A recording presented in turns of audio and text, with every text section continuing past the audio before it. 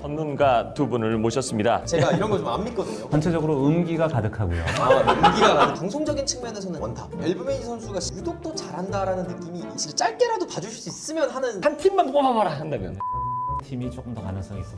윈페스트 상대는 누가 될 것인지.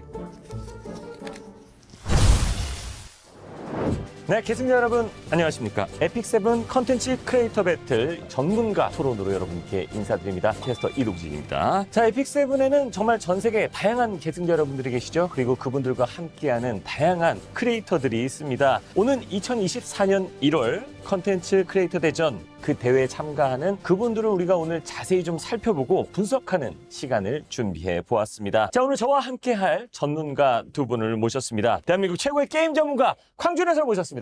네, 안녕하세요. 반갑습니다. 자, 그리고 한 분 더 계시죠. 다양한 공중파 프로그램에서 대활약을 보여주셨던 최고의 관상 전문가 박선중님 모셨습니다. 안녕하세요. 안녕하세요. 반갑습니다. 외국인들도 관상 약간 다른 조건을 넣어야 하지만 타고난 기질과 성향을 관상과 사주로 좀 알려드리려고 합니다. 게임 토론이라고 했는데 왜 이분을 모셨느냐. 저희 게임에 별명이 하나 있죠. 운빨 게임. 운이라는 게 그렇게 중요하다는 거예요. 새해를 맞이해서 어떤 크리에이터가 운이 좋을까. 말 나온 김에 저희 이제 중계진 3명의 일단 이동진님 같은 경우에는 잠깐만 너무 떨리는데요. 일단 굉장히 좀 분주하다. 달리 얘기하면 좀 산만하거나 어수선함이 있다.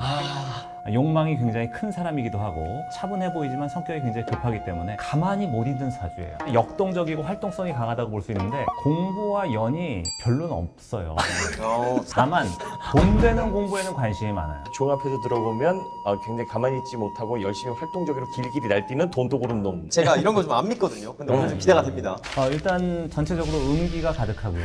음기가 가득하다. 네, 음적인 기운이 가득한 가운데 얼굴이 좀 눌려 있어요. 눌려있다. 분노를 느끼기 쉽고요. 욱하기 쉬운 성향도 가지고 있고 차분한 가운데 속을 잘 알 수 없는 눈이거든요. 이거 좋은 용기가 없는 것 같아요. 그러면 혹시 24년도에는 그 욕망을 좀 이룰 수 있을지. 어느 정도는 성과를 가져갈 수 있습니다. 하지만 내 인생이 적극적으로 풀리는 건 42부터 풀려요. 42요?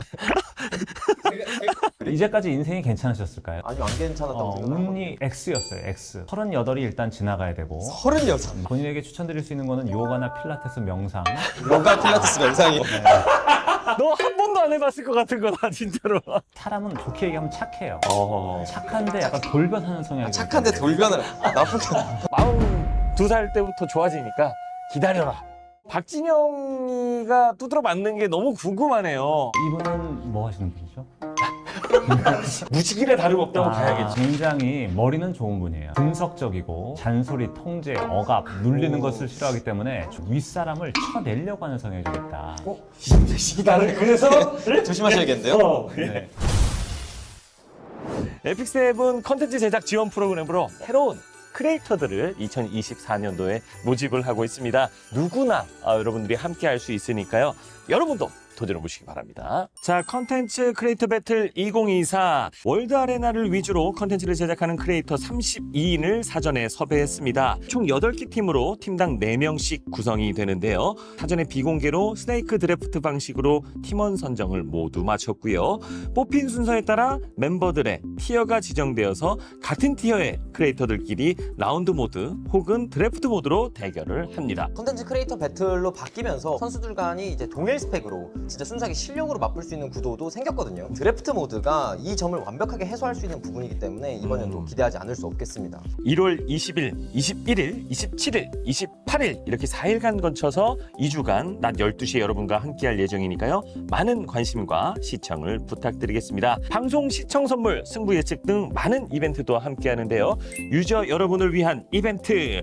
영상을 보시는 이 순간 자막의 내용대로 해주시면 선물을 드릴 수가 있겠습니다. 자, 우승을 차지하는 팀에게는 이제 팀당 하늘스톡 8만 개, 개인당 2만 개씩이 주어지기 때문에 컨텐츠를 제작하는데도 굉장히 큰 도움이 되지 않을까라는 생각을 좀 해보게 되네요. 게다가 시청자들이 사용할 수 있는 하늘석 쿠폰을 또 따로 지급을 하기 때문에 크리에이터들한테는 아주 엄청난 메리트가 될 수 있거든요. 8팀의 팀장들을 좀 만나봐야 될 텐데 첫 번째 윈페스트인데요. 윈페스트는 팀장 엘브메이즈의 영웅 스펙과 실력에 대한 자부심을 그대로 드러낸 팀명입니다. E7WC 2023 예선 진출 성적 시작과 더불어 월드 아레나 마감 랭킹 최상위에 보이는 그는 글로벌에서 가장 많은 시청자를 보유한 제나자드와 작년 브라질 팀을 이끌었던 사무 게이머를 선택했습니다. 드래프트 모드를 해야 하는 마지막 멤버인 캐나다 버튜버 키스미를 잘 케어한다면 우승을 향해 빠른 질주가 가능해 보입니다. 관상이 좀 어떤지 궁금합니다. 일단 굉장히 수완이 좋은 사람이고 눈썹이 굉장히 농밀하고 짙기 때문에 내가 내 스타일대로 하려고 하는 성향이 굉장히 강하고요. 눈과 눈썹 사이인 부위가 좀 좁은데요. 주도 면밀하면서 운도 좋습니다. 엘프메이지가 이제 무관의 제왕에서 첫 타이틀을 거머쥘 수 있는 좀 기회가 될 것도 같은데 엘브메이지 선수가 실제로 매 시즌 잘하지만 이번 시즌 약간 좀 유독 더 잘한다라는 느낌이 있습니다. 제나자드 선수 같은 경우에는 잘하고 있어요. 방송적인 측면에서는 진짜 완전 원탑. 이 사무게이머 선수는 게임을 하는 건지 안 하는 건지 모르겠지만 항상 만나보면 제 이길 수가 없어요. 실력자죠. 이번에 팀장이 아닌 게 좀 많이 아쉬운 선수입니다. 종찰스의 잃어버린 기억팀은 코리안 지저스로 알려진 최상위 랭커 고명미가 팀장입니다. 고명미는 엘브메이지처럼 방송 경기에서의 운은 잘 따라주지 않아 매년 올해의 유망주로 불렸는데요. 이번엔 잃어버린 운을 다시 찾을 수 있을까요? 바니카일론 코스프레와 공식 방송에도 자주 출연했던 파트 팬케이크, 에픽세븐 크리에이터 중에서는 이제 고인물이나 다름없는 데이티. 최근 월드 아레나 활동이 다소 뜸한 것 같지만 원체 상위권에 있었다 보니 가장 막강한 팀이라 볼 수 있겠네요. CCB에서는 뉴페이스로 등장한 츠즈미야가 팀원입니다. 앞서 오메가 선수가 무관의 제왕이라고 했으면 이 선수는 이제 한국 무대의 무관의 황제죠. 이분은 근본적으로 좀 차분한 에너지를 좀 가지고 있으면서 느낌이나 영감, 직감이 발달되어 있고 근성과 고집스러움도 좀 있는 성향이다 이렇게 볼 수가 있고요. 2024년의 운도 대체적으로 괜찮을 가능성이 높다 이렇게 볼 수 있습니다. 큰 대회만 나왔다 하면 다 떨어지는 거예요. 그래서 워낙에 명예욕이나 승부욕이 강하기 때문에 그런 면에서 약간 스트레스나 부담을 좀 가질 수 있는 부분도 있지 않았나 이런 생각이 좀 듭니다. 사전에 정보를 안 들으신 게 맞죠?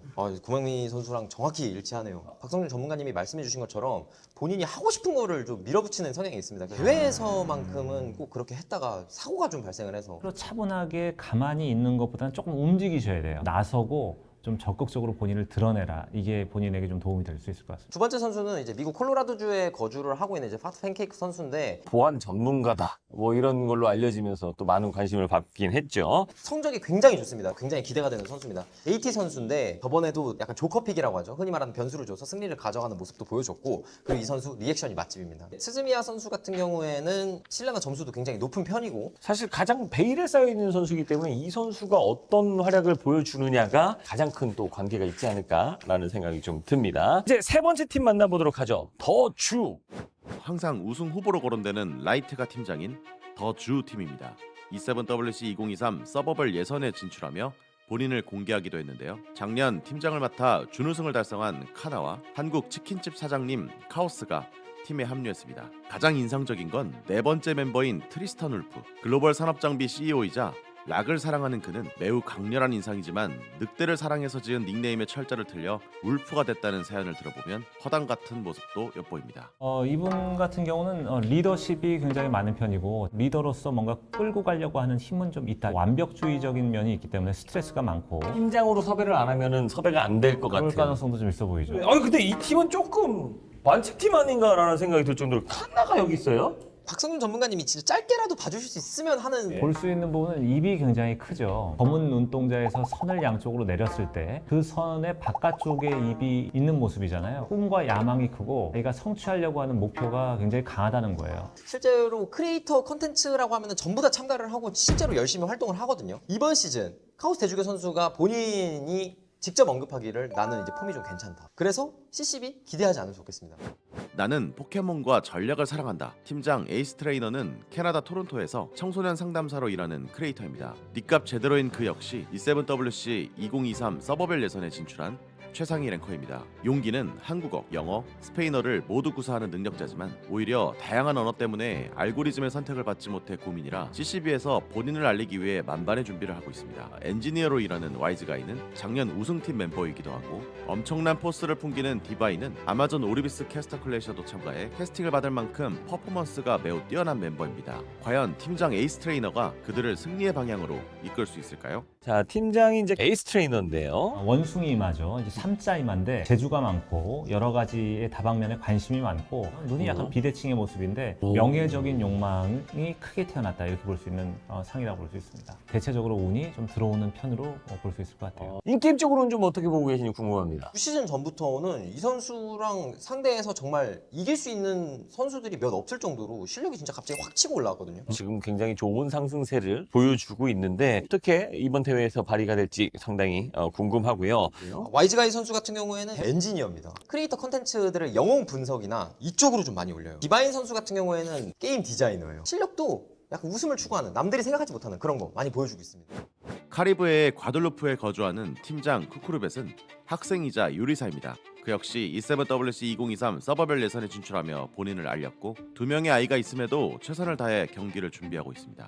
두 번째 멤버인 검은빛 폭풍은 팀에서 가장 강력한 카드, 일명 폭메탈을 만들어내 글로벌에서도 미스터 퐁이라 불렸습니다. 평소 리세마라를 많이 하는 프랑스 크리에이터 리로라이와 커뮤니티에서 일명 교수라 불리는 프로페서 보이, 프로보이가 드래프트 모드 대결에서 어떤 성적을 내주느냐에 따라 팀의 운명이 깔릴 것으로 보입니다. 팀장은 이제 쿠쿠밭. 실제로 얼굴을 봤을 때도 코코 준대에 살집이 잘 잡혀있기 때문에 이제 돈을 벌 수 있는 힘이 있는 한상이다 이렇게 볼 수가 있고 머리도 굉장히 좀 좋은 편인 것 같고 하지만 운으로 봤을 때는 지금 아직은 본격적인 운이 들어오지는 않은 것 같아요. 결혼을 하고 애가 둘인데 이게 운이 없는 거라고요? 분노를 결혼을 하고 느끼기 애가 쉽고요. 자, 그럼 이제 미스터 퐁 선수를 설명해 주시죠. 완전 인기 선수죠. 흔히 말하는 호감도를 쌓는 발언들을 많이 해요. 내가 제일 잘한다. 뭐 나라는 프리미엄. 눈빛을 봤을 때는 뭔가 욕구 불만이나 불만이 좀 많은 것 같아요. 게임을 하기에는 좀 괜찮은 그런 게임을 하기 좋은 성격이다. 눌려있다는 면에서는 본인하고 좀 비슷한 상이라.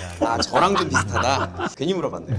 네 번째 선수 프로보이 선수인데 이 선수는 21살입니다. 오. 포토샵 에디터 이런 거로 완전 전문적으로 하고 있습니다. 그 PBE나 PBP 그 중심을 잘 잡고 컨텐츠를 진행을 하고 있기 때문에 혹시 외국어가 좀 되신다면 한번 시청해 보시는 것도 나쁘지 않다고 생각합니다. CCB 뉴페이스지만 괴물 같은 실력과 화끈한 스타일을 자랑하는 모찌조가 진격의 거인 팀의 키를 잡았습니다. 과거 일본의 타토라마 켄과 한일 기사단 교류전도 개최할 정도로 열정이 넘치는 크리에이터입니다. 멤버로는 작년 CCB 준우승과 오르비스 캐스터 클래시에서 캐스팅되어 화제가 된 발키, 무려 E7WC 2022 8강에 진출해 빛나는 테두리를 가진 유일당주, 귀여운 캐릭터로 방송하는 풀타임 직장인 아저씨 피자 추추로 과연 비즈니스맨의 진격을 보여줄 수 있을까요? 모찌조 선수가 팀장이죠. 섬세하고 세심한 에너지를 가지고 있는 것 같고 또는 자기 표현력이 강한 사람이다 이렇게 볼 수 있을 것 같아요. 아직 운이 본격적으로는 들어오지 않았지만 앞으로 운은 들어올 운이 좀 남아있다 이렇게 볼 수 있을 것 같습니다. 지고는 못 산다 약간 이런 성향을 가지고 있거든요. 실력적인 측면으로 봤을 때는 잘하고 실제로 레전드 티어도 계속해서 마감을 해주고 있거든요. 팀장으로서 굉장히 적합한 인재가 아닌가. 발키 선수 같은 경우에는 약간 에픽세븐의 등대 같은 포지션이거든요. 발키 선수가 작년에 좀 준우승을 차지하면서 올해 좀 더 많은 욕심이 든다라는 얘기를 했었는데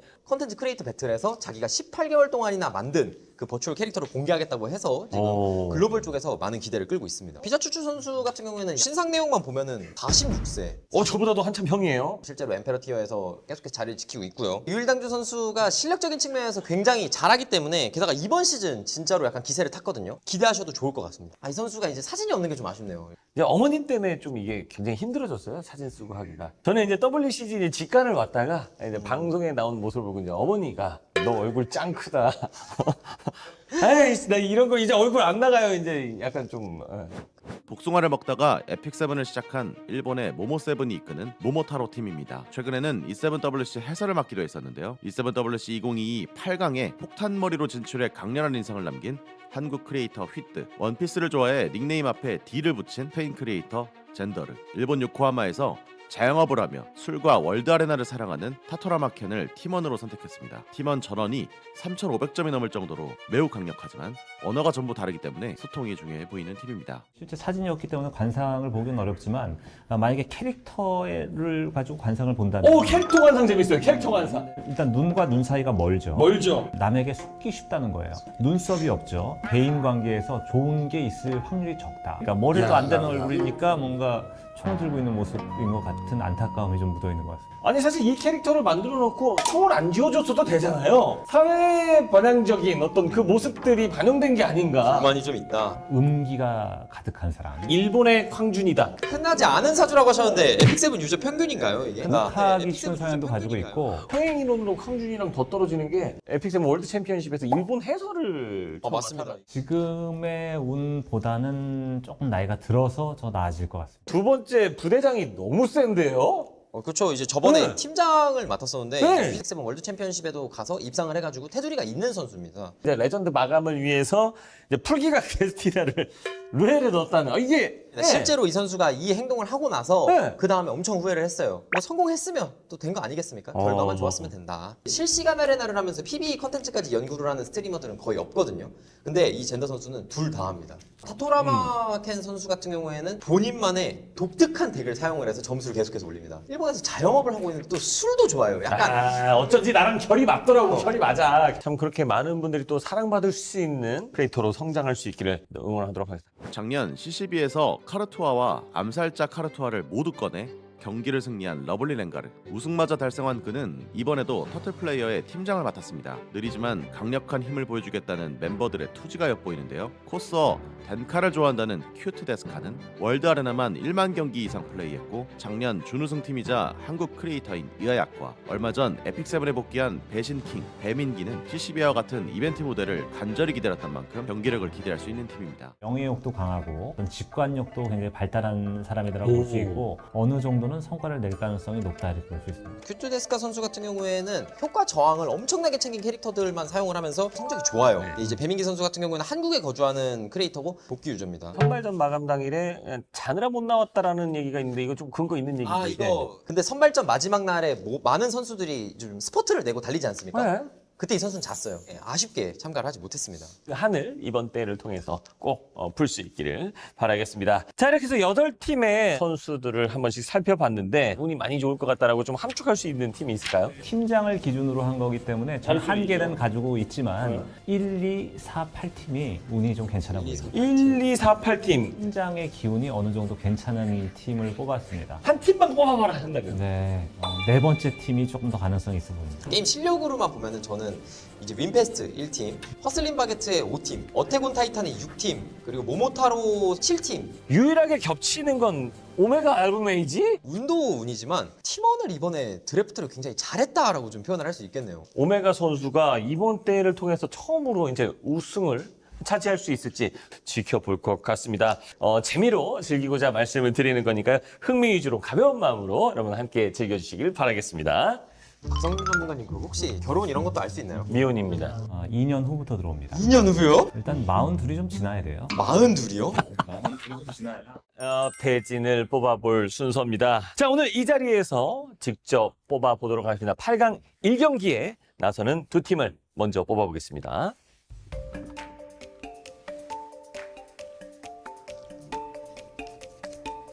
포지티브 차지. 에이스 트레이너의 상대를 뽑아보겠습니다.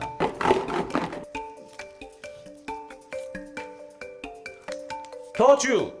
에이스 트레이너 선수와 라이트 선수의 매치업이 또 성사가 됐네요. 그렇네요. 두 번째 매치업. 우리 박수홍 전문가님이 8강의 2경기의 대진입니다.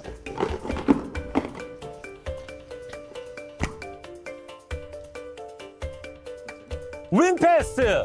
유일하게 동시 선택을 받은 팀이 바로 이 팀이죠. 윈패스의 상대는 누가 될 것인지. 모모타로! 자, 모모타로가 오메가를 상대하게 됐습니다. 자, 이제 8강 세 번째 매치업. 우리 황준 해설이. 자, 일단 8강 세 번째 경기. 터틀 플레이어! 터틀 플레이어 팀. 그다음 터틀 플레이어 팀을 상대할 팀은 자, 이게 중요하죠. 그렇죠. 이게 굉장히 중요합니다, 지금. 자, 과연? 자, 어태곤 타이탄 팀입니다. 자, 이렇게 해서 8강 3경기까지가 완성이 됐고 나머지 공들을 오픈하도록 하겠습니다. 허슬리 바게트. 자, 예측을 하고 계시죠? 로스트, 메모리, 오브, 클로저, 찰스. 잘 나갈 것 같다라고 생각한 1팀하고 7팀이 서로 맞붙었기 때문에 네.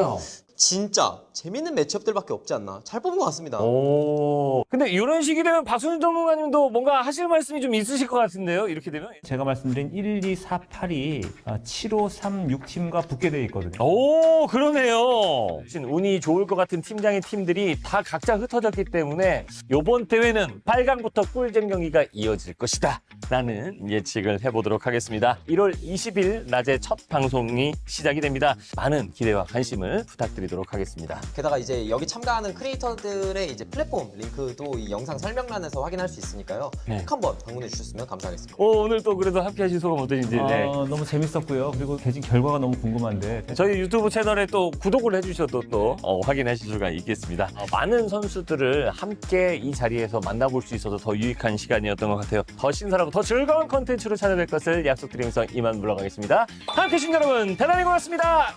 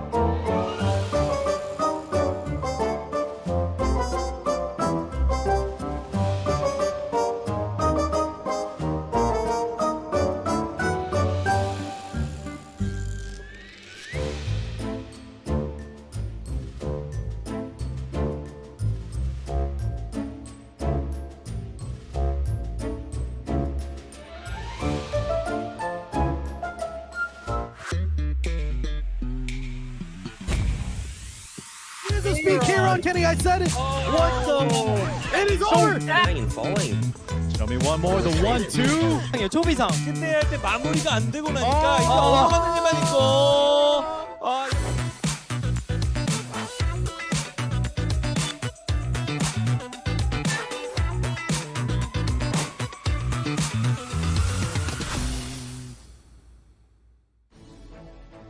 What's up, everyone? It's EpicSeven Content Creator Battle 2024. It's a new year already, and welcome everyone to the Content Creator Battle. It's starting. It's day number 1. My name's G Clef. On my right, we have Car6. On the left, we have Valky. How are you doing, Car6? First of all, G Clef, always a pleasure. Last year casting was a blast. This year looks even better than ever. I can't wait.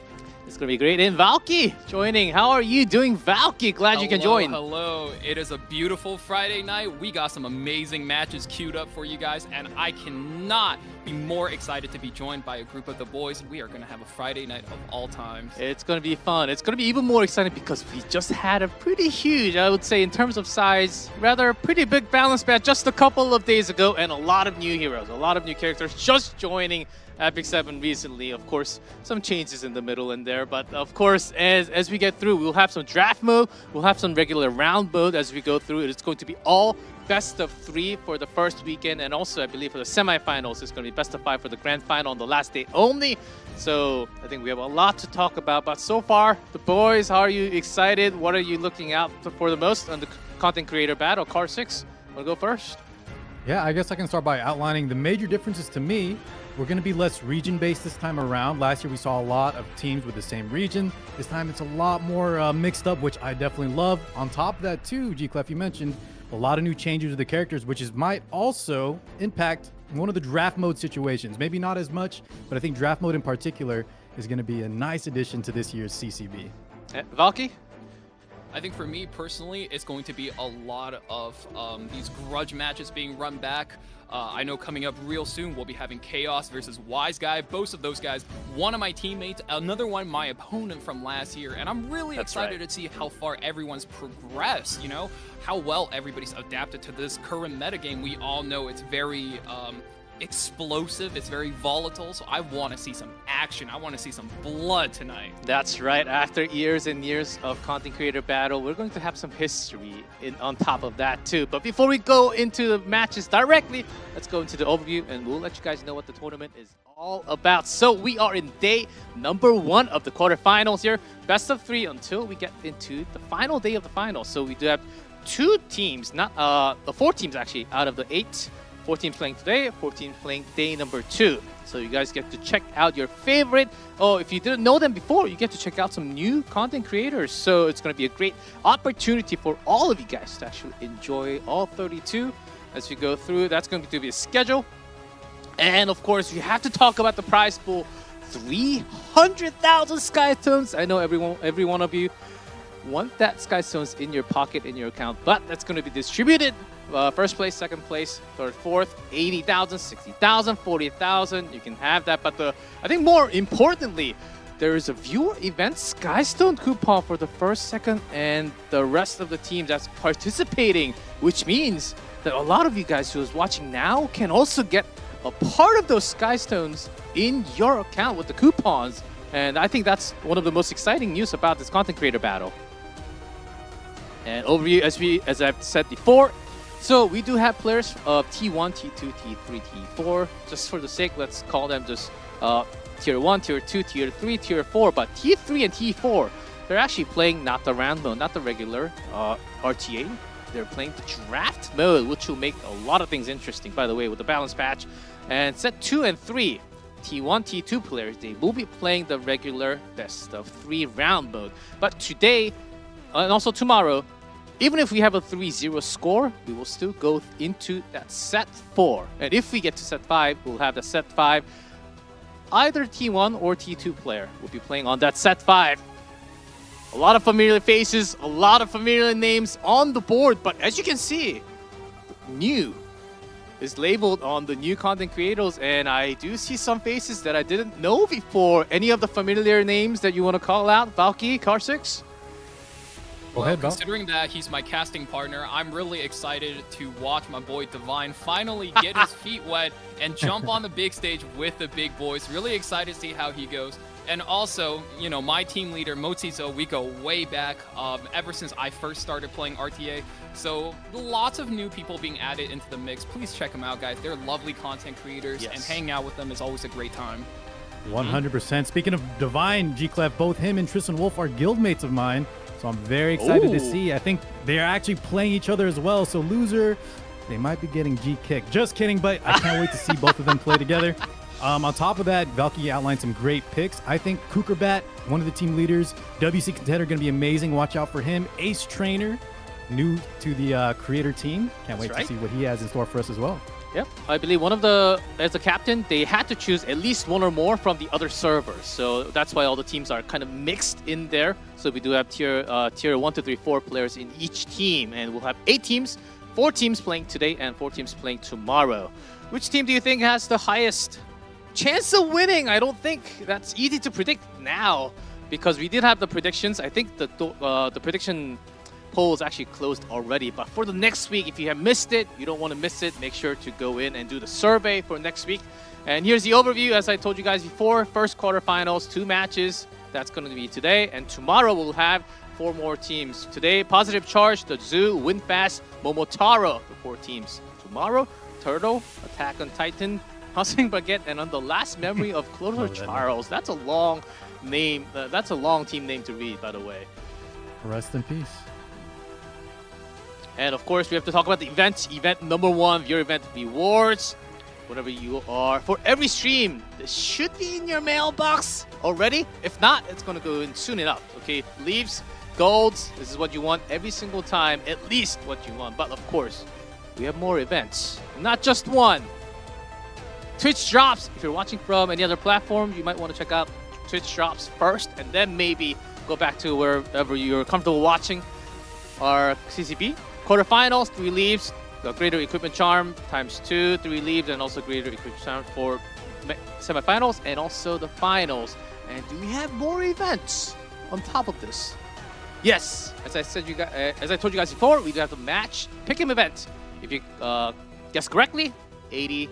If you get incorrect, half of that. So I divided 2 accounts each and made predictions. So I get at least half right out of the 4 accounts. So we do have the quarterfinals. I think that's already closed. So make sure to do it for the semifinals and the finals because it's 160, at least 80. And for the finals, it's actually 320 if you guessed right. And it's 160 energy. That's a lot of energy. If I could real quick, the match pick'em event, guys, it's going to be a little bit hard to find. But you can actually reach it through the in-game. If you go to the top right, the blue boxes, look for the content creator section under announcements, and then you can find it there. It is a little bit tricky, but yeah, make sure, like G-Clef mentioned, you get in there because it's a lot of energy on the line if you guess correctly. Yeah, good thing that Carl mentioned. It's actually not in the event section in the game. It's actually the survey. If you go on Stove, you can check it out easily. It's just a small survey. You just have to type in your server, your ID, and that's it. And that's a great catch considering we have probably a weekend coming up, don't we, boys? Oh, yeah. Stock up as much energy as you can. Oh, yes. And here's the password. E7 Creator. Simple, easy. You are going to be remembering this password. Pretty easy. Make sure you know the password. And E7 Creator, I think that's about it for the overview, guys, as we soon going to have the introduction for the teams and the matches.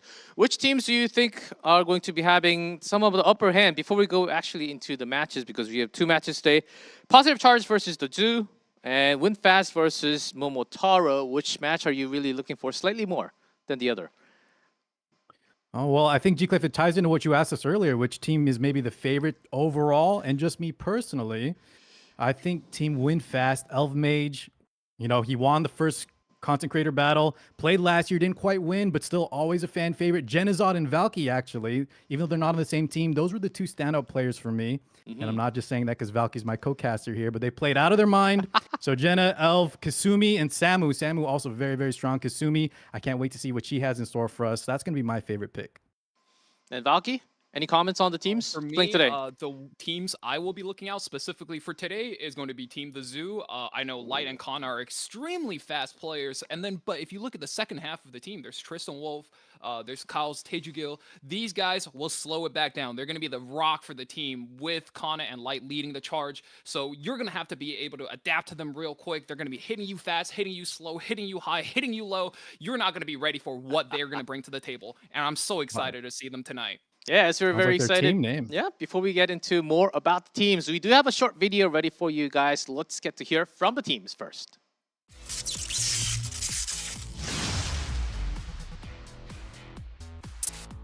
Hey everyone, Ace Trainer here. You might know me from streaming RTA on Twitch. 안녕하세요. 유튜브에서 활동하고 있는 용기입니다. Hey everybody, it's me, Divine Shadow 777. 第七史诗行销部门，你们好，我是阿志。 For Wise Guy, I love his name. Well, for Yongi, he can become the Strays S3. Divine is the crux of my team. 基本上没有被最后一轮选出来，我就已经很感激了，代表队长应该认可我的实力吧。 저는 팀장님께서 큰 실수를 하셨다고 생각합니다. 저 때문에 저희 팀이 제일 약해요. Like him a lot. He's sharp cookie too. 我是觉得有更多模式比赛会更好玩，不要像上一次一样1打1、2打2、3打3。 Looks like I'll be playing in draft mode. The ML Landy brings my chances up to about 5% at the least. Lovely Ranger 的队伍，因为他是之前我们第1名的队伍。 Yeah, I'd say Valky's team. I don't think I've ever outsmarted Valky. 다 강력해 보입니다. 다. Be Momo7's team.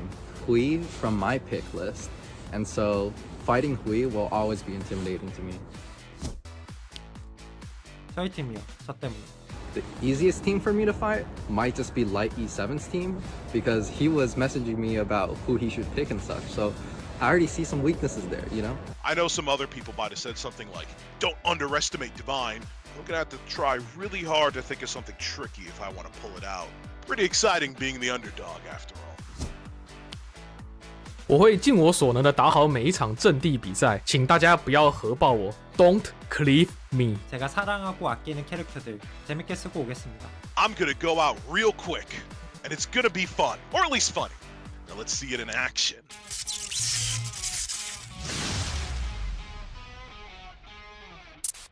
Hi, I'm Light and I stream E7 almost every day. Hello, my name is Kana. I stream E7 and also make YouTube videos for it. I am Tristan Wolf, and I am here to bring decades, years of PvE experience to bear on these unsuspecting RTA players. Kana is the biggest whale I know. He has infinite units, infinite gear, so he should do pretty well if he tries. So I picked Chaos from Korea server because I remember his name from playing RTA, and for my last pick I chose PvE god himself, Tristan Wolf. Though I was chosen last, I know that they are saving the best, most intense player for last. We are backed by the intensity of Kana, with the ferocity of a rabid barking dog, but this dog's bite is worse than his bark. I'm extremely happy with the teammates that I got for this tournament. I love playing with Tristan. I also really like Chaos Act, so I think we're gonna kick butt. I'm really excited. I'm just super confident in my own skill, to be honest. I think I do very well when there's a lot of chaos and no one knows what the heck is going on. So I hope I kind of get to play draft mode, but I know that I probably have a bit more gear than my teammates. I think the strongest team besides mine is probably Elfmage because his team is overall pretty good. I think the strongest team is probably going to be Jenna and Elf's team. I know that myself and Light have also ended in Legend. I think that's probably going to be the most challenging opponent for him. To the viewers and my fans, I'll try my best and hopefully put on a good show. Same thing as always, guys. If you want the best chance of winning or want to win any of the Sky Stones or any of the rewards from betting correctly in this tournament, make sure to vote for our team. We are here to make this tournament metal. We are here to make everything metal. We will strike out at our enemies. We will hit them, and they will fall. And we'll look down, and we'll laugh. Respectfully, of course.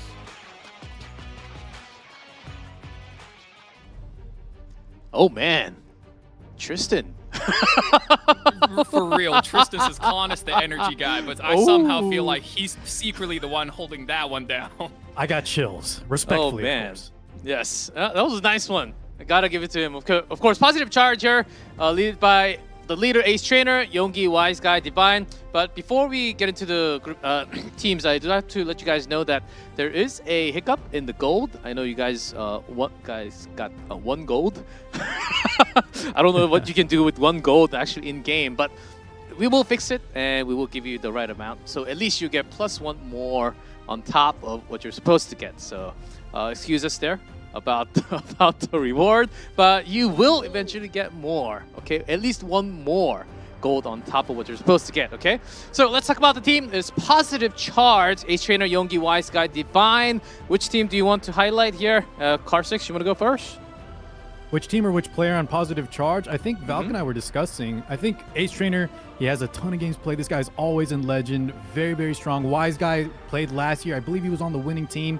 Divine, a little bit of a wild card, but you got to respect him. Youngie, I think, is going to be the big difference between positive charge versus the Zoo. How well he does, especially as their T2 player.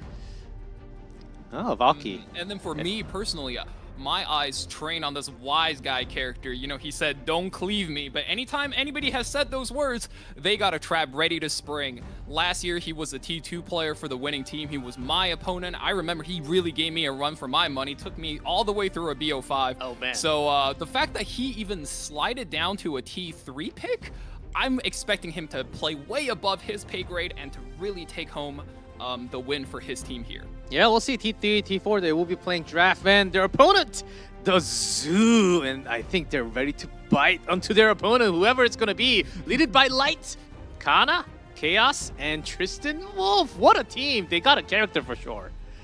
Yeah, the Zoo indeed, right? Light known as Cat. Kana is known to bark for Twitch subs. Chaos is also known as the, I think, Primate. And then Tristan, the Wolfman himself, PvE god. This team, very strong. Probably my overall favorite team. I wouldn't say favorite to win, even though they're very strong. I think Elven Mage's team's got that in the bag. But yeah, overall, extremely solid. Absolutely right. We got a cat, we got a dog, we got a primate, and we have a wolf. They really are the Zoo, and I cannot wait to see these guys just get down and throw it down as well with the RTA matches coming up tonight. Yes, it's going to be packed action, as we do have a slight different format again, guys. We will have 2 draft and also 2 round mode. Even if it's a best of 5. Oh, there's a predictions. 5% plus on positive. Oh, well, 10% difference between positive charge and the Zoo. Okay, that's a little spicy. Pretty close, indeed. So a lot of you guys thinking that positive charge will be winning this on upper hand over here on this side for now, but I don't think we can really compare it directly what their power level is going to be, especially because we have 2 draft mode. Okay, I think we're going straight into our first here. This will be our first match between the T3 players, Wise Guy from Positive Charge and also Chaos from the Zoo. Yeah, we have their player sheets here, although this will be, like you said, G-Clef, a draft mode match, right? So unfortunately for them, their most picks, most pre-bans, a lot of this will be determined on luck of the draw, what they get for the drafting. But I think Valk outlined that Wise Guy, strong player, Chaos is as well, but I think Wise Guy might have the slight edge here if we just go based off of their win rate percentages. However, draft mode could be anyone's game. That's right. I think while there is a random factor to it and kind of what equalizes a lot of the big player diff, don't knock the fact that better players will still succeed in draft mode. Playing is extremely important. And speaking of playing, I think we're getting right into the match. Oh, speaking of playing, we are getting into our very first game of E7 Content Creator Battle 2024 between Positive Charge and the Zoo. Starting off with the draft mode. Wise Guys on the left, Chaos on the right, and look at those picks. Oh no, I see one of the demons of the game. She's right there staring us in the eye. Right there in the center, right? Holy stack, plus 30. Yeah. Now, there was a lot of answers added to the game, right? A lot of the balance patches, new characters, Elvira to name one. However, in draft mode, if Wise Guy doesn't end up drafting, he did pick Abyssal Euphine. You know, Mr. Wise Guy could be in trouble. Wise Guy with the counter pick, Abyssal Euphine, as we said, she's one of the main boss monsters of the game. If you play card games, you know boss monsters to be a term you do not trifle with. But Savior Auden, one of those units that can actually manage to defeat her. And wow, round 2 goes out DN. Very buff heavy, but straight, also countered by the Briar Witch Iseria, who can I love the Briar Witch Iseria pick there, Valk, because if you notice the artifact on the Abyssal Euphine, it's Holy Sacrifice, I believe. And so that will kind of counteract the Briar Witch Iseria there. That's right. So great pickup so far from Wise Guy. So if you guys have we are never... only 2 picks into this draft, and it's looking like Wise Guy's already a whole leg up against Chaos.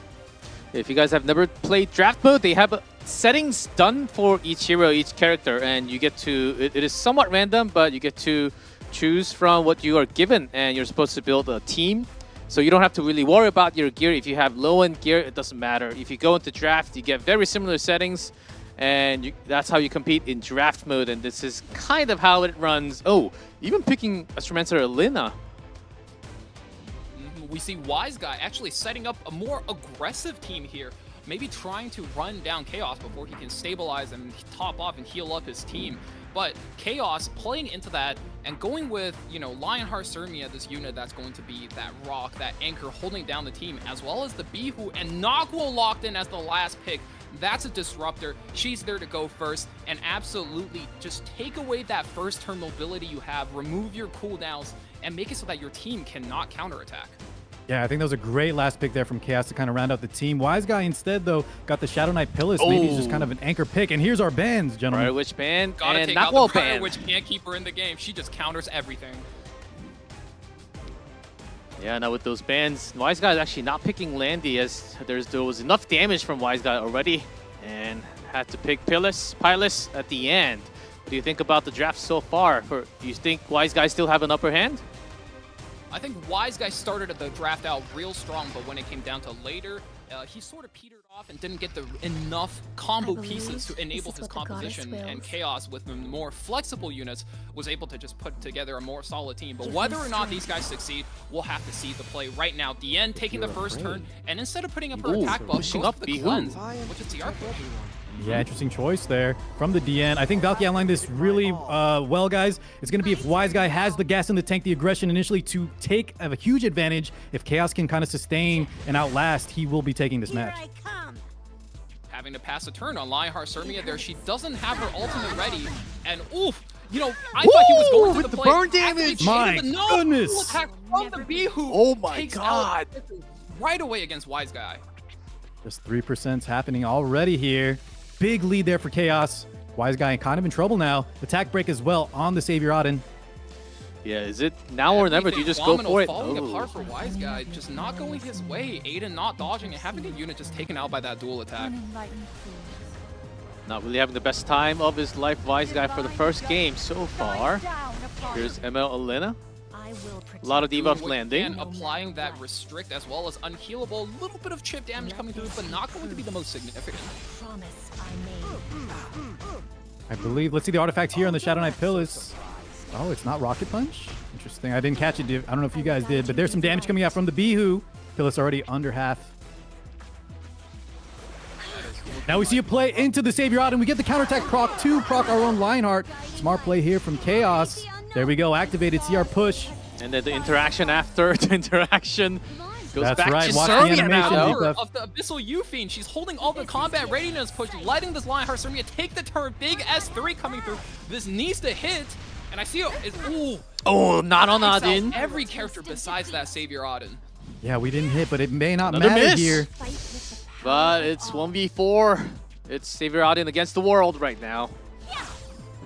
Okay, Okay, taking out one. You want to use your S3 to take out this Abyssal U-Fiend as soon as possible from that's the match. right. You want to knock her out. But Instead, though, you he have opted for to- the S1, maybe for the lifesteal, but yeah, the Abyssal Fiend does have the Holy Sacrifice, meaning she has 2 lives on deck. Another miss there, but still a lot of damage, G-Clef. And Auden still having that S3 salvation left. Is it going to be enough for the Wise Guy? Chaos still got a lot of options. And plus, the end to neutralize a lot of things. Oh, Yeah, even with a even miss. through the miss, should have Doesn't been enough chip matter, damage. and that's enough damage. That's game 1. Going for Chaos. And the Zoo leading the pack right now. I A think little bit that was unfortunate a dual lot of things attack. going Chaos's way, just the Yep. stars solely aligning for him. It looks so good for Wise Guy out of the first 2 picks. You know, he had the Auden versus the U-Fiend, he had the Briar Witch versus the DN, but it almost seemed like he was going more for the combo, and by picks 3, 4, 5, the combos just kind of didn't stick for him, whereas Chaos was just able to use independently great units to put together his team composition. And I think that's just kind of outlines draft mode in a nutshell. You had the strong start, but the cards weren't quite in his favor near the end for Wise Guy. Didn't have enough gas in the tank, and that 3% dual attack really didn't do him any favors. Yes, Bihu actually does a ton of damage. A lot of you guys might not know how much damage that burn actually brings into the table. And here, we're going right into our second draft as Chaos looking to close this best of 3. And can Wise Guy strike back here? Man, these games are quick. I love this. Conqueror Lilius, what a pick. Now, you know, we were touching up on Wise Guy's draft last game. You know, there was too combo reliant. It was not enough individual value, and there she is, queen of individual value, Conqueror Lilius, one of the fastest units in the game, one of the strongest Moonlight 5 characters, able to put up the Vigor buff, and this time, he's still fighting the DN, and I would say against these characters, Angel of Light, whose specialty is to block buffs, there's no better buff to be putting up and empowering your team than that Vigor buff. That's right, Valky. Chaos, though, might be in a little bit of trouble here, having 2 strong support or utility units at his first 2 picks, and his third pick here between Spirit Iceling, Lionheart, Sermian, Holiday Fiend. Not the strongest overall. I think Lionheart was the correct pick there, but now if Wise Guy gets the nice amount of drafts for counter picks, he could be in trouble. And Crescent Moon Rin as well. That is another fast unit, almost guaranteeing Wise Guy should be going first for this match.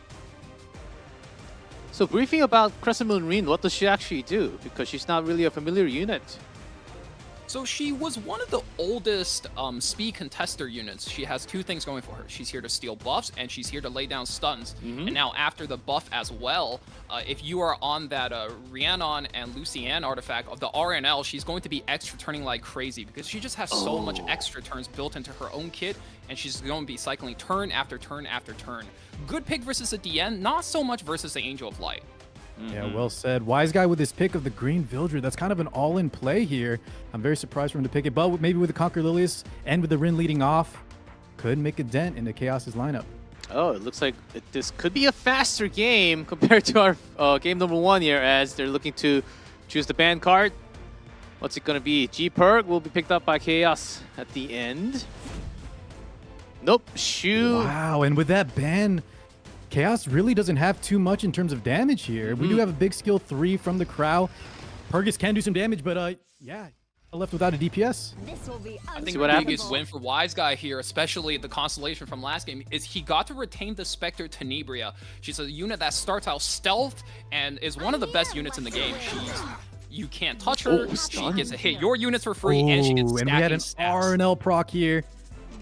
Gonna be able to follow This up. is the ML Ren show. She's putting it on. She's going to take the extra turn and just taking so much control over the turn 1. Today's show isn't that bad. My It's God, her just show right infinite now. turns, it 3 looks like. turns! And on top of that, some extra. And one more! Oh, another Oh my RNL! God. Wise Guy! This And artifact the is busted and a stun to boot. Keep stacking it on. Where's Specimen says when you have this much stun? Right. Big skill 3 from the Angel of Light Angelica. Lands, silences.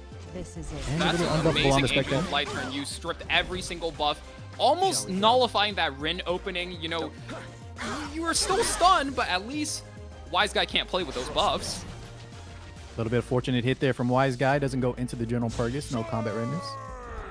Here we go, though. Skill 3 from G-Perk. This could stun. We get 1 onto the Conquer Lilius. Decent damage. Now you got your Souls on the Spectre Tenebria here. Soulburn comes through. We're going to tunnel the DN for our first turn. He is making a play. He wants to take out the sustain on Chaos's side as soon as possible. Big ultimate comes through here. Oh, here Can we comes. get the kill through the Aureus? And no, we barely Yeah, missed. not quite enough. Without attack up, without Vigor buff. Didn't quite do enough damage to finish the DN here.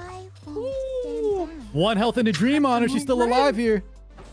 She just Still does there. so much this game. Yeah, and look at this Vildred. Already just about to die from chip damage from AoE from the General Purgus. And Can Kraus still has that big skill 3 Can ready Chaos to go. sustain and survive? There's Crow with the buff. Gets the combat readiness pushback. Now Lilius. Fear, death. Seizing Bigger victory buff is up. seizing the future. Now with more attack, what's it gonna be? I'll take your life. Yeah, that Vigor buff is going to be huge. 30% attack and defense for Wise Guy's entire team, barring that green Vildred, who unfortunately has the cannot be buff debuff. little bit of a tongue twister there for you. Provokes the General Purgus, so he loses out on a turn. But now Green Vildred finally cycles back. Yeah, nice play there. Gonna get the additional hit, right, Valky, into the entire team there. Activates the Angelica skill 2. Full skill nodes for the squad. Vildred still up. That As skill Kenny still nullifier serving really alive. doing his job right here, blocking out the damage from the Spectre Tenebria, buying Well Chaos timed. one more turn rotation. Yeah, and they still get that big skill, the combat readiness push here. Ooh, a another stun coming out, stun. and that's huge. Wow. I mean, you want your Blue Crowd. Your Blue Crowd is ready and prime. For those of you guys at home who don't know, Blue Crowd does nuking damage based on his missing HP as a tank. That is so Oh, but he's still strong, alive. and he just got that turn denied. Wow. Oh my god. No way. I don't even see the HP bar. He doesn't quite get it turned though. Oh, but The Rin laps and he dies from the splash damage.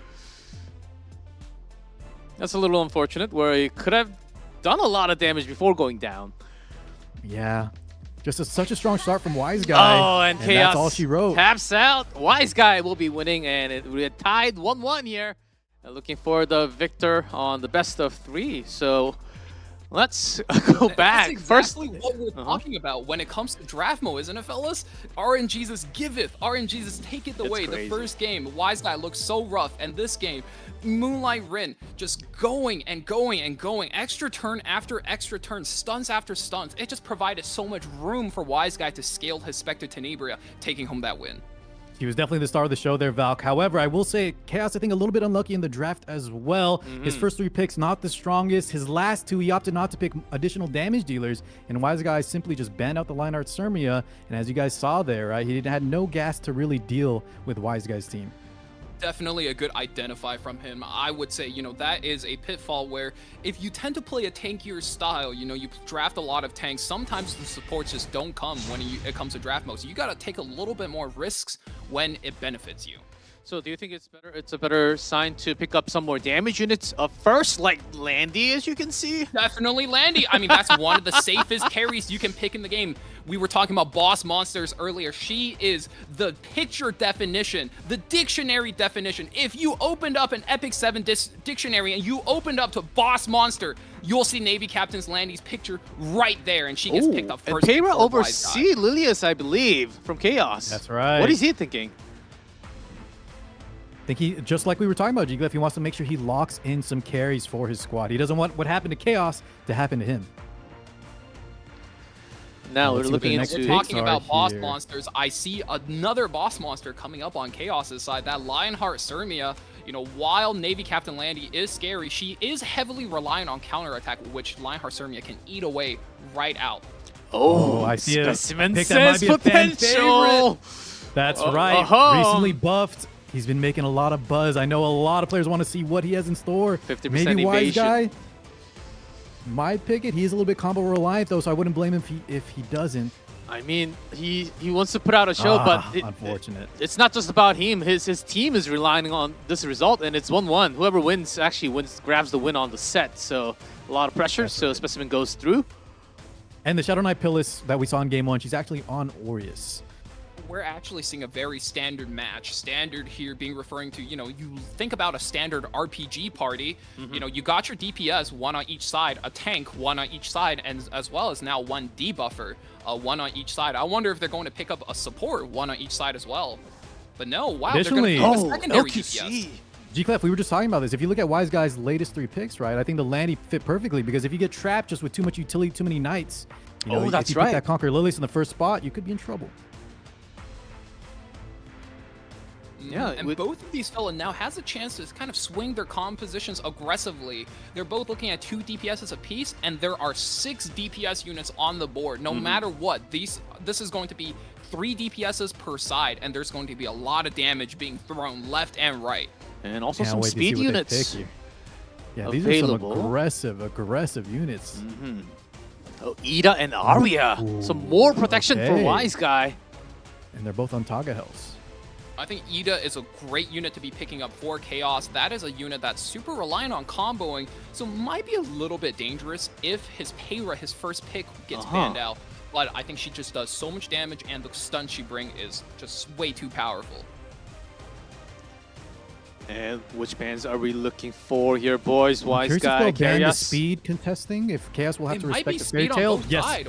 the Fairy Tail and the Ida, kind of the question marks on who would be going first there, and I respect that. Both players opted to just take that out of the equation.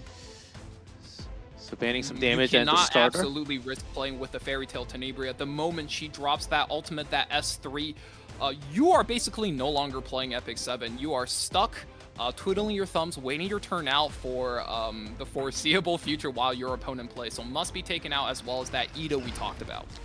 So with those bans, as we go in, the winner will be grabbing a win on the set, and we start with Peyra. Yeah, let's see how many debuffs pair will land here for Team Chaos. Quite a little bit of counteraction there. Already proccing Lionheart Sermia. And Landy's Salvo to boot. Extra. Counter salvo. Oof.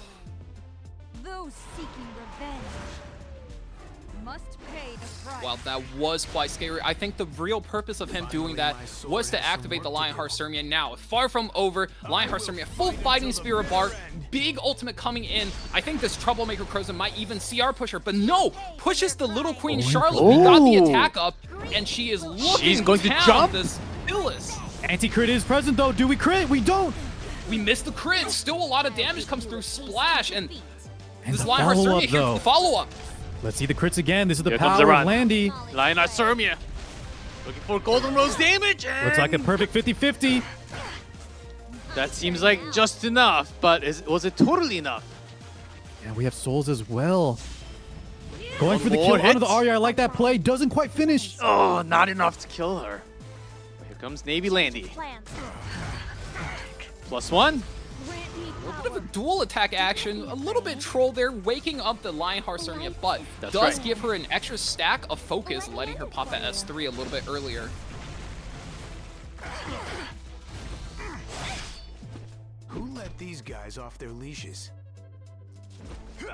And Arya eventually Now, Wise will Guy be is taken doing down. what he can to try to soften up this Lionheart Sermia, but I think it And the is stun. too little too late. Yes. Not enough combo and not enough tempo going in. Lionheart Sermia going to be able to rip another ultimate comes through that we saw how much damage this is, and no critical hits. More Oh. Yeah, and a counter. little bit of an oversight here perhaps on the Abigail placement. Hold up. Wait a minute. Some name right. This Navy Captain Landy's going crazy. Oh man, That's right. wait. This is exactly what Wise Guy needs. However, the Buffalo will stop the attack up, which could be very relevant.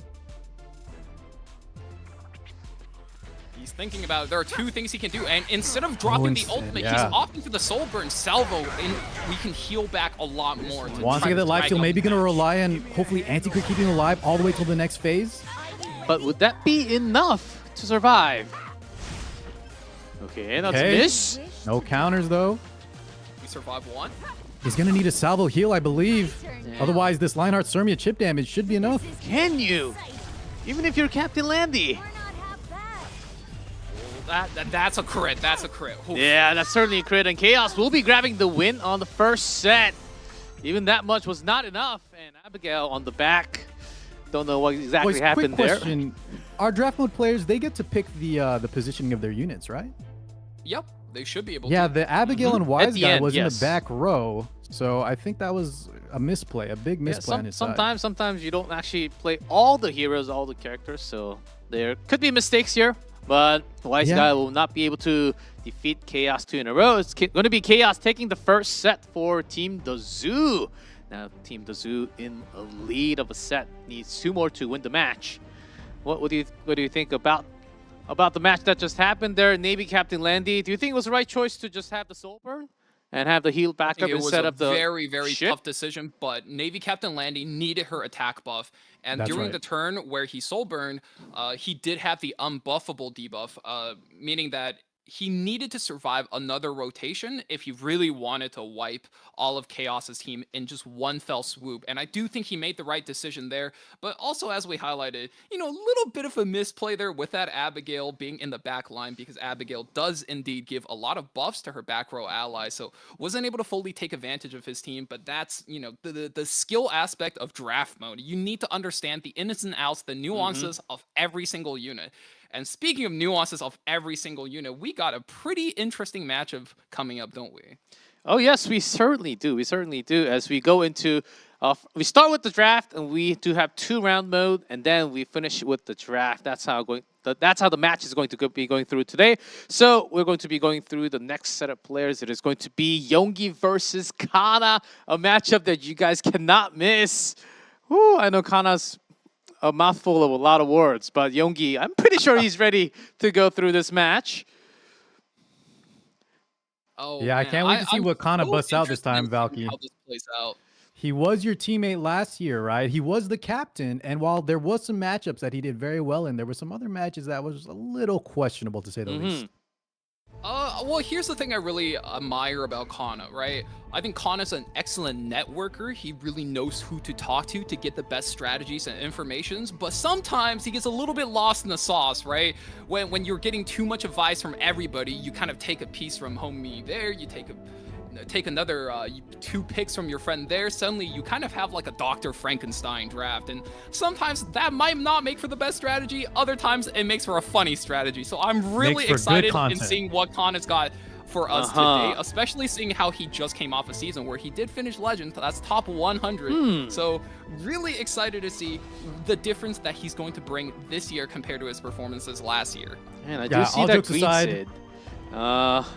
Just real quick, I know what. All jokes aside, Kana is still a legend player, like Valky mentioned. I think he's going to do very well here. But Yoongi, I think you were talking about the Sid. Yoongi, I think, is a player that I can't wait to see what they. Ace Trainer picked him as T2, which means a lot over Wise Guy. Should be very strong. This player.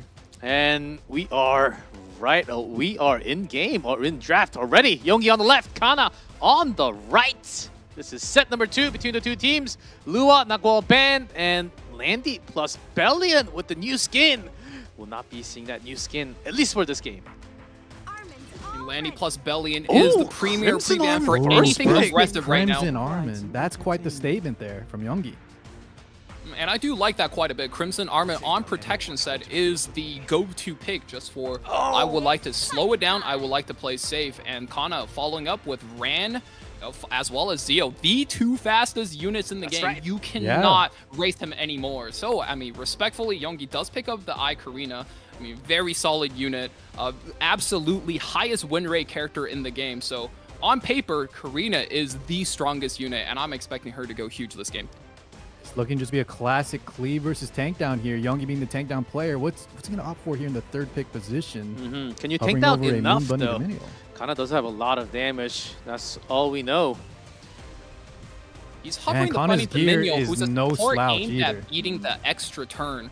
Ran has an extra turn, and Zio is a main initiator for a lot of cleave DPSs like the Jacko, like the ML Ludwig. Those units all use a lot of extra turn, which gets countered by the Bunny Dom. Yoongi's hovering a fairly decent unit, but does he lock it in? I really want to see if he does, then Kana needs to play extremely creatively for his out. And wow, ML Ludwig. The ML Ludwig does get locked in. Not what I was expecting, especially in ML Ludwig into the cav. Leaving immediately. Kana showing his style. Yeah, and I love this pick. He's so aggressive. You crit with 1 unit and you crit with a second, and suddenly the match is liable to be over just with how much power this Commander Pavel can command.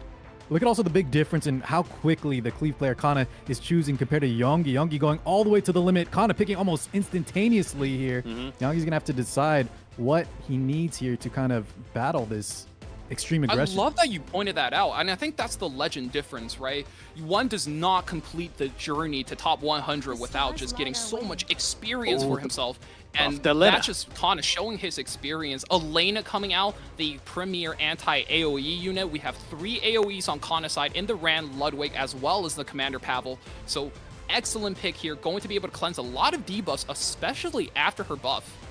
Yeah, that's right. The buff's very good for Lena, even though they didn't seem like a lot. Just added a lot of utility, extra cleansing for Yoongi.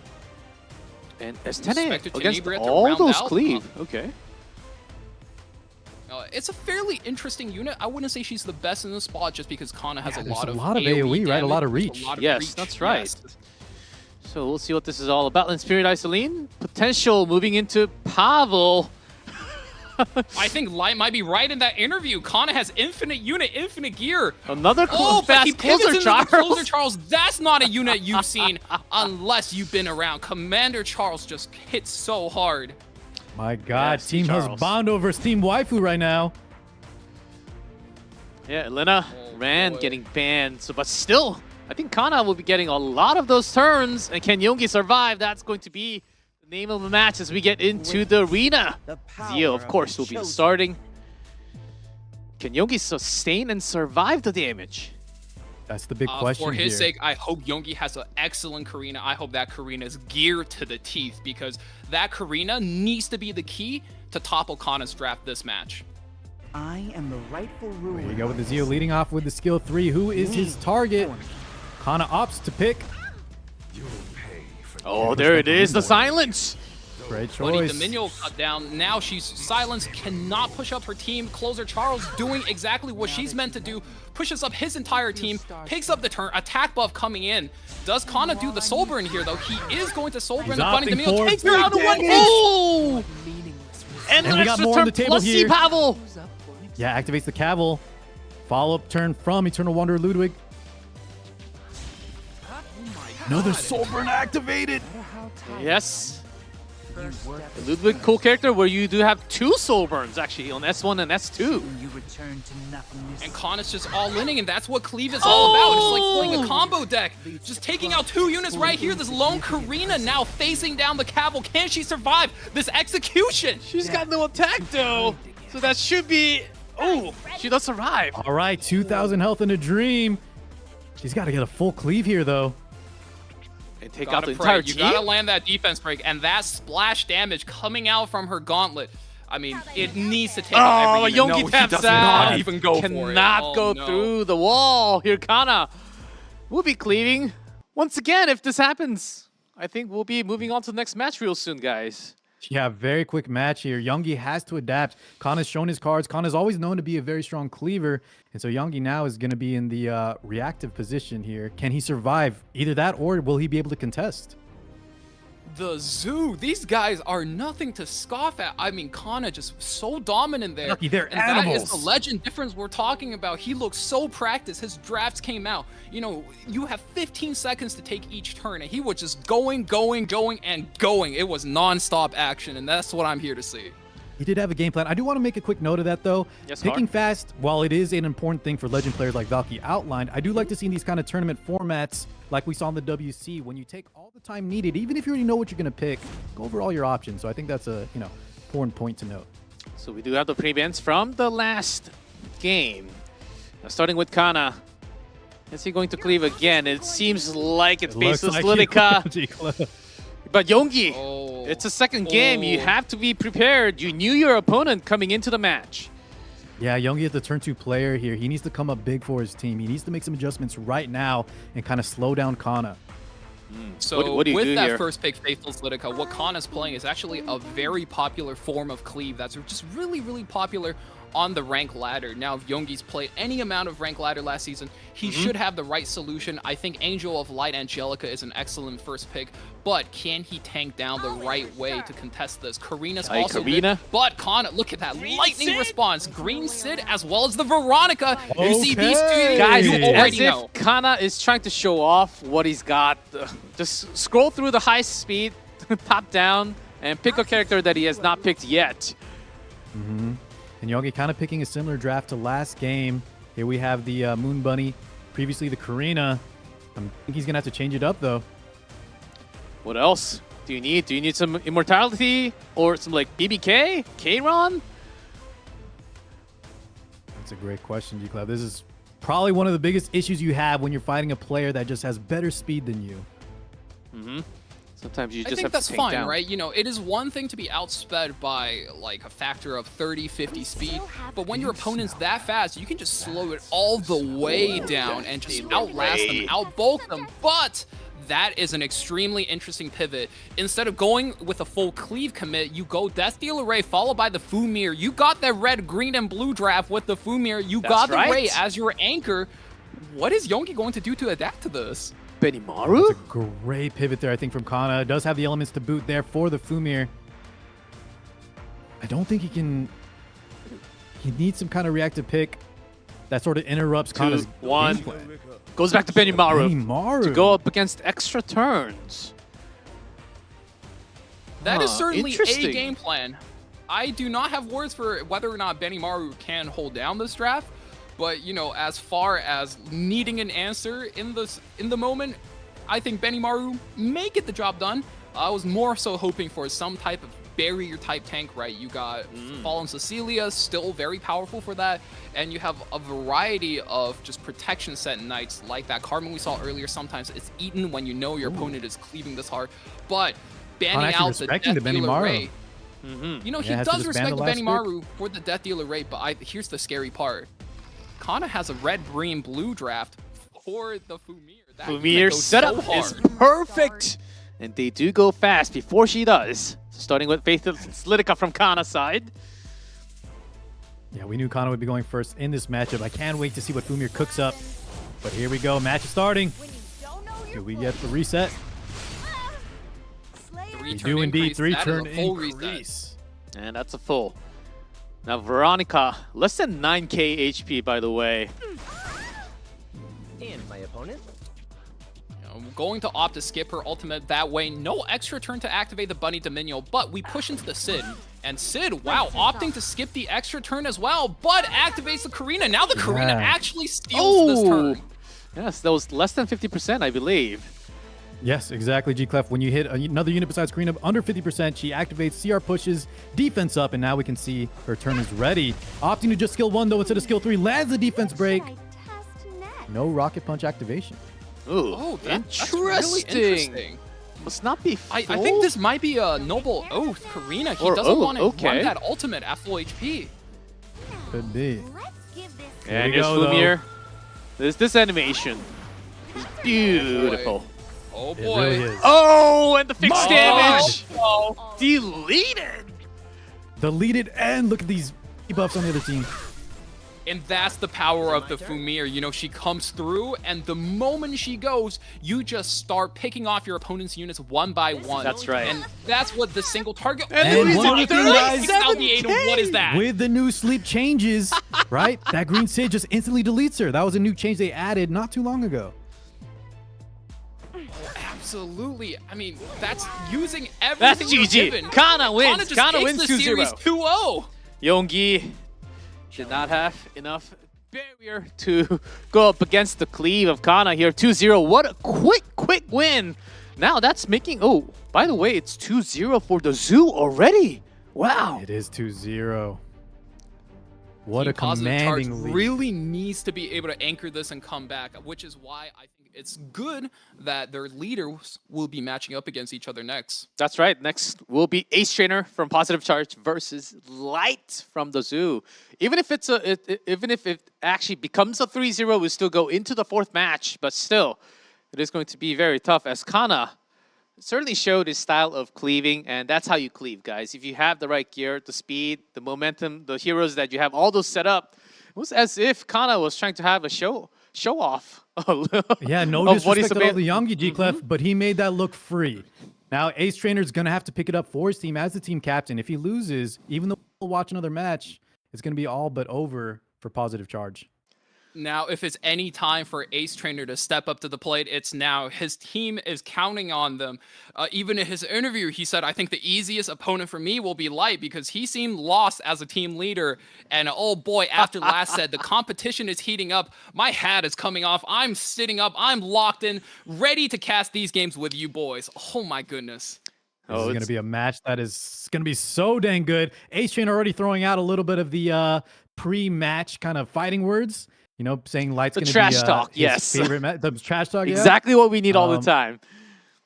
But he's going to have to back it up, G-Clef, because if he doesn't, that's going to look very bad. So before we get into the match, we do have the numbers for the two players.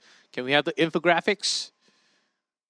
Maybe not. It's not ready yet until I think they're having some movement. Okay, there we go. It's Ace Trainer on the left, Light on the right. Legend around 3.8k-ish Legend tier, of course. Win rate, not too much of a difference. I mean, look at these guys, neck and neck in terms of point. 38-11 and 38-12. Basically right next to each other, holding hands. That's right. Now, if the win rate is any indication, I hope Ace Trainer can back up his words and take out Light. We know Light to be an extremely aggressive player as he's been in the past, but I think this season and the last season in particular, he's been playing it extremely slow and steady. So Ace Trainer needs to be able to ready his bag of tricks to be able to just fight off Light from all angles. Yeah, both players I think have made huge adaptations in terms of their play styles from previous seasons. I will say though, Ace Trainer is usually the one known as having the most matches, but Light here, 3,324, my goodness. Light, behave yourself. How does he sleep? And when does he eat? I don't think you can with that many matches played. 3,000? That's the most amount, as it does say first on the right in the parentheses. I think that's the most amount of matches played. That's crazy. He loves RTA. That's crazy. And that's really crazy too, especially considering the season. I think a lot of players had difficulties last season, especially just getting more games in because the games are just so volatile. When crazy things happen, you're like, whew, okay, enough RTA for today. I'm going to go take a break. I'm going to go do anything else. And just to have that amount of matches, I think is a testament to the amount of patience he has and the amount of experience. So we might see him go into a similar rhythm as Kana, just punching out these units left and right because he just knows these matchups so well. Yeah, I'm pretty sure with those amount of matches, they did run into each other a lot in the RTA. I think the match is getting ready. And let's go into our T1, the leader match of the two teams. Here we go with the draft, starting with... Who will it be? With the pre-ban. Ace Trainer on the left, Light on the right. DDR, Lua, Bunny, and Knockwall ban. All I'll right. make you taste Light despair. insta-picking there, that Conquer Lilius. There's going to be a little bit of extra pressure here on Ace Trainer as he is down. He needs to win this for his team to stay alive. Conqueror Curious Lilius what, as his first pick. As we highlighted earlier, you cannot be any more stable and steady than her. She just provides so much stable value for your team, and with Light's amount of speed that he plays with, you know he's looking to take that turn one. Careful, please move aside. Angelica picked up, looking for a pair. Is it going to be Zio start or... I made it in the nick of time. No. Going back with the mitigation? This is a little bit of a Ace statement Trainer here. takes a support as well as a tank for his opening picks, and that's sort of a telegraph to play tank down. He's telling Light, please sir, go first. I would like to go second, and I am going to be extremely tanky and annoying. This playstyle focuses on taking high value tanks and supports early and then stabilizing their drafts with winning matchups on the DPS picks. Exactly right. Those two early picks from Ace Trainer kind of just tell him, he's letting Light know that he has the driver's seat. He's going to respond and let Light pick these next two picks so that he can kind of counter pick. And looking for Urban Shadow Shoe. Scrolling through. Okay, Captain Landy is available. And there she is. And you know, a long time ago, we used to have this mantra where if you got to pick Conqueror Lilia's, Meteor to Coerc, and the best DPS in the game, you can't lose. And look at that, once again. Conqueror Lilia's, Meteor to Coerc, and what I personally consider to be the best DPS in the game in the Navy Captain Lanny. However, the Shadow Knight Pillars comes out followed by the Lone Crescent Bellona. Now, these two units caught so much wind in their sails recently. They took off as massive favorites. Both got buffed, as well as just having such magnificent matchups into the Navy Captain Landy. Did Shadow Knight Pillars get a buff? I believe it's just the introduction of the reintroduction of Rocket Punch being used on her. That's right. And she's such a strong pick into units like Conqueror Specimen Lilius, says like Xavier Auden, on like Landy. screen. But yeah, Valky is correct that these two units in general. There was a very so good. stealthy patch where Pillars got more healing as well as more scaling on her defense, and that's You're really right, what I kind think of I took her into the spotlight. Oh my goodness, hovering over a Specimen Says pick here. Light is teasing Ain't us. No way though. Hua Young is picked and That's locked. another good one though. The first Hua of the she tournament. is released from prison. I know. Yeah, and I know a lot of players are wondering, was it good for her, the balance patch? Some players think she's We'll get terrible to now. see. Some players think she's best. We'll Can't wait to see what Light cooks up. We'll explain how she changed a little more soon enough when we go in game. And of course, guys, check out our YouTube and make sure to press like and subscribe all the time. EpicSeven channel is one of the best. Ace Trainer looking for the final pick. What's it gonna That's be? the crux of Ace Trainer's strategy. He has to take something strong here. He has to take something. Okay. He does. That's the martial artist Ken bans out the Hwa Young, Oh, and you know Hwa he's Young trying to is fight banned! this solo Navy Captain Landy. Oh no. We want to see Yeah, some we kick hate to see action. it, G-Cliff. I know everybody wanted to see that Hua, but Ace Trainer deemed it the top priority threat. As we go into our first game, though, here we go. Starting with Lilius from Light. Conqueror Lilius, that's her signature move. She's gonna walk and talk. Ooh, there you go. There's the Vigor buff. Did not get to see too much value come out of that, but finally we get to see attack down on almost every single DPS against Ace Trainer. Now these DPS need to rely on their attack stats so much, and that's a provoke as well. Light could not have gotten a better first turn out of this. Great provoke too, because Shadow Knight Pillis does have a cleanse for her team, but needs to activate it with her skill 3. Yeah. So unless Light hits Ace Trainer with an AoE, there will be no cleanses going out, at least for this first turn. Yeah, Landy with the attack buff here. No, she salvo That's though. so Oh much my damage god, that comes in. No salvo. This No AOL salvo. barely lives to the next rotation. It was dangerous. For sure now. Turn 4, ML Belluna. Do you just run for it? We're sending it Drop the in. ultimate onto the Conqueror Lilius. Not going to be a whole lot of damage. Doesn't even pop doesn't even the break barrier. That's not Ooh. doing its work. Yeah, with the attack down. Double chip damage. There's that counterattack from, or the rebuttal there from Malona. And we continue Finally, with Light Koeric. is taking every turn safe and slow, like you said, Car. He wanted the Navy Captain Landy, but so did Ace Trainer. Ace Trainer took 3 Navy Captain Landy counters, and are these 3 units able to fight through all of these supports to punch through? That is the question of the series. Meteor Koeric finally puts up all the buffs, and Light is able to take out the Angel of Light, so no buff strip, no removal for that Angel of Light. Yeah, that's big for Light here. Securing that kill onto the AOL. Didn't get to cast S3 a single time. It does seem like Light is in safe hands until now. But Decent before damage. some counterattacks happening. There's that salvo. Finally get the salvo. Now, usually you don't want to see your Landy salvo versus the Lone Crescent Bellona, but this time with the attack down, I don't think it's hurting Light all that much. But Ken's gonna go. He's gonna show you. Still going for it. And of course, somewhat less damage. Now this Landy is awake. Salvo after salvo. The damage is stacking up here. Her health is going up as well. Soulburn secures the kill onto the Conqueror Lilius for Light. 3v3 situation now, but that attack break staying on that Ken and his health being so low, boys. I'm not sure if Ace Trainer Yep, Emilia pushing up can Landy. secure this. Malona being healthy though is, we do have 2 right win conditions there on the side of Ace Trainer. Use the Soulburn, getting the Ken. It takes a Ken right out, but that is going to provoke another response from the Malona. They should get And defense, trade not another quite yet. salvo in. Landy goes back to full. Not looking good for Ace, but does this Malona have enough left in the bag to take this one out? Pillis now soul burning. We are tempoing up. We're using our souls, dropping our ultimates. Landy takes a whole hefty chunk of damage. Provoke comes through, but Amelia Hand Guy, no cooldowns for this Landy. And the doing strip. what he can. Attack down on the Malona again. Amelia does have skill 3, I believe, so we can just cleanse this off of our Landy. Nice try there from Ace Trainer though. I'll wrap things up Ooh, momentarily. big breath of relief from Light. Now, no provoke on the Landy. Still a lot of mobility left. Lots of decisions left to be making. Ace has to go in here. Burns onto the Amelia instead. But this Landy, unless Ace needs to land this provoke from the Pillis. Yes, not No, feeling the comfortable. push up though after the hand guy. She's gonna get a turn here. Oh! and barely. Oh, that's a fast build. Hold on a second. That's a difference. If you again With get that Soulburn, she gets to lock it again.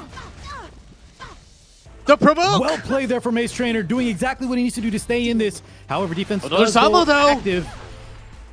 That defense buff is That's going to be the power of huge for the Pillis. side Oh, of Ace now Trainer. Bellona's here. And she's gonna make my the God, crit. the ultimate comes back, runs back into the Navy Captain Landy. Lone Is this Crescent enough? Balloon doing so much damage. It's And enough to Ace take out Trainer! Landy. He pulls it off. I've dealt with all of them. Wow! What a game, Ace Trainer. What a match. Does end up winning. Excellent that play game. there from Ace Trainer. Staying calm, even though things were looking kind of bad with the AOL kind of getting taken out for free, the attack break sticking, no cleanse activated. He knew if he just stayed put with Navy Captain Landy being the biggest threat, he soul burns the Pillises in a row, locks down so she can't skill 3, and he's able to finish, carry versus carry. Boys, this is why I love RTA. I love watching high-level matches like this where two great players, great units, just going turn after turn after turn, coming down to the wire where one misplayed decision could lead to the other person taking everything for themselves. And here, Ace Trainer makes the exact right play, barely snagging himself that win. What an excellent match. I can't wait for game 2. That's right. What a match. Valky. I think Landy. One other thing, real quick, guys. Landy G-Clef, Salvo the actually Pillis' speed. kind of helped Pillis Bellona getting to the get cut. more. So we're moving right in with the bans continuing from the last game. Hwayoung still banned out, and SCROL also banned. And that's one of the things about Pillis being on speed set. You do lose out on the counterattack matchup, but being able to just play so high tempo and cleanse your entire team while speed tuned, Pillis is not a DPS to be underestimated. You might not think she's very strong, but she does take a limited artifact to bring to her full potential. That's right. It made all the difference there. If he didn't get that interrupt on that Landy, she was about to get that attack up S3, and Malone, I believe, was around half health. I think that was going to be it. But she did lap. She did get that interrupt. She did get that skill 3. Such an excellent play there from Ace Trainer. And with the 1-0, Ace Trainer in the lead of best of 3. Starting with the two similar picks here, as Light still having the Sililius. Thinking about Ocean Breeze Luluka from Ace Trainer's side.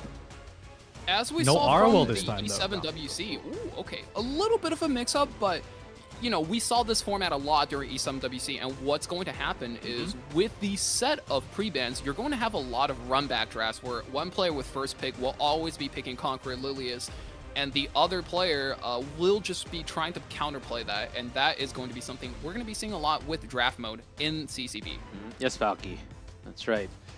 As with the crowd, Emilia once again from Light. Wants to push up a unit. And that's going to be Landy for now. Similar draft, yeah. Only You know, difference so for far as we much have as on Ace was Trainer. honing in on that Navy Captain Landy last game, I think Light did a pretty decent job protecting her, and it really came down to the difference of 1 to 2 decisions towards the end of the game there. So running back that strategy, I absolutely can't disagree with it. Yeah, he had the double cleanse. It was really just that speed interruption there on the Pillis. He had that skill 3, even though Hand Guy didn't have his skill 3 activated. He had enough cleanse to kind of remove that provoke. But that CR interrupt. Now Ace Trainer opting for Summer Breeze Luluka. Maybe goes for Lone Crescent Bologna. She worked beautifully last time against the Landy. Wouldn't blame him if he picks it right here. That was his winning condition last game. Certainly a great pickup against Captain Landy. Or is he thinking about something else? Ace Trainer. I think he should lock it in. There it is. Just taking his time to pick, G-Clef. Wants to go through all the options. Use that extra time as well. Even if he knows he's going to pick in the Lone Crescent Bologna, consider the rest of the draft. Calm your nerves. Even though he's in a 1-0 lead here, his team needs him to win this match. Oh, here we go once again. Light, He is it keeps time? teasing us. Is it time? By the way, every single hero is available for CCB, guys. So anything can be chosen. And Specimen says is locked Let's in go for the Light. first time. Wow, Let's see if he goes through. Best pick. Plus extra stuns. That could be helpful. You know, one unit I'm surprised hasn't made her appearance yet is that Elvira. Lots of fighting spirit. You know, we got the Navy Captain Landy, we got the Lone Crescent Bologna, and we saw the battle of the Titans last match. And I'm a little surprised Elvira, especially after her buff, has not made an appearance yet. I'm actually... what's the popular saying? I'm a little bullish on Elvira making an appearance at this event. Let's call Maybe it the that. player is not feeling comfortable with Elvira yet in the draft. And that's Dark Corvus looking for a longer game. Dorvis, ladies and gentlemen. Dark Nice counter Wolf is pick there one of those into the units that's just Solitaria. going to be able to weather out the storm against the Landy, against the Solitaria, and at the end, big soul burn, scaling true damage. He is Oh man, Ace banned the Hua, now he bans the Spez. Come on, He's Ace. also in the same slot too. Let us watch it, man. But as we go on one hand, I'm with you guys, right? I want the content to go through, but on the other hand, his team really needs him to win. Yeah, that's right. He does have to win this for his team, so that is the best ban in his opinion. We gotta respect it. That's right. Ace Trainer, as a leader, does need a win for the team. As he's leading the game 1-0 now, starting with Sililius once again. Light does need to bring it back. Solitaria is pulled. Does he rip the skill 3 here? Last time he opted to go for an early skill 3 on the Malona. He's going to give her some buffs, remove the attack up as well. Yeah, because of Solitaria, of course. We are not going to get the ice cream truck skill. That's right. That's a really cool skill, but Solitaria holds back all focus gain against the enemy team, so none of that action going this game, unless somehow we take out the Solitaria. Yeah, that's Yeah, right. and that stun is huge. With Luluk already using her cleanse here, unless an AoE hits the AOL, that Malone is going to be stunned for a good while. 8 out of 8. Especially impressive versus the Amelia. A lot of players at the high rank will be teching in an extremely high effect resistance Amelia. No provoke there, though, from Ace Trainer on the Dorvis. Kind of a miss. We would have loved to have that there. Salva does come out, though, and this is huge. We want as many stacks onto the Dark Orvis as we can get. There's that skill nullifier, though, from the Salvo. No extra salvo. Here's a response back from Malona. This is big. Do you just You got your run for options it? here. Do you take out the Yeah. Solitaire? Is it now? To enable your Luluka? Do you take out the Conqueror Lilius to stop the dual attacks? Or do you go for the kill? But no, we're onto going on the Amelia. hunter Amelia. first. We're all-inning the Amelia. Okay, Ace Trainer looking for a longer game. That's why he brought Corvus. No salvo this time. Ice Crystals are mitigating a big chunk of the Bad for damage. Light right now. Ooh. Dual attack from Malona. And That's a lot of one. damage. That was a lot of damage that Light probably was not accounting for. Is this enough chip? It's a crit Just and it survives. doesn't kill her. 644. He's silenced, though. Won't be able to use any skills. Actually works in Ace Trainer's hands. Yeah, with the damage. Malona does one more. Another silence here. Light is in trouble. In trouble, he definitely is. Solitarian being tagged with the unbuffable can't even put up her daydream buff and just start peppering Ace Trainer with those debuffs. Another salvo comes through. Normally you love it, but not in this case. AOL does go down. it Malona just not enough. bats back. That's going to be a lot of damage. A lot of life as There well. we There go. goes Landy has Solitaria. full bar. And we have the unbuffable again, though. So if he rips it, attack won't be there. We're Okay. going to do some decent damage. Let's It see. might take out the Malona here, but Malona It does does. get Here knocked comes- out. Ooh. Dark Corvus though survives, and that's all you need. That is all you need here. It's Soulburn to boot. That's going to be big time overkill. And I think that's lights out. Devil's Descent. Getting Landy down, and Ace Trainer Lights out, huh? takes a 2-0 win against Light. The leader does bring it back for the team. And the team does survive. Positive charge coming back here. Can we have a reverse sweep? Oh, let's Ace see. Trainer really putting his money where his mouth was. He I said was about Light to was say going that, to be his Valky. easiest opponent, and he really proved that right there. 2-0 When you and trash clean talk, you sweep. better back it up, right? And back it up, he did. Ace Trainer keeping his team alive. And Valk, I just want to say, G-Clef, Light is such a strong player. For Ace Trainer to play that well, make it look so solid, even more impressive. Yeah, really great set of decisions actually. Going for Amelia first and then going for the slower game because he did have an anchor of Dark Corvus too. So having your game plan, we could see that in game. Ace Trainer certainly had a really good match. Light, maybe some of the extra damage, like the dual attacks wasn't expected at the moment. But I also wanted to throw a question to you guys. Amelia, is there really a good spot for Amelia right now in the RTA? I think Amelia is a decent tech pick, especially considering how popular Death Dealer Ray is.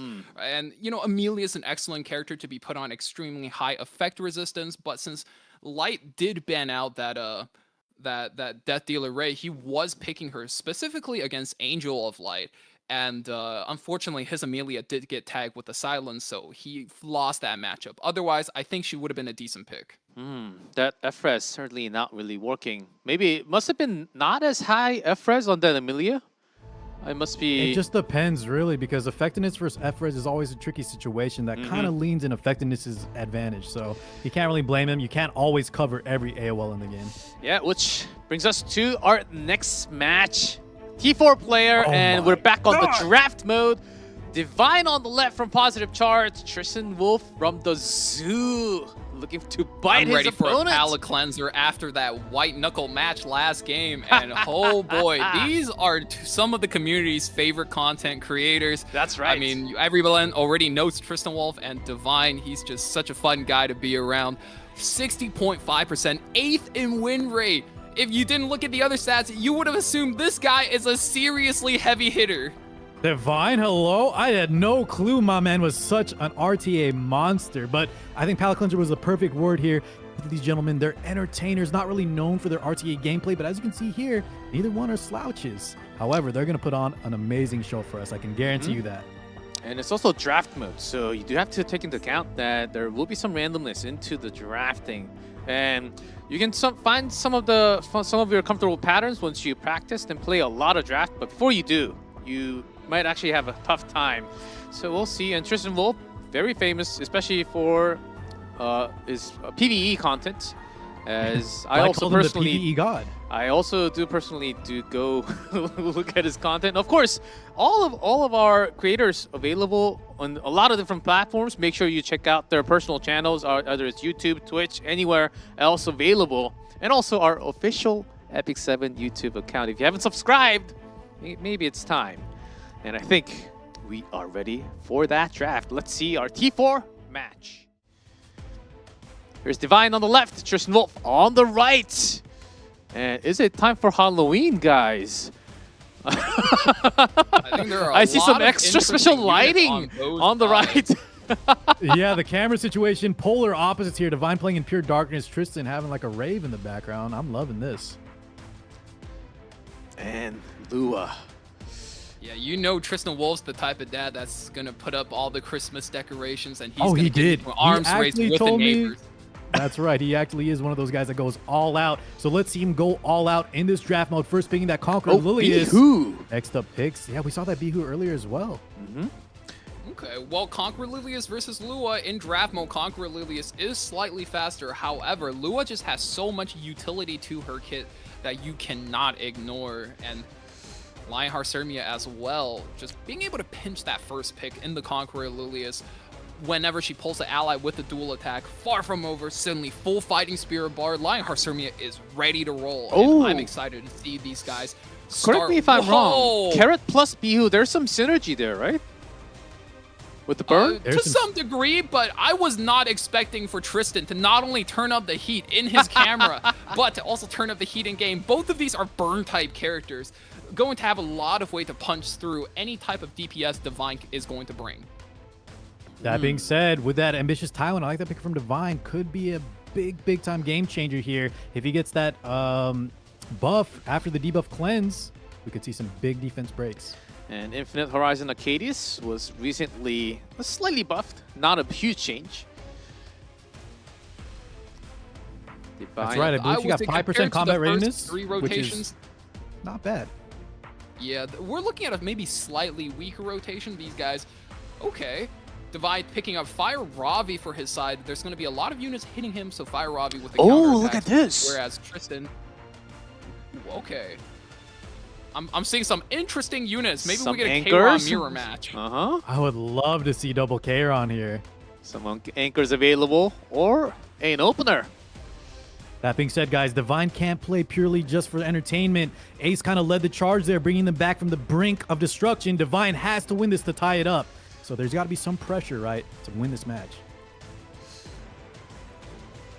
That's right. Divine needs to win. He needs to beat the Wolf. He needs to beat down his fellow guildmate, actually. in order to take it over the team. Against all the I love burns. this Seaside Bologna pick, yeah, from Divine here in the last. Also kind of matches well into that Spirit Eye Celine. a great identify. I mean, water unit versus 2 fire. I think Tristan Wolf has his ban. Yes, and Valky. did Divine figure out his? Really, really interested to see where Divine targets in terms of this draft. Still waiting for the second ban here. And SSB has to be taken out along with Conqueror Lilius. And no time to adjust anything else. We're going right into the arena, of course, starting with Lua. Divine will be starting.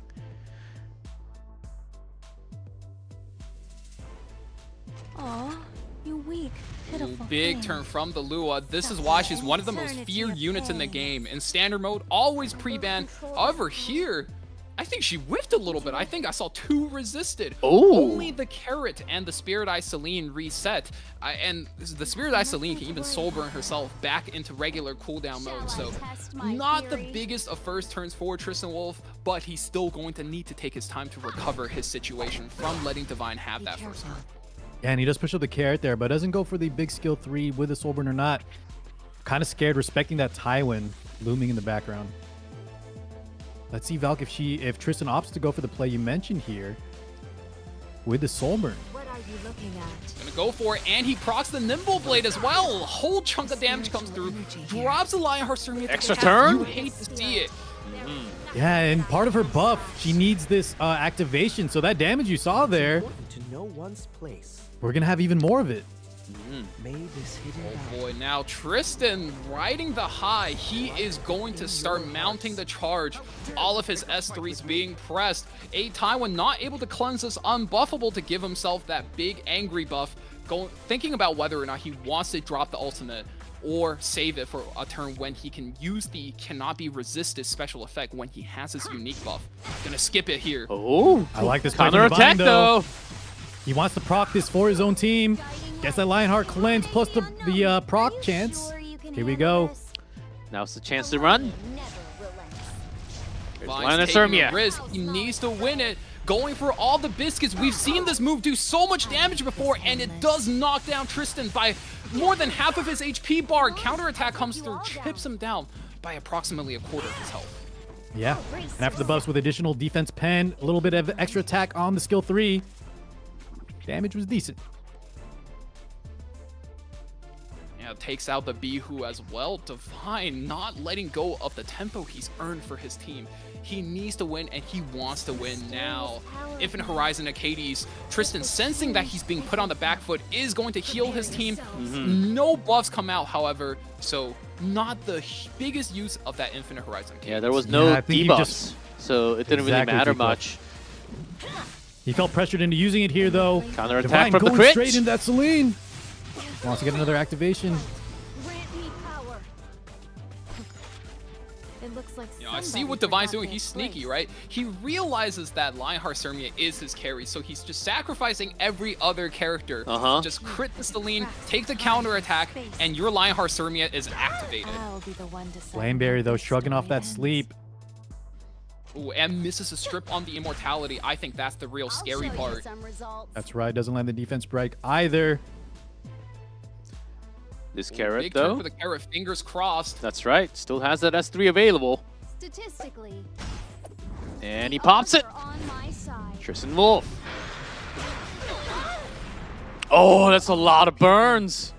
That is a lot of burns Even here. on Lua. That's what Tristan needed. Now, does he go into... We saw the Celine damage on a counter hit from the Lionheart previously. This is definitely not going to be enough to kill. Does he opt for a different target then? So you could go into the Lionheart Ceremia and hope the burn does the trick, but in this case, he doesn't really believe in the burns. Lionheart it still would have has a not defense killed. buff, goes into the Lua. I like that play here from Tristan Wolf. I was born to be a hero. Man, this is the Lionheart Ceremia show, though.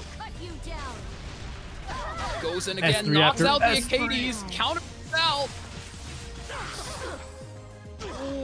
Burn picks through, still alive. We're hanging on by a Still thread. alive. Still has a defense buff. And going to use a soul burn. Oh, but the burns. Burns Certainly did finally the job. taking here. This is the turn that matters, ladies and gentlemen. It comes down to this. Fire Ravi ultimate. That's a We're crit. dropping a Devil Drive. We're looking for the stun on the Spirit Eye Celine. Do we get it? We it's a get stun. We get it. No And counter. that should be it. And even with 610, that's too much damage. And that's going to be Divine taking the first game.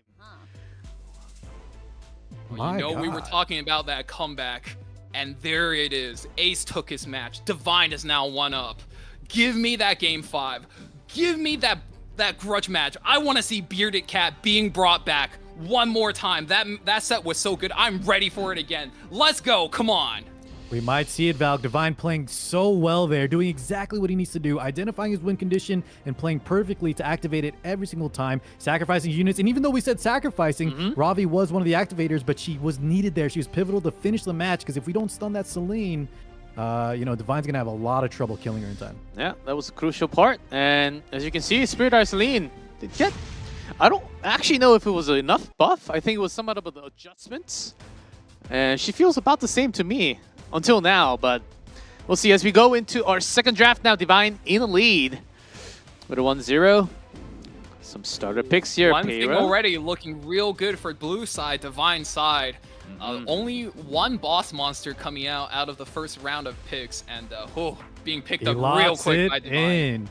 You can't blame him for it. Abyssal Yufine just so strong despite all the counter picks coming out recently. It's going to be, we'll see if Tristan gets any of those said counter picks for this monster. As far as countermeasures go, I don't think Tristan is doing too bad for himself. We saw earlier how powerful that Angel of Light was with the cleanse the moment she's hit by an AoE attack, and Abyssal Yufine, all she got is AoE attacks. Yeah, definitely a good pickup there from Tristan if he's expecting. But regardless, right, AoL just a strong pick nonetheless, especially as your opener. Going to be able to block out a lot of units, and on top of that, she is just so good into so many combos, just in order to be an annoyance. And on top, going to be picking Designer a little bit, and also Laika for Divine. Yeah, and Laika did get a slight buff, right, as well on that balance patch. I'm actually pretty big on that buff. I think it goes really hard. Being able to take off first turn immunity to put down target on top of pulling the highest attack ally, on top of also giving them attack buffs. So she is now a very strong setup unit in my mind, and I can definitely see Divine cooking this draft with her. Tristan needs to really get his countermeasures ready, and Dilibet is definitely one of them. And looking for the third pick here, Eden Dien, Sage Vivian. Fallen Cecilia, haven't seen her in a while. Yeah, this is one of those units that fell off with the advent of specialty change Airwall, Unbound Knight Airwall, I believe, and it just gets harder and harder to play her. But I would say in the current meta still, as long as you need that barrier value, she's still a solid unit. That's right. Definitely not in the highest ranks of Knights anymore, but there are scenarios you still could use her. I'm just surprised to see that she's fallen off so much, and I wouldn't be surprised to see her get a buff in the future. And with that, do you tank that with ADS, Artemis Shadow? And for Tristan, I think ADS is a strong pick here. Insanely deadly pick. Since Tristan's team, look at the Angel of Light, look at the Designer. Oh, look at that! Artemis Shadow, her thing is she provides the seal debuff. It locks away passives. And every single unit besides the DM for Tristan need their passives to work, or else they don't even function. Very strong pickup there from Divine. I'm loving the draft already. Let's see how they round it out in their fifth picks here. There's a Death Dealer Ray on the board. A Conqueror Lilius, too. I don't know if Tristan can pick that, though, with his current lineup. do you need more damage? Do you need Ravi or Landy for Tristan's side? Yeah, he needs some other type of carry unit here, win condition, because Alencia and Designer a little bit, not really known to fit those roles. Looks a little tough on for the right side. And Divine, okay, there's DDR and also Bellion. It's going to be Death Dealer Ray picked up at the end. And Landy for Tristan Wolf. Divine's team just looks so scary right now. I mean, the green Landy does bring some much needed damage that Tristan is missing, but when a unit is that good for you, I wonder if they just get taken out in the post-ban. It seems like Divine has a pretty good game plan. Even after the ban, there's a lot of tank down. You can look for the longer game. Oh, Abyssal Yufine has to be taken out in this case, along with Designer Lilibet, gone from Tristan Wolf. Wow. This actually turns into a really interesting matchup. Now, I was thinking Green Landy might not be the best carry to run, especially if you're against an Abyssal Eufiend, but that is completely taken out of the equation now. So Navy Captain Landy runs Guiding Light, so she's stealth most of the time. We are going to need this Death Dealer Ray to come up huge in order to bust this Landy out of stealth and be able to No, not reach just her. that, Valk. We have the Archdemon Mercedes, which I think is going to be equally as scary here, especially with that ban coming from Divine. I could see Archdemon putting in so much work. Ooh, huge Leica S3 comes through. Actually lands sleep on every single character. AOL, even though the cleanse comes out, only cleanses the speed down, so every character loses their entire first rotation here. Not Big so start. good of a We have a- sign for Tristan. Yes, Car? I was about to say, G-Clef, he responds in kind. Look at those big debuffs coming out from AOL, though. We are 8 for 8. And Death Dealer Ray still keeping up. Yeah, we just want to 8 press for 8 S1. is Don't wake scary up that too. Landy. Death Dealer Ray Valk. needs his team to catch those Pestilence buff in order to start applying the Venom and just to pepper down Tristan's team with the Now, who does damage. Divine go for on the seal here? And does he land it? He doesn't. Went for the AOL. He does proc, though, so Landy will wake up. Yeah, waking up all of them. Except for No blind Alencia. either, though. So Tristan needs to come back in this best of 3. Would he go for the silence? Nope. Not gonna happen. No proc, a little unfortunate from the side of Tristan Wolf. Why not surrender? Ooh, and Divine opting to skip the S2 on the Leica in favor of saving it for when he can activate for attack down. Tristan now needing to get stealth back. Soul burns for an extra turn, goes back into his Guiding Light artifact, and now he can play the game regularly for about 1 more rotation. He needs to buff up Bats. He needs to protect the stealth buff before the Landy gets taken out from the match. Yeah, that's right. Landy with a full burst. Requesting backup. Oh, we'll be getting an extra helping hand. Oh, and hits the D-break. She was already super low, though. That was a massive dual attack, and now any damage could just eliminate this Leica from running. That's super scary position to be playing from. And not, the end will Tristan offered the stabilize skill things. too. I'm left with no choice. Back to Angelica. They just opt to finish off the Leica here. May go for silent Soulburn play into the DD Ray. Prove your worth. Now here, Divine needs to kind of get a proc. Barrier's so big here. Doesn't land the seal once again. Nothing. And no proc. Bad RNG on the side of Divine. This Archdemon Shadow is kind of quiet. There's a provoke from FCC. Another D-break. Must be crushed.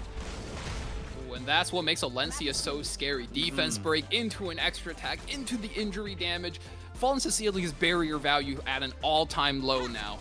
Yeah, this Alencia in the draft mode is built strong with a lot of HP. And it almost feels like Tristan's got this one in the bag. He's putting up 2 more buffs for his team. This is going to protect the Landy from the Death Dealer Ray were he not already silenced. And Landy is almost full. There's that sleep. Everything coming up Tristan. And another silence. And that Ray, Death Dealer Ray, keeping him at bay. Leave it to me.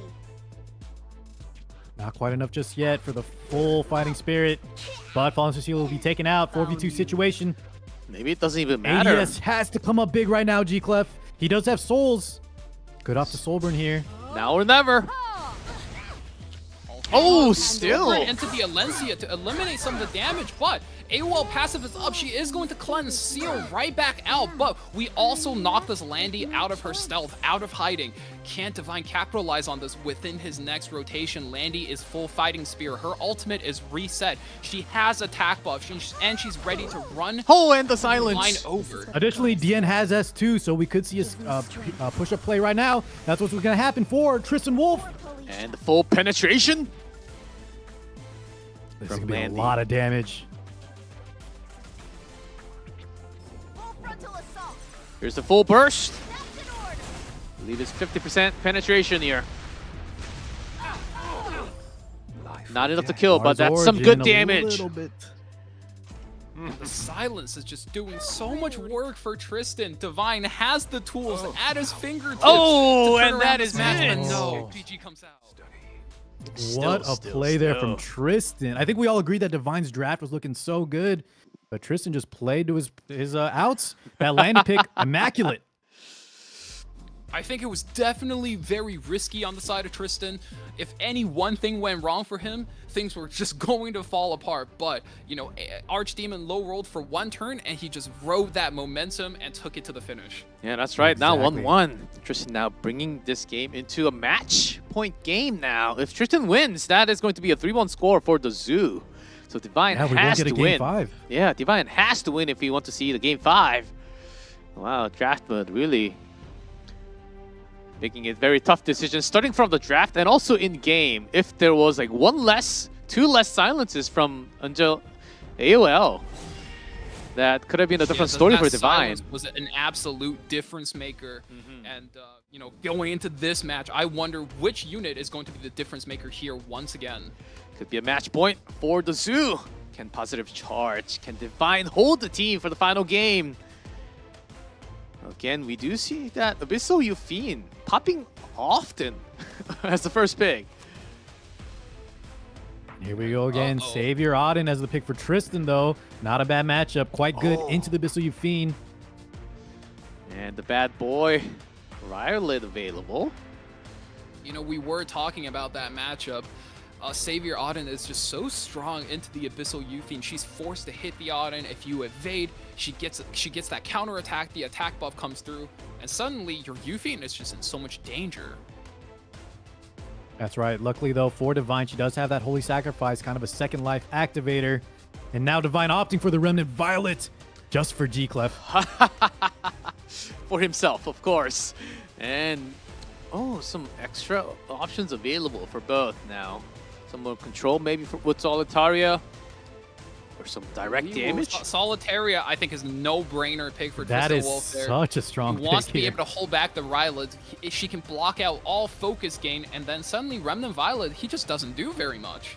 And not only that, right, Valky? Even with that being so strong, just her presence on the field, if Divine doesn't have any cleanses, she can take over all on her own. And, you know, as we said, suddenly we have these anti-debuff options. We got the Destina, we got the Ambitious Tywin. Destina, clearly one of those units that can just hold down and anchor every single game with her cleanse, healing, and revive.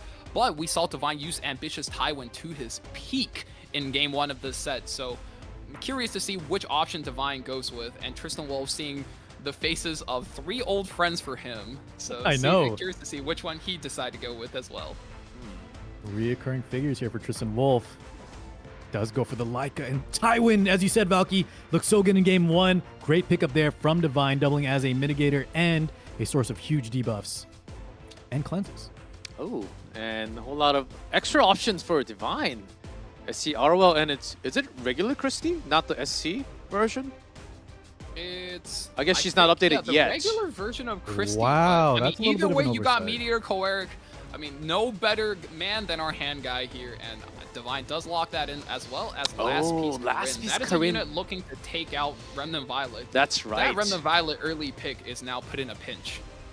Yeah, he is just doubled down. 2 counters, like some of the hardest counters you can get for him. Not going to be too much of a threat here for Tristan Wolf. So who do you ban? Solitaria or Corinne? Those are pretty high potentials for the ban. Both players thinking real hard about the post ban. I think he's going to go for the Corinne ban, as at least the Solitaria will provide value for his Ambitious Tywin. And we do indeed see that come to fruition. Okay, here we go. 1-1 tied. The winner is going to be taking set number 4 and also the match point for the Zoo. Ooh, Tristan Wolf, he has 2 ways here. Now, the Strays is going to look to take out the Yulha real quick and early. You can either S2, pull your Aiden with the Leica, and just try to one-tap the Strays, or press S3 to crowd control. Tristan pulling is safe. We're going to go with the S3 out and early here.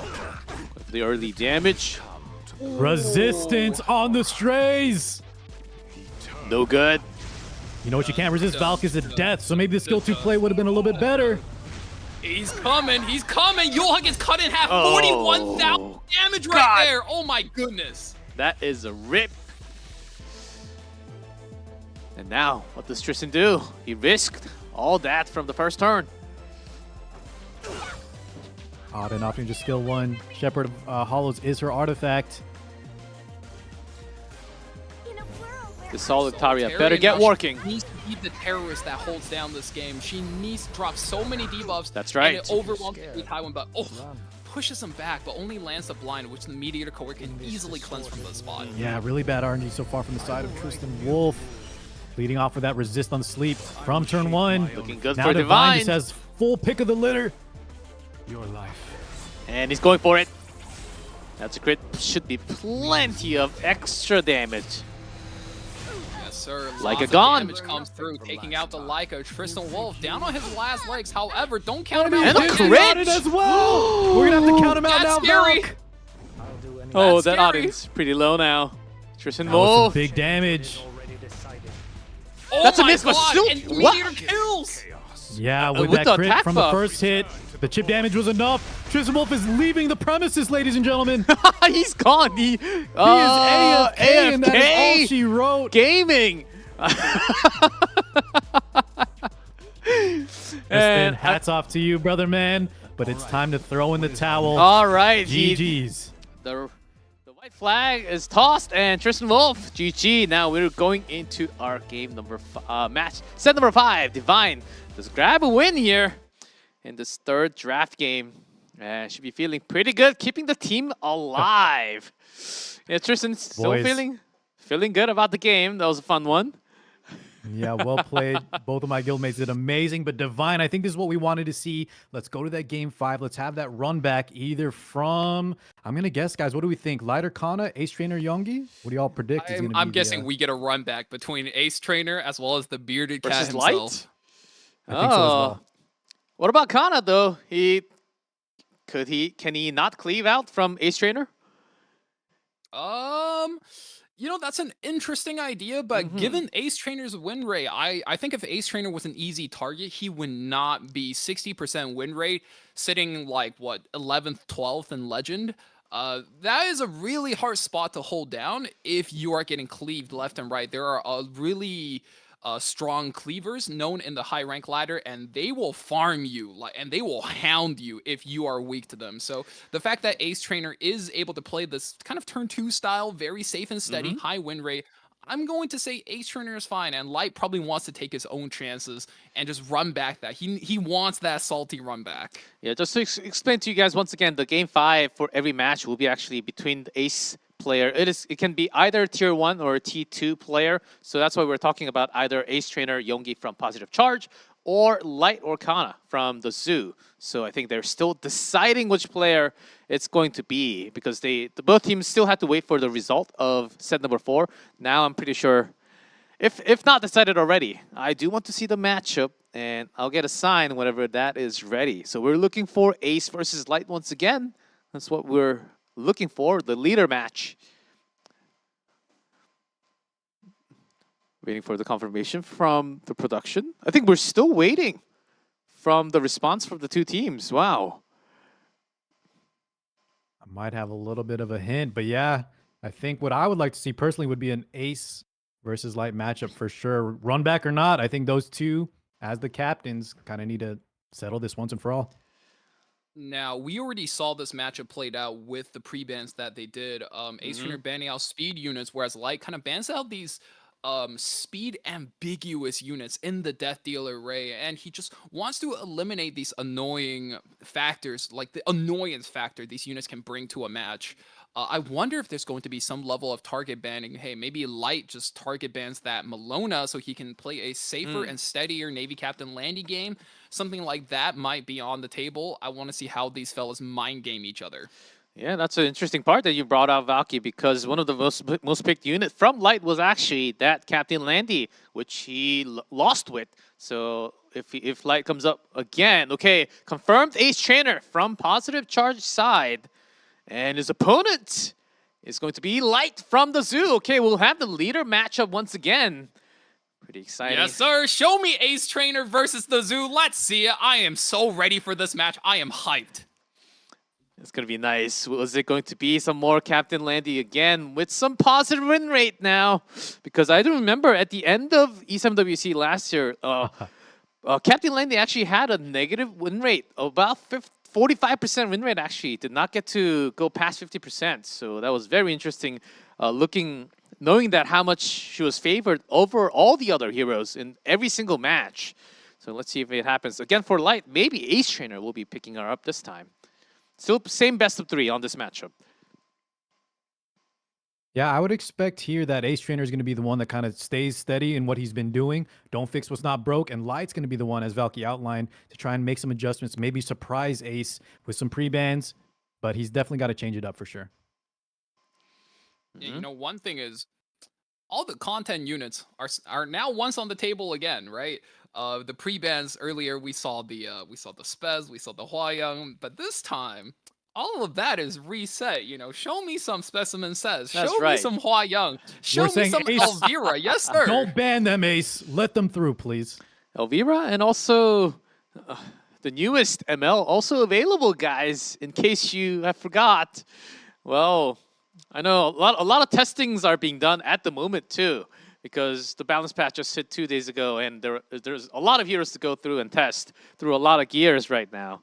And I'm very excited, and I'm getting word that the draft, should be happening real soon, as this is going to be set number 5, the deciding match of our very first match of Content Creator Battle. Ace Trainer on the left, Light on the right. Positive. Is it going to be Positive Charge or the Zoo? Luat Nagwal banned, DDR and Angel of Light banned. Salty there run is back. absolutely no switch up in the pre-bans. However, first pick, we're still looking to pick up Conqueror Lily as just that safe, steady, valuable rock, holding our draft together. Light hovering the Zeo. I wonder if he's just trying to fake Ace out and No, he's not. This is already a huge change from Light's previous play. That is a huge statement. We knew Light was an extremely aggressive cleaver once upon a time, and this time things are looking a little bit different. Hey, look, the Belly skin. Hey, Belly with the new skin. God, it looks good. She looks so pretty with the new skin. Good Hope everyone job, got a chance to get the skin from the last RTA. And on top of her, and Ocean Breeze Luluka picked up for Ace Trainer. Yeah, this is the exact changeup I think Light needed. Guys throw hands. Yeah, Light switching it up, hovering the Lionheart Sermia. Now, Lionheart Sermia, not the strongest into these units individually, but can counter the Conqueror Lilia's dual attacks as well as Summer Ocean Breeze Luluka's ice cream truck skill. Ice cream truck, that's right. And also, right, the billing counters too. Biblis. The buffed Biblis. We're saying maybe she's available somewhere against those counters. No, I think he's going to opt for more aggression. Scrolling through. Hovering over the Solitaria, though. Just to kind of counteract that Ocean Breeze Luluka. I think he's going to lock it in. But Ace can also counteract against those Fighting Spirit. She is available. The Kick Girl.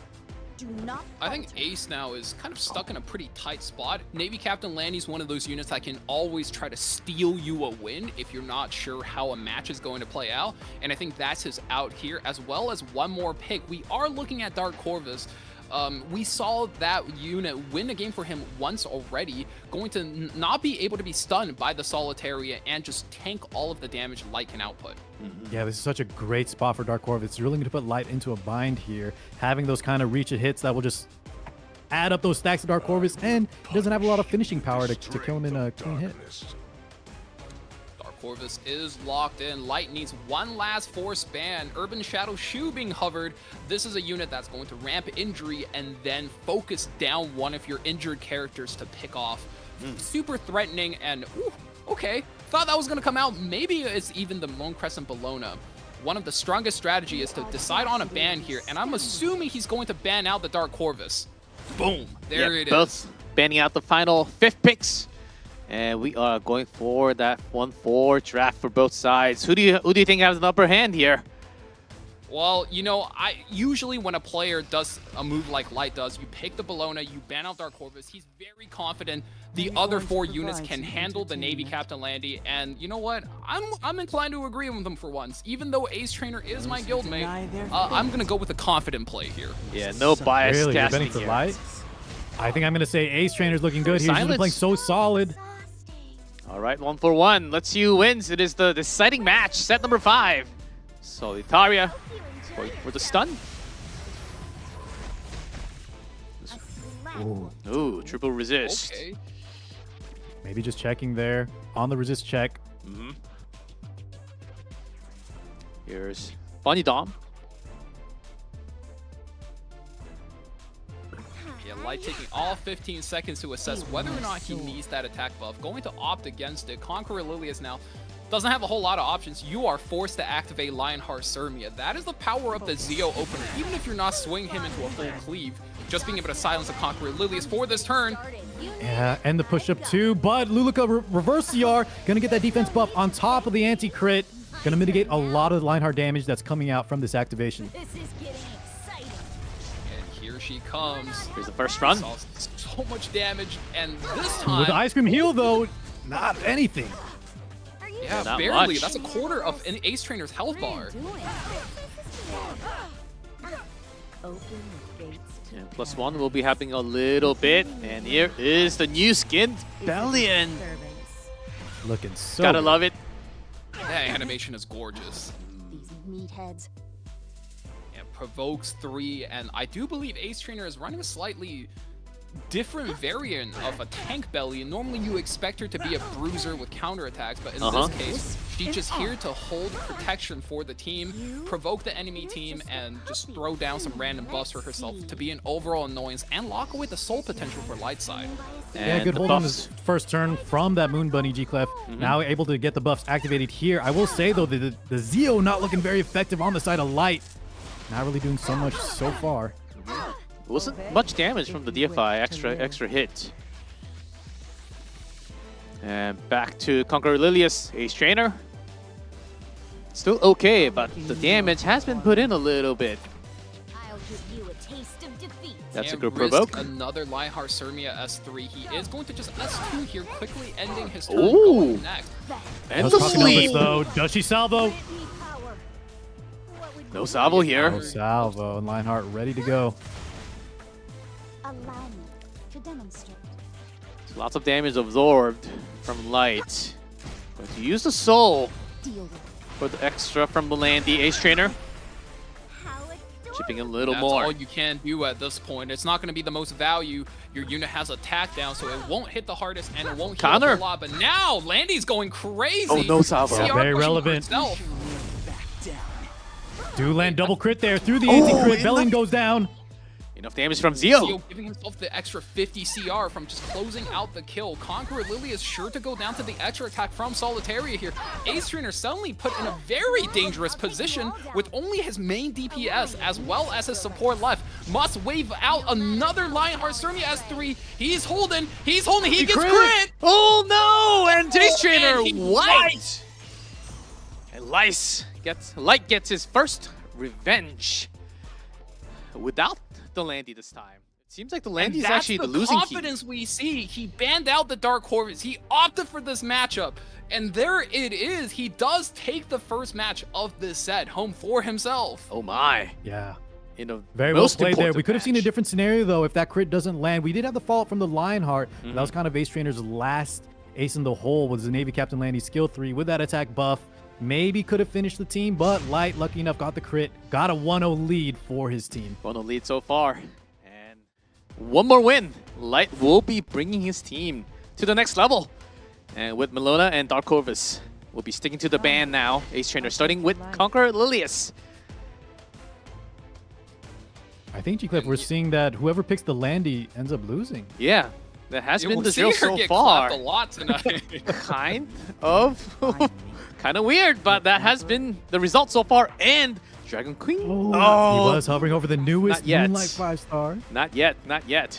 Going back to Moon Bunny. Hiding his damage from Light side. Now Ace Trainer, he's got to show something. So this is a run back of the earlier draft, and Ace really needs to adapt his teams a little bit. You can't go for that early Landy anymore. You have to go for something a little bit more neutral. Maybe you gotta target the Zeo a little bit and make it hard for him to just be able to silence your Lilius, and suddenly you are activating a Lionheart Sermia for free. But no, Ace Trainer says, nah, we run this back. We are going Navy Captain Landy once more. Can he break the curse?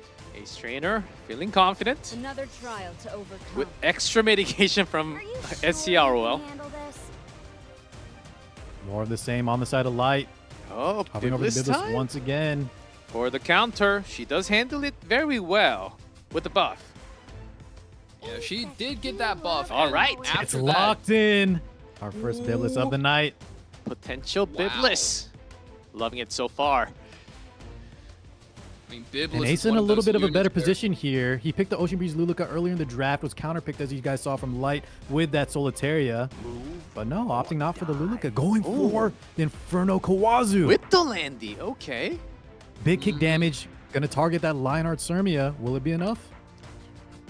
I mean, Biblis, yes, is a big counter to Navy Captain Landy, but however, the forced AoE, there are a lot of ways to punish that. Last Rider Crowd, Rowana, and Inferno Kawazu, boom, Ace Trainer really hit the nail on the head right there. But with Luluka as his last pick, he is at a risk of playing solo DPS Kawazu. I wonder if that's something, and no.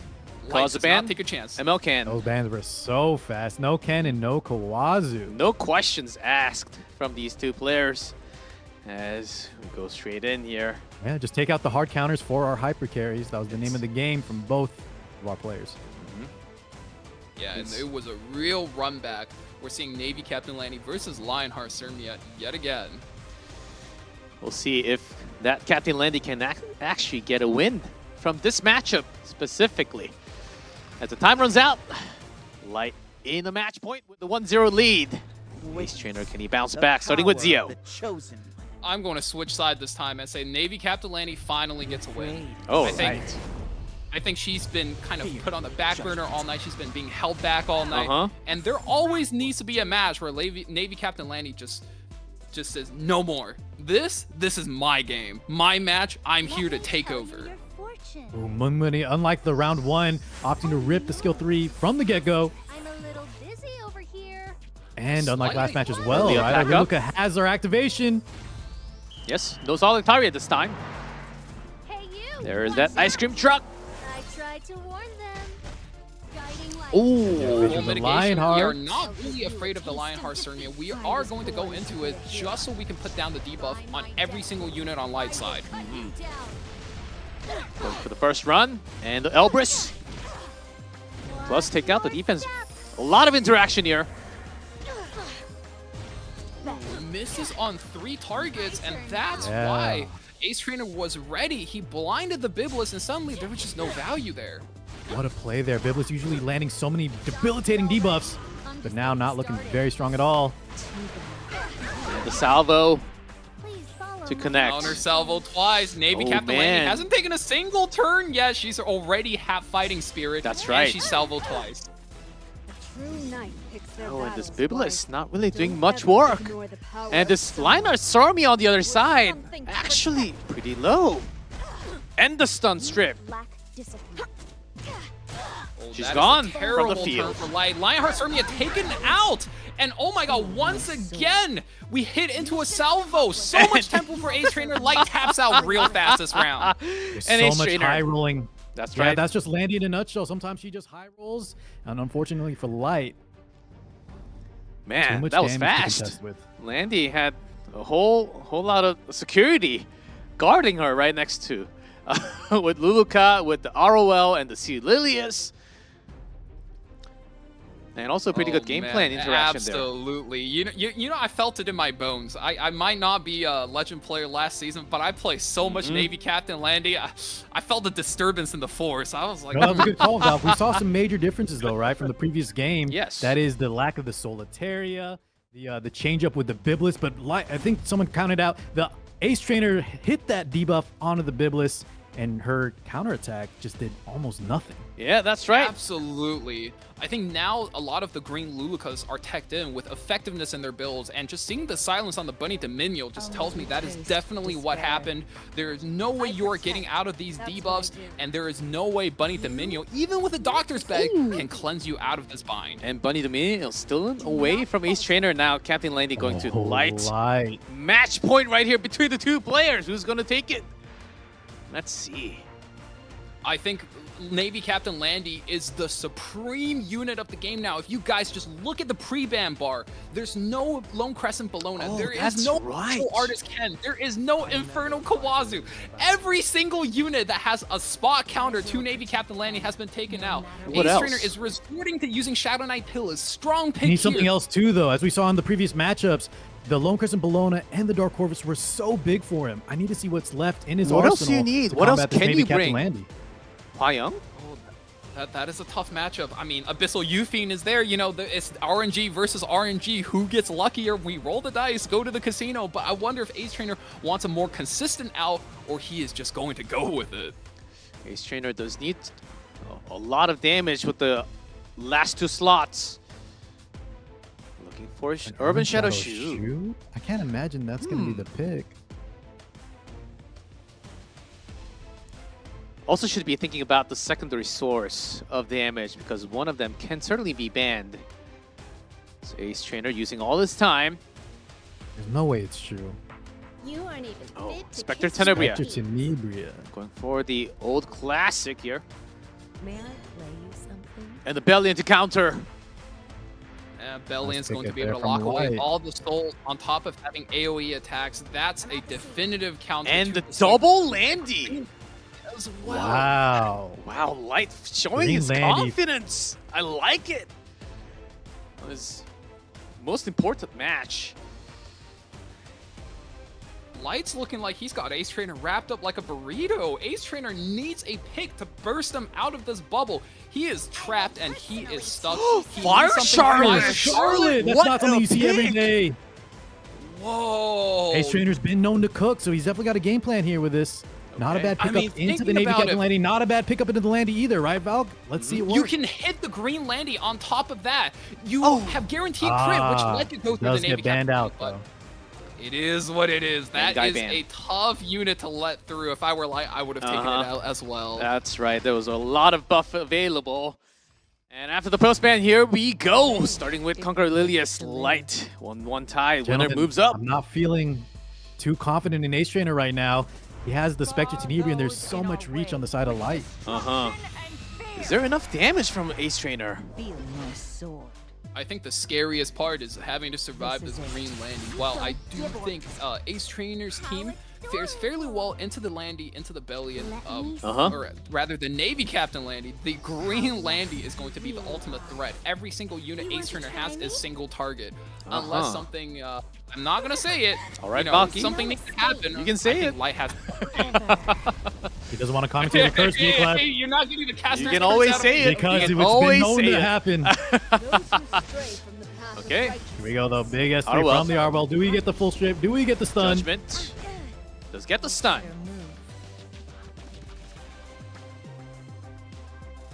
Ace Trainer stacking up everything that he can Yeah, early game. Not saving for the soul burn at all, just going to tempo. He knows he's on a timer. Green Landy goes. S3 comes through.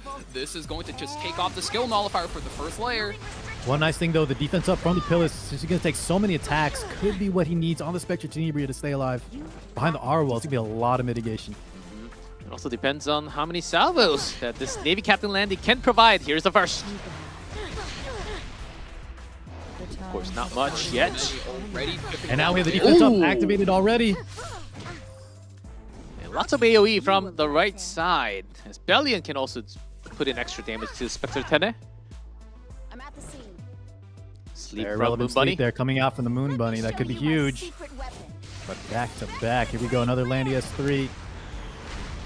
That's another barrage you're going to have to survive. And the arrow Already absorbing way too much damage there. Yeah, that is way too much here on the side of Ace Trainer.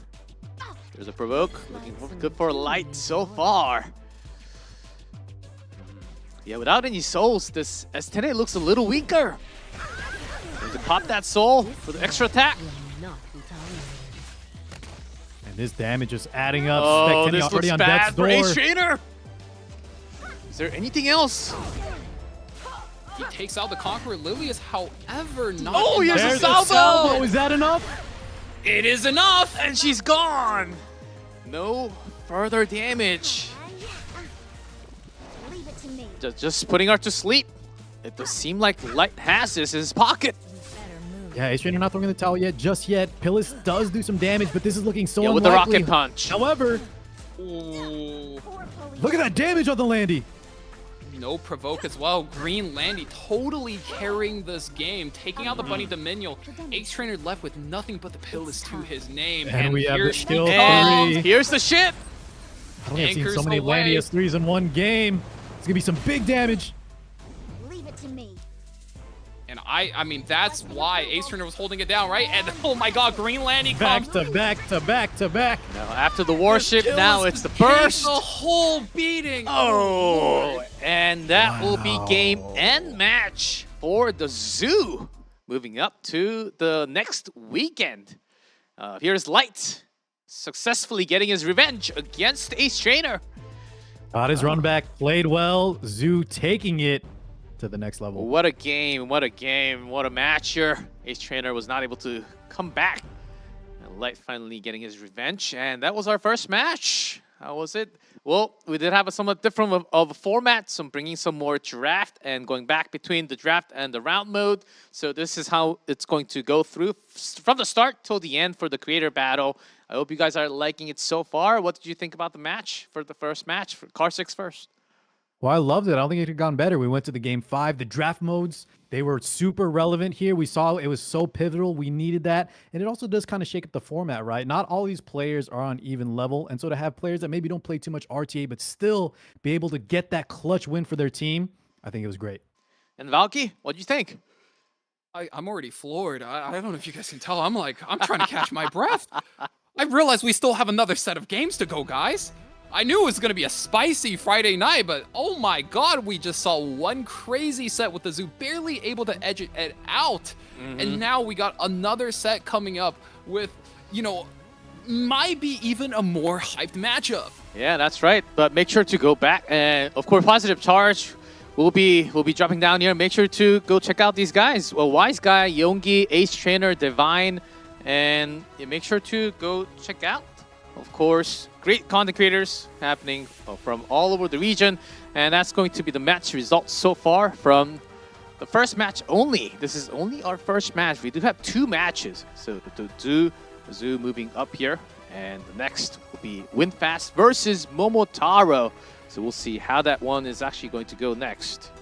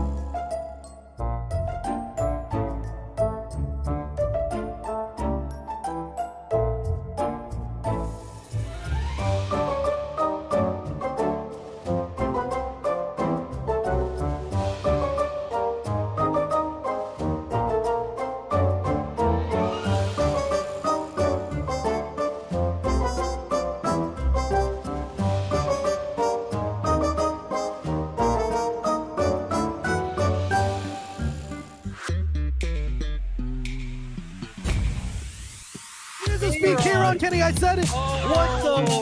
It is over. Show me one more. The 1-2. 조비상 끝내야 할 때 마무리가 안 되고 나니까 이제 넘어가는 일만 있고.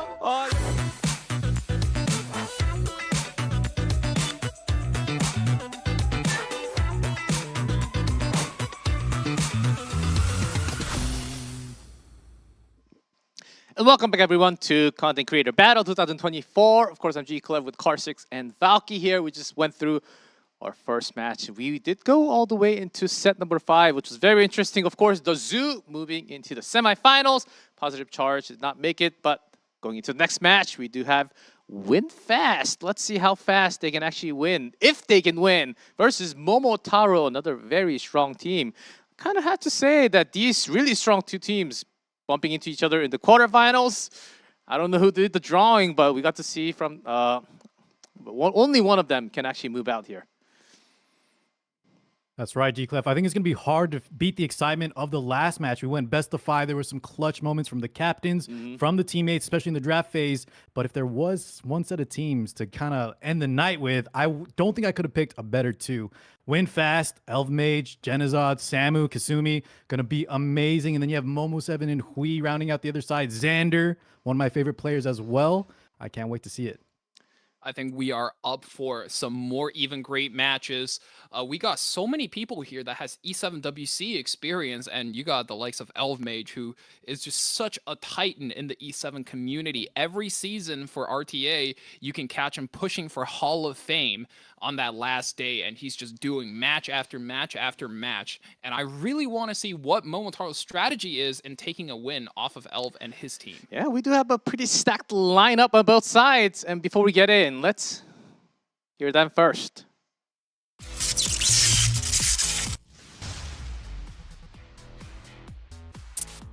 Hello everyone, my name is Elfmage and I stream EpicSeven. Hey everyone, I'm Genizod, the content creator from the global server. Salve galera, beleza? Aqui quem fala é o Samu Gamer. Eu sou do Brasil, jogo EpicSeven há quase 5 anos, 4 anos e poucos.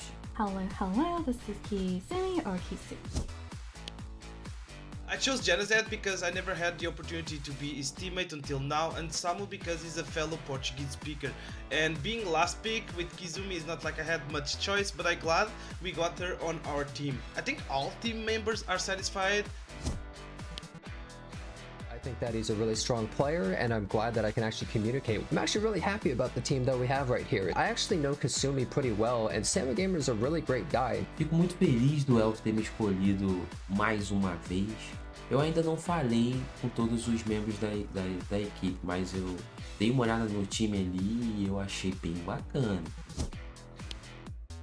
For round mode, I am very confident in my capabilities and my teammates' abilities. I'm pretty sure we are going to do great. I'm pretty confident to play in this tournament, so I think I'm going to have a lot of fun, and I'm going to be just trying my best, enjoying the entire tournament. Pode ver que o time Elv tá preparado.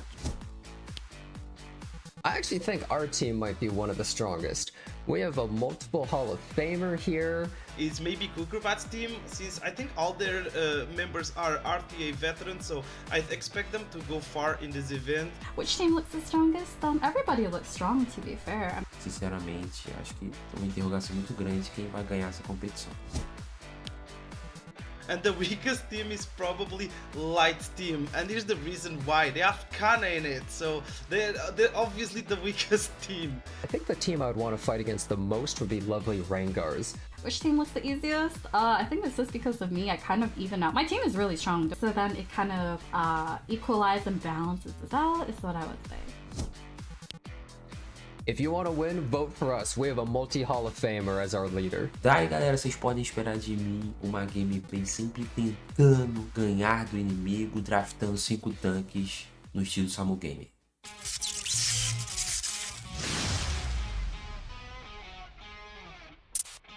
일본 서버の모모7です 안녕하세요, 에픽세븐 크리에이터 히트입니다. Hola, mi nombre es Xander y soy un creador de contenido de habla hispana. 自分は日本サーバーでプレイヤー名タトラマ。もともとある程度知っていたり配信を見に行ったりすることがあるプレイヤーを選ばせていただきました。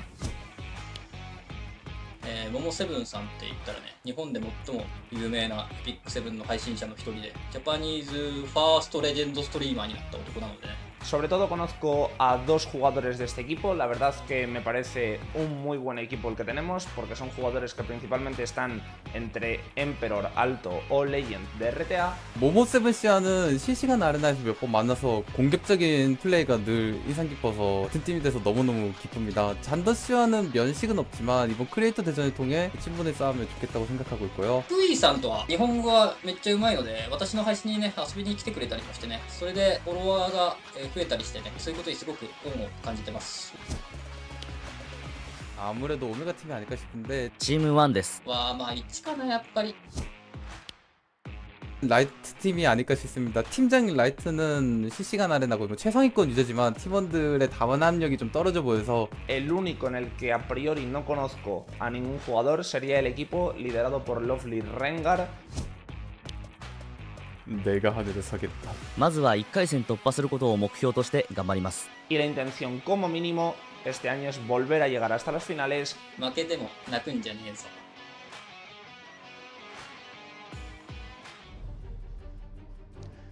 Wow, a lot of information coming out from both sides. We do have WinFast here up here first. Leader, Elmage, Zenazad, Samugamer, and also Kisumi. Getting a lot of fan votes from the viewers here, as this team might be one of the favorites. Yeah, I think even the players themselves, right? Some of the players on WinFast, like Jenna said, they might be the strongest. I think the entirety of the other team said Elves team might be the strongest. And there was a few, I think also both teams said that the weakest team might be Lights.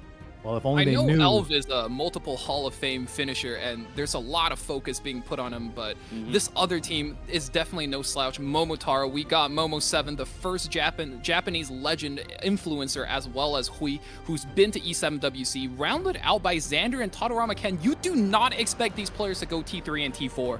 So that T3 and T4 is where I put a lot of focus on where Momotaro can turn it around versus Elv Mage's team. Yeah, really. It's Yeah. interesting to note that he also speaks Japanese and Korean and English.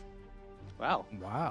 He's really Mr. International, really funny guy. And also I love skilled. him a lot. And also skilled in game. So it seems like we have the first players ready to go for our first draft. Let's see the matchup.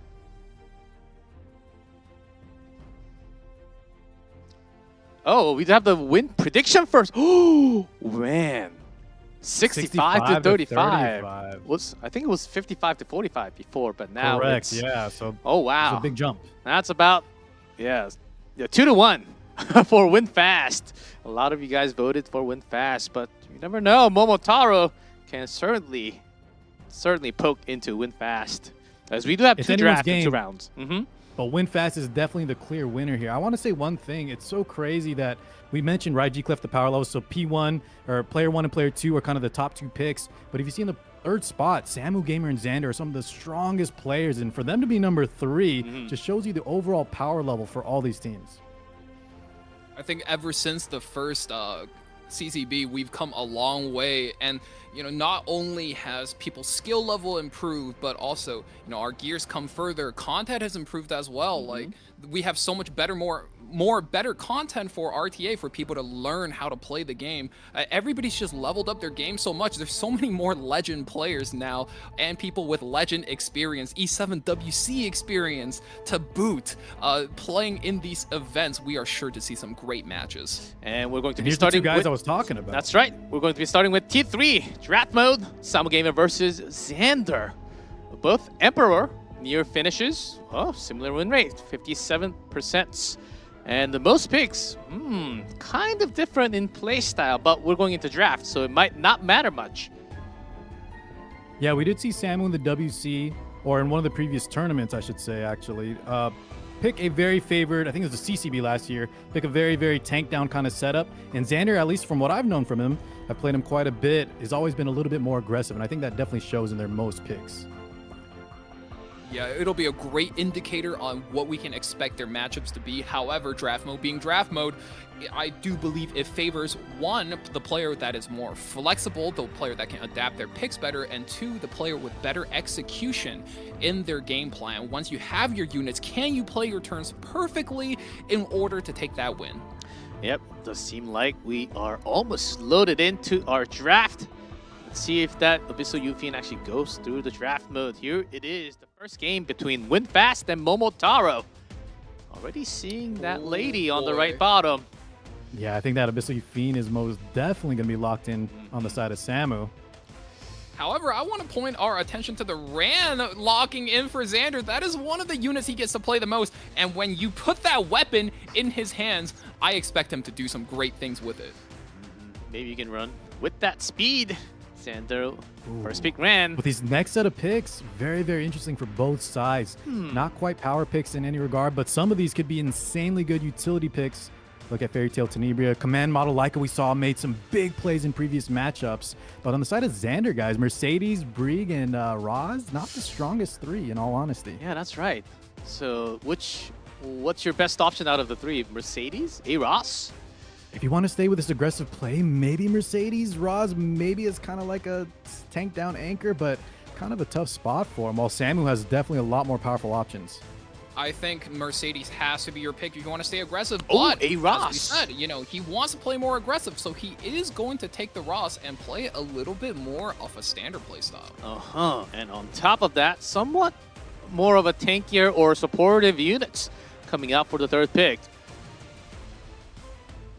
Spirit Isoline locked in real fast. That's a unit that just got buffed. We see so many players sling her in the draft mode, and guess what? On top of that, she's an excellent matchup into the Abyssal Yufien.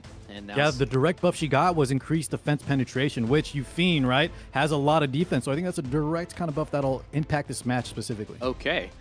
And the fourth pick, some more damage available for Xander finally. And Samu, some more control units. Both of these guys getting some combo pieces. Silverblade Aramintha, Requiem Roana are both ways to combo with command model Leica, but does Sama like the way his team looks? Do they combo enough? Whereas Xander's, I mean, you could take any one of these, and I think they combo quite naturally. I think we are more looking into what Samu is actually going to be grabbing out of the three. Ambitious Tywin, Requiem Roana, and ML Araminta. Time's up. Ambitious Tywin. Go for the Tywin. And a little bit Opsig. of a stack up with the Knights here. But yeah, Xander definitely got his pick of the Liturgy Clef. He wanted an aggressive unit in that fourth spot, and he definitely got it. And Opsig against all the shields from FCC is what I believe. And looking for the final pick, Roana, Rabi, Lua. FC ROL, a mid, and Carrot available for Samu. Sama's lacking a little bit of damage options here, and I think he needs to get a little bit more aggressive, whereas I think Xander would rather prefer something that gives him the utility. Lua, not so good here, even though you normally do like her, just because the Fallen Cecilia can block so many things, and I do believe Leica, the green Leica, is slightly faster in draft mode, so he is... I would almost say, yes. I wanted to say, I think Carrot has to be the lock in here for Samu because he only has real 2 damage carries there. If Abyssal Fiend was to get locked out, that could have been bad news. Because we have If you're going to take any unit into Spirit Isoline, Operator Sigrid, Carrot is as good as it gets. You're going to be able to do so much debuff-based damage to these units. All right, looking for the post-ban. What's it going to be? There's some potentials. And from Samu, Opsig Leica bans. Interesting. The Leica and the Sigret. Lots of damage removed. removed. Operator Sigrid has to be banned. She just does way too much damage whenever there's a Fallen Cecilia, and the Fallen Cecilia barrier is now a net negative. If you do not ban the Operator Sigrid, she has to go. And Leica gone just in case the Ran gets banned and we do not get the first turn initiation. And now with that, we start with Ran opening up for Xander. First game. Checking the CR readiness bar, Xander is going to go. However, Carrot does go first, which means he can strip this immunity buff Ran is putting up to allow the A Tywin that opportunity for the AoE stuns and defense break. I can do it too. Some good amount. Yufien with the counter. Yeah, luckily for Samu, Abyssal Fiend, no debuffs on the board. Here we go, though. Spirit Isoline. Unlocking that skill 3. Beautiful animation here. Spirit Gate. Immortality is set. And the team feels safe with the best adventurer. 27k, that's a lot of HP on Ross. Now we were Was that a the deep Ross break? pick here, but look at this. That S2 with that defense break, quite a lot of damage into our Mrs. Tywin. I do think that was a slight misplay though. However, Carrot is going to burn here. S3 comes out ultimate. Are we going to strip the immunity? Strips on 2, misses the Spirit Eye Celine. Burns And the that's Ross, the burns the important Robbie. one. Are you prepared for And this? Celine barely gets away with it, but I don't think she's surviving till her next rotation. Oh, No, I believe this could be it. Fallen Cecilia. This has 3 chip damage. Does damage, and she's gone. Yeah, I think that Ross really needed to put up the defense buff there. Having a 2-turn defense buff will protect your immortality and the immunity buff, allowing your Spirit Eye Celine to stay clean and stay safe in the back line. Maybe Xander thought he was safe with the mentality, but not I think anymore. Valk, she still, if Samu wanted to commit the resources, I think with the Subversive Fiend coming up, she might have still gone down, but you're right. I think that was the better play in hindsight. Oh, but now Abyssal, you think the defense breaks is just a little bit too much. As strong as a Robbie is, I don't think you're overcoming the amount of damage that's coming in from Sama's side. I expect a yield coming out here soon. Samu just looking so strong. Xander, nothing left, and there we go. There it is, 1-0. What a quick game from Samu. Fallen Cecilia doing a lot of work here, along with Carrot, Abyssal Fiend, and Xander, which, starting with Rand, this is kind of how draft goes. You think you have the upper hand when you pick 1 and 2, but all of a sudden, you're actually losing the draft, depending on what you choose, the choices you get. So that can be the tough moment or the bright moment of the drafting mode. And Yeah, of course, if you look at Xander's draft, G-Clef, he led off with the Ran, right, who has those defense breaks. We landed them, but then after that, we couldn't really capitalize with our DPS being Robbie and Spirit Eye Celine, both kind of a little bit slower, need some setup. He tried with the Raws S2, but as Valky pointed out, we did some damage, but we couldn't keep our hyper carry alive. So a little bit of unlucky drafting, I think, on the side of Xander. I mean, drafting is one thing, but I think executing on the game plan is really important as well. And talking about game plan, game 2 coming in, 2 speed options on Sama's side. I wonder if he's going to take them. We know he likes to pick slow and tanky, so maybe he just default into that Aiden. But if Xander goes for the Spectre Tenebria, that puts Sama down right out the gate. It seemed to me so far, in draft mode, it's good to have some damage locked early. Oh, instead now, Knockwall first I pick. thought he would take the Aiden as well, but yeah, opting to take the Knockwall. Interesting. He did say in his interview, right, he wants to show off his playstyle. So let's see what you're cooking, Samu. I like what I see, man. Sama flipping the script a little bit. He says, you expect tank down from me, but no. I can turn it up as well. Yeah, certainly. They're all equipped with actually very high gear score. Yeah, for anyone at home that doesn't know, the gear that Smilegate has put on these draft units is insane. Insanely Some of these high. units have ridiculous that I don't think any player would naturally reach. So that's why you might see some of these units be extremely fast, extremely strong, whatever it might be. Veronica, a Tywin. And then, how do we tank down? Ooh, double Knight pickup for both sides. Shadow Knight Pillar for Samu, and Xander goes for that Troublemaker Crozet. Veronica's a really interesting choice because I do believe he's very combo reliant, but in this exact use case, there is no combo to speak of, so a little bit of an awkward pick. Okay, Moon Bunny, Prior Witch for Samu. And they're looking for the final pick. Oh, wow. They can kind of, both sides here can kind of type their drafts. Xander, though, might be in a little bit of trouble. Does Samu all in? What does he pick? Rand? AOL? And then for Xander, does he think he needs another cleanse? I'm going to assume he's going to pick a damage dealer here. Probably Lancier Bellion? Bellion I will possibly? say both players are in a slightly awkward position. However, out of the 6 units we do have here, I do believe the best one here, Tempest Surin being picked up for Sama, and Xander going with the Bruiser Bellion. So both players packing in more damage just in case. Certainly, T. I Surin don't will mind be... this.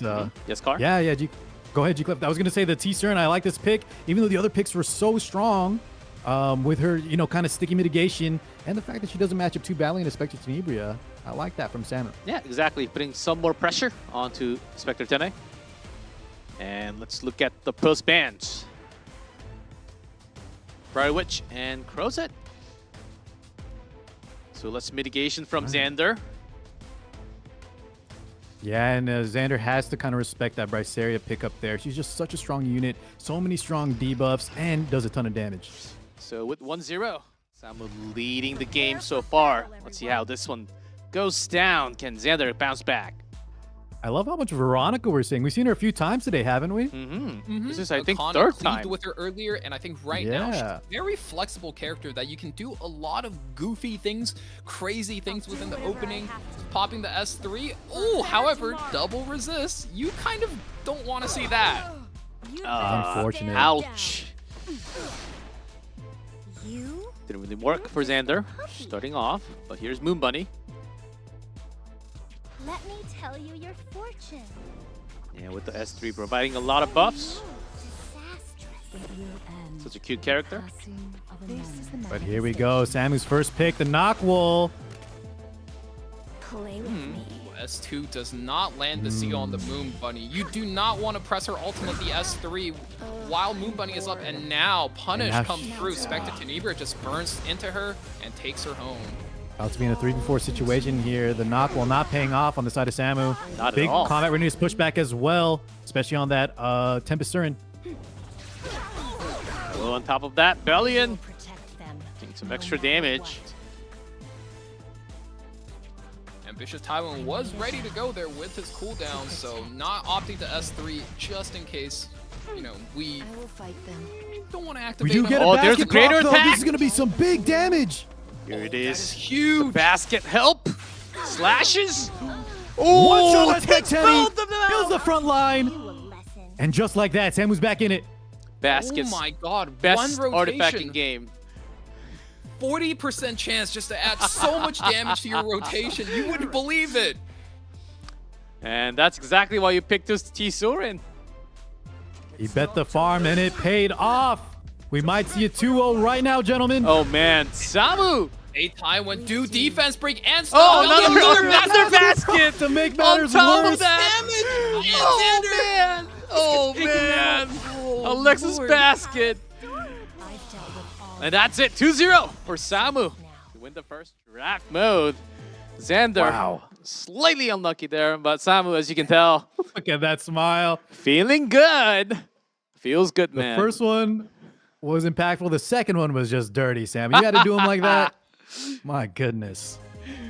Gotta feel good after those The moments. second one was purely for show, man. Oh, goodness. Now, great try from Xander, though. Did not get as Yes. fortunate. Kind of had hard picks, especially towards the end on the second game from the drafting there. But with that, yeah, win fast.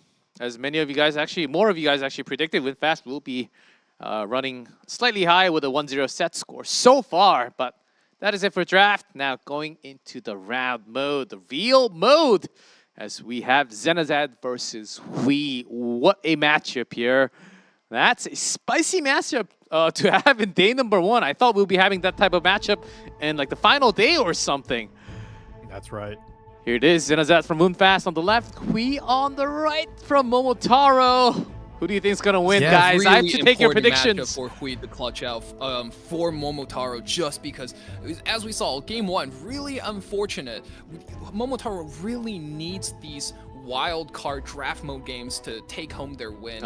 And in this case, I mean, with the E7 WC experience, Hui needs to take this mismatch against Xenazad and try to overpower him in this series.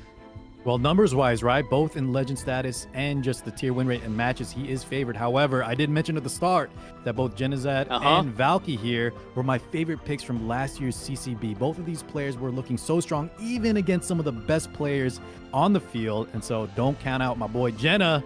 But yes, Valk is right. With them losing the first draft match, Hui's got to step up big time. We will see. Also from chat, I do want to see from on chat, like who you think's going to win from this matchup, especially Xenazad versus Hui. We're all looking One into real chat. scary fact that I would like to Yes, highlight Valky. about this matchup, if you look at the most pre-ban for Hui, he doesn't even care who he pre-bans. He'll play anything, and he says, I will win. That is scary. He's That's so strong, right. he doesn't need a pre-ban. Yeah, kind of funny. Tamarin Dan.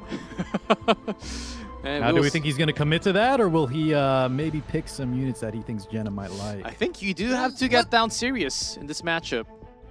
Well, strategically, Jen has been playing a lot of aggressive matches, so maybe he'll target that way, and let's see if that plays out. All Heading right into right. the match.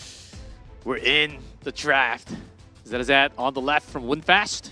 We on the right from Momotaro. Lua, Captain Landy, and we sticking with the bands. I love it. Giga Chad. Giga Chad. What? Oh my goodness. A character. Well, I was asking guys, and it seems like Hui is that confident. Doesn't even with his even team care. down one, G-Clef, this man is sticking to his guns. And what does that say about this hero? When a man doesn't even need pre-bans to play the game, he's still opting for Conqueror Lily as first pick. Genizad, though, not dropping the ball at all. We are going for the Bunny Dominion into the Zio. We saw that work so well into Light when Ace Trainer did it, or was it the other way around? It was the other way And around, now- but you said, Valk, that Jenna has been playing more aggressive, and we're definitely seeing it here. Hui responding in kind with the belly and with the skin looking so good. What will his third pick be? Thinking And I about think his options. one big question here is the Valky. Bruiser Bellion we saw in the draft mode, or was it a Tank Bellion we saw when Ace Trainer was playing? Now, those units have massively different matchup matrices. That's right. So, depending on what Genizad picks, it could get dangerous. I like it. He's taking his time, and we get to see more Bellion with the new skin. Oh, moving into Karina. Here we go. Tanking Saw that a down. little bit, I believe, from Yongi, really favoring that turn one Karina, or that first set of Karinas here. Hui also having it here, showing he's not afraid to take some hits. And there's no better unit to pick, very proactively, mind you, than when you are expecting to be cleaved with that Karina. 55.6% win rate in across all ranks in RTA, the absolute highest win rate, and there it is. Jenna says, okay, you're tanking it down. Hua great. Young. And Hua Young, can it please go through this time? Just Against one. those no attack units. Makes perfect sense. That's right, G-Clef. That was one of her recent changes, right? Instead of the HP differential scaling, it's back to 8 attack difference. That's And right. so let's see if Jen has got her geared appropriately to capitalize on the low attack units. Now, mind you, Hui is a player that doesn't play with any pre-ban, so he's ready for all matchups. But is he ready for these newly buffed units? Jenna really threading the needle here with a tech that Hui might not be ready for, but Faithless Litica locked in. Hang on now, that's a unit that can really disrupt Jenna's strategy. Yeah, perhaps on Guiding Light, most likely as well, to, combat that Zio on the other side. Not too worried with that huge speed he has on her. Huh. Hui twisting things around. Does he have a straight answer? Oh, I saw Celine with the skin for just a second. Designer Lilibet Last pick, against the Designer debuffs. Lilibet. This man has so many ways to dance around his opponent's strategy, but Jenna, I think, is so strong with that Hua Young pick. The Hua Young pick is just a positive matchup versus almost every unit except that Faithless. I wonder if he's just going to ban that out. Yeah, I think he might have to. What if that The Hua Young's changes made her a banned? lot bulkier as well. So Jenna looking to have a secondary anchor, and that's Abyssal Yufin. That is an entirely different strategy than I was expecting. He actually anchors it back down with a boss monster, and now I think love that Hui last definitely two, has though. a lot on his hands to play with for that ban. Does he still go for the Hua, though? The Fiend is also quite an issue. The Dragon ban or the Kick Girl ban. Hui still taking his time. And it is the indeed UB. respect the Yufine a little bit more, and Faith is literally banned out from the other side. And finally, a Faithless game is with just Hua way Young. too strong, way too disruptive, and I think on Hui's mind, he says, I have that Karina, I'll take my chances into the Hua Young, and we'll see how that plays out. Let's see how much damage she's going to provide. She is finally back in action. Are you going to provide? As here we go, starting with Zio. Jenna on the left, Hui on the right. First game.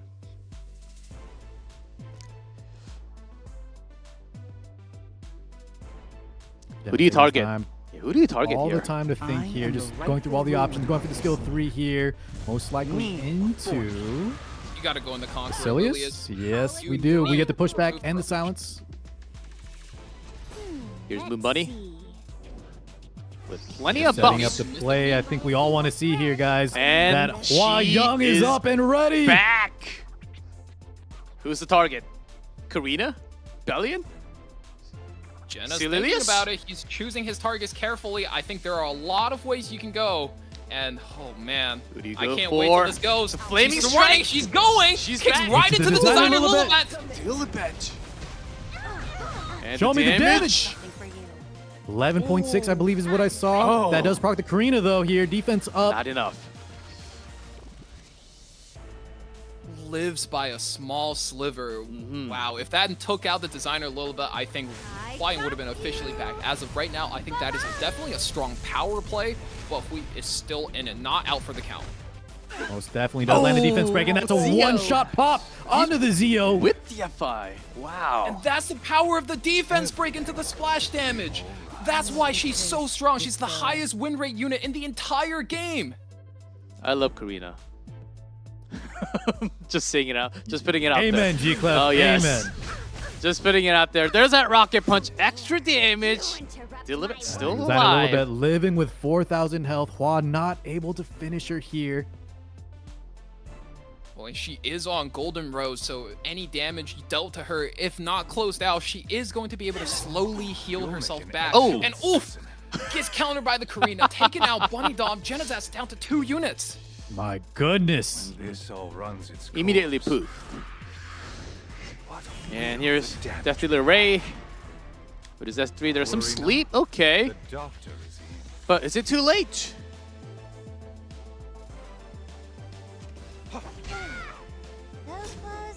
Oh, Emergency and the stitching additional comes buff through. Procs the passive, and she cleanses all the debuffs. No additional damage. And now the There's Hua that Young. Golden Rose. Look at that lifesteal. Bring her up about to half. Jenna's out in big trouble. It's not like the old Hwayang where she can 1v4. There's no way. She's brought back, but the power level doesn't seem as powerful. And there's Bellion. I believe that was with the Soul Burn. No crits to be seen, so we know that is going to be a tank Bellion.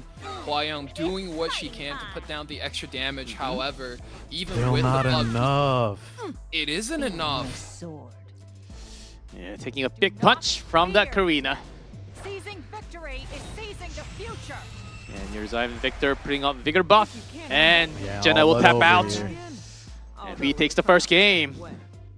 It seemed like from the What draft. a match. It really all came down to that Hua not having quite enough damage on the table to finish. That Dillibet still being on the field, kind of hampering what Death Dealer Ray is capable of. The Karina, big damage, landing the defense break, one-shotting the Zio. Just a little bit too much for Jenna to handle. I think that Karina really held it down, and she really shows why she's the highest win rate unit in the game. When the stars align, she gets activated, she gets that defense buff, she lands the defense break. Not a whole lot of units in the game can survive that whole ordeal. Yes, so far. Not enough for Jenna to actually take out that Dillibet. Was a big moment. We did see some good amount of put out from Hwayang, but certainly not enough to take out one unit. Maybe we won't be seeing Hwayang much at all, looking at the numbers. I thought we'll be seeing a lot more Hwa. He's a super gear-intensive unit now, and I don't doubt that Jenna has great stats on his units. But as we saw there, right, post-change, just lacking a little bit. She left a little bit on the table, and that's all that we needed to rally. Yeah, there were a lot of anchor available from Wii. And with that 1-0 score for Wii, we're going moving into second game. Abyssal Yuvin, Faithless Lidica will be added to the bench, starting with Janazad. Now, what's he thinking? Both of the premier boss monsters in the game are banned out. I wonder if Jenna picks up that first pick Conqueror Lilius as so many of these high-ranked players are favoring, or does he go for something a little bit more his flavor? Obey if you wish to live. The Oh, flavor right on the money. is Silius. Can he bounce You really back? can't blame him. Yeah, why fix what is broken when the best unit in the game is right there? Dang right. For a reason. What does we opt for? Hovering over this Archdemon's shadow. No way it's going to be picked here in the first big spot. Just taking his time to go Hui over is all the using that options. Arteem and Shatter to hype maybe like a Spectre Tenebria or a Zeo. I think both of those units are acceptable into the Conqueror Lilius. Zeo, there he is. Yes, that's maybe right. setting up something a lot more aggressive in his case. Starting with Zio can certainly help here. And with what? What's the combo with?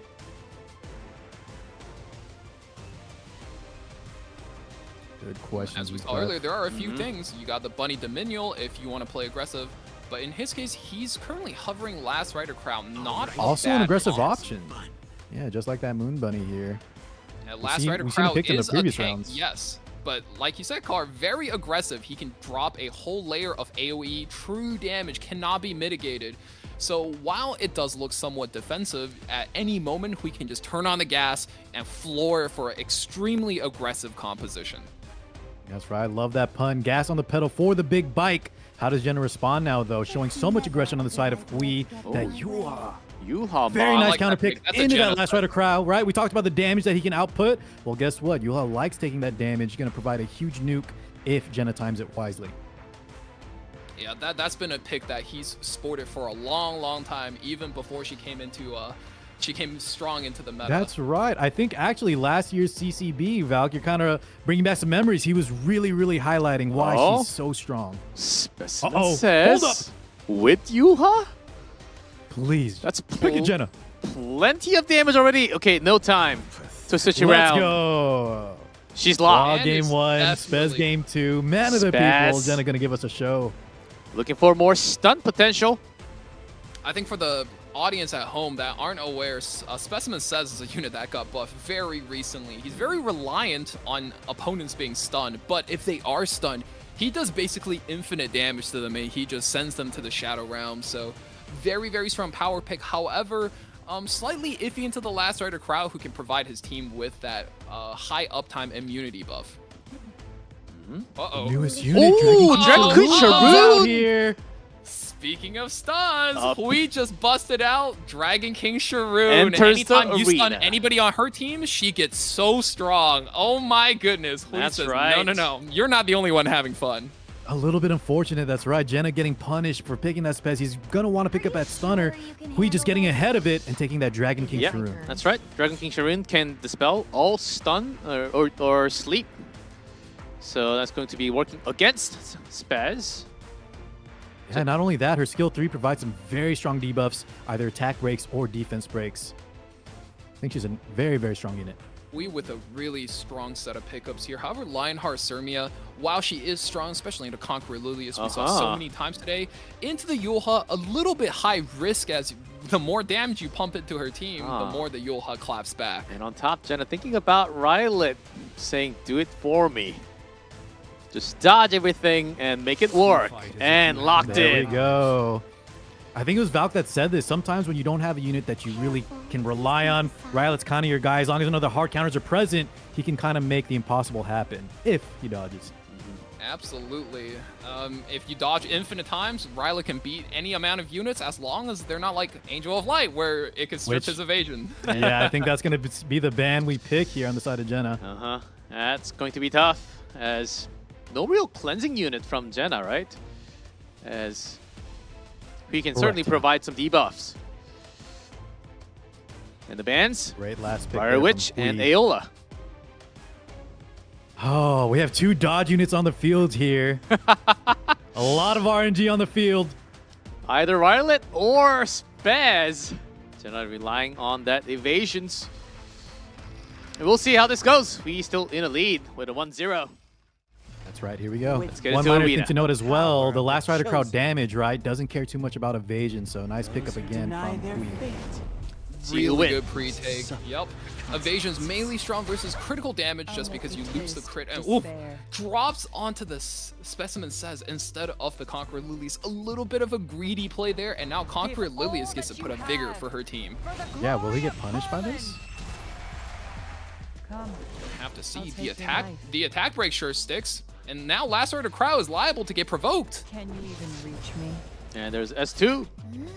And what a play there from Hui. And our evasion units are now protected as long as, you know, fingers crossed. She is. Misses on both carries. This is the big turn for the specimen. Yeah, no attack downs. And her class debuffs will break down between what you are. So for the Knights, we get that defense break, and for the Warriors, you see that attack break on the field. But which one do you go for? Are you ready? The big. Ooh.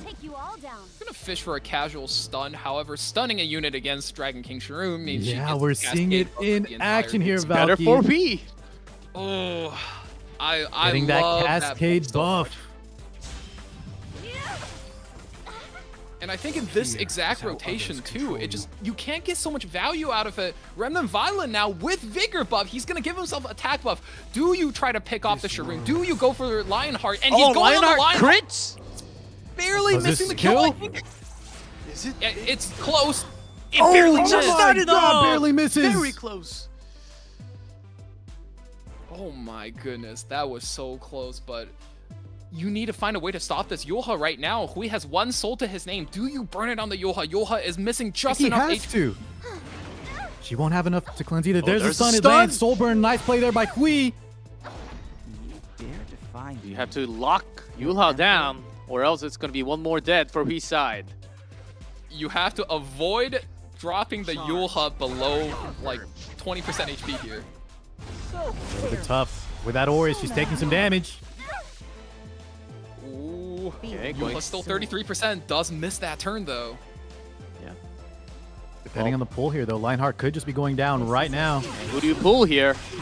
Ooh. I think you can pull anything. Ryla, that is your best pull. Takes out the Lionheart. It is definitely over. I mean, now down his biggest damage source, Hui needs to be able to play Zazio to perfection in order to close out this match. Without the serum, Does have the skill 3 available, but it might be too little too late. There's Yulha still there. Rylet, Spaz, all the options for Jenna. Soul burns reduces that cooldown. Not sure how relevant that's going to be, but let's see the damage. I think Yulha should die from the splash plus the initial hit. she's still alive! No, she lives at 1 health! Jenna showing No why he's way. a Yulha main. She's tanky just enough to survive Look how happy that, and the Jenna Warriors is. absorbs damage from the team as well. Oh my. For lunch, I want candy.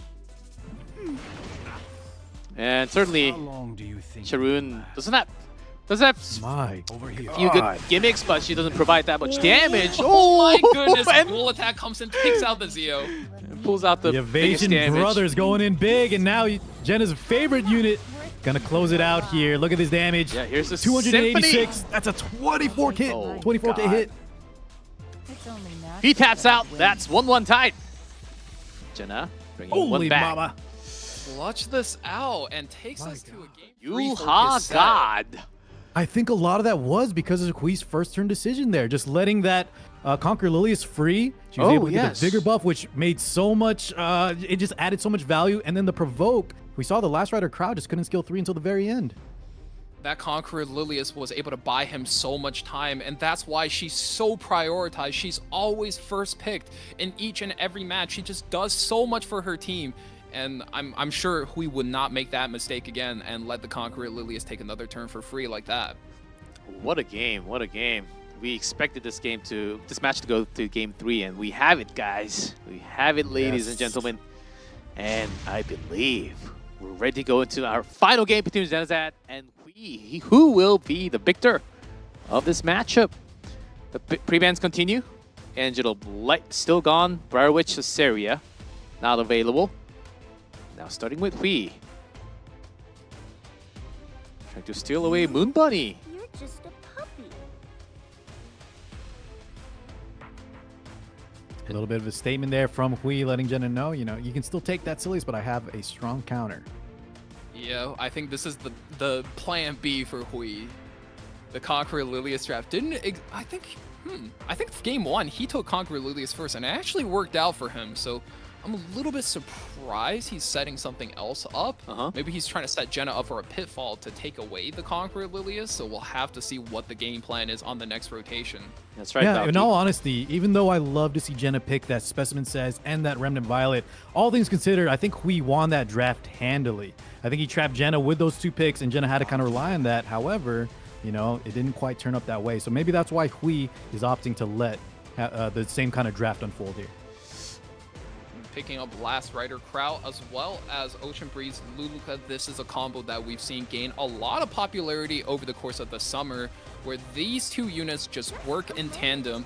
They bring something and that each other don't have. You know, one has Aureus, one has defense buff, one has healing, the other one has immunity, one has damage, the other one has cleanse. They just work so well together and cover so many strong things most units can bring from the game. Yeah, and also Jenna, along with that pair, hiding all his damage potential, looking to see what he brings on the table first. Yeah, that's a great Last Rider crowd pick too, because we saw Hui in round 2 really liked it. Even if it didn't pan out, it was going to be a strong pick for him. Picks their battles wisely. I don't know what Jenna's Speaking saying of at the strong moment, but picks. he's got a lot of comments from this draft right now. He's yapping all right. He's feeling good. After the last game, I saw G-Cliff. We saw his face when his Yula lived with 1 health. Oh, this man is that riding a raise. high. So he also hiding somewhat of his extra damage available. That Ray for the debuffs. I mean, for the first 2 games, we saw Hui commit pretty aggressive units in the first 3 picks, and I think now he's getting serious. He's sitting up from the gamer chair. He's doing his stretches. Oh yes, look he's how maintaining clean his health. Look he's how picking clean up his the bed Death is. Dealer Ray. It's so clean compared to Jenna's on the other side. Oh, here, Dragon Queen Sharoon against the Sleep. I think that's a great pickup there. Dragon King Sharoon is one of those units where Ray does not have a lot of counters, and Sharoon is definitely one of them. Anytime your team gets put to sleep, she just starts popping off.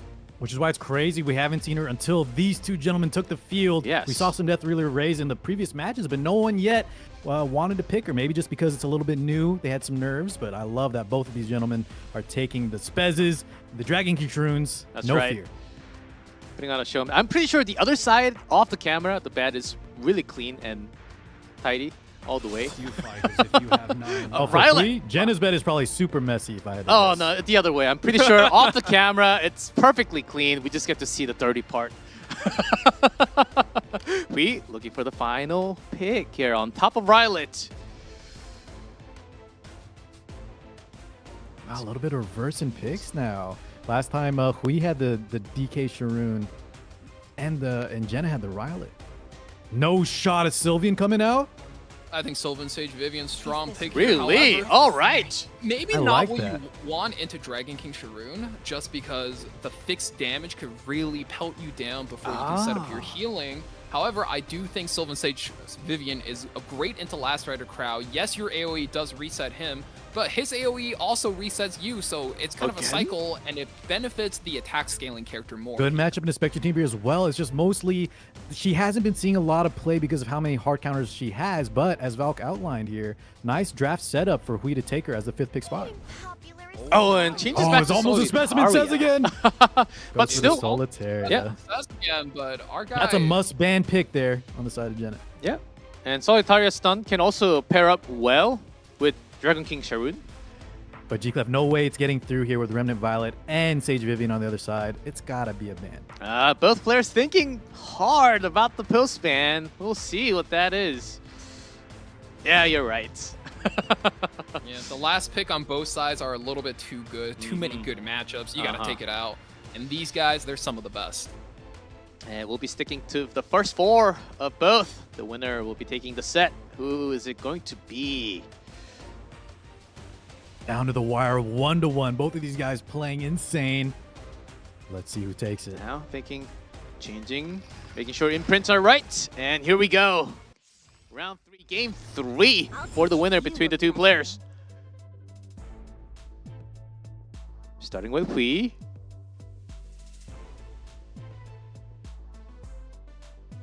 What does Hui opt for here? I like how they kind of take their time, even if they have the decision in mind. Just want to calibrate, get all the decisions underway. Goes for the S1, resist, of course.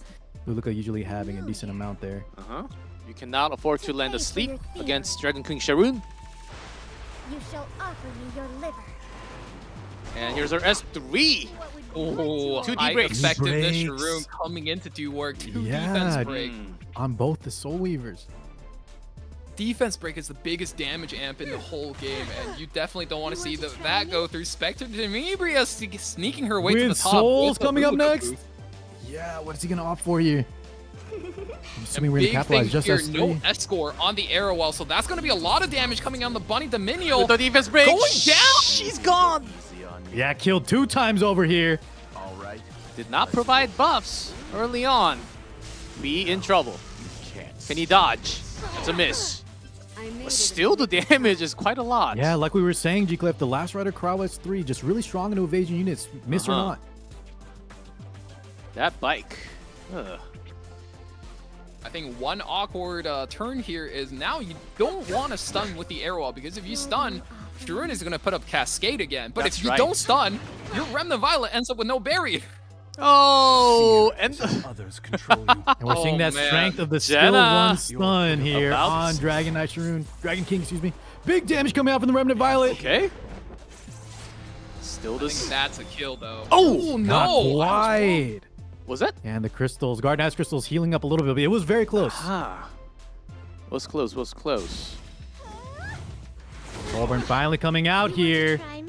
First one is a miss.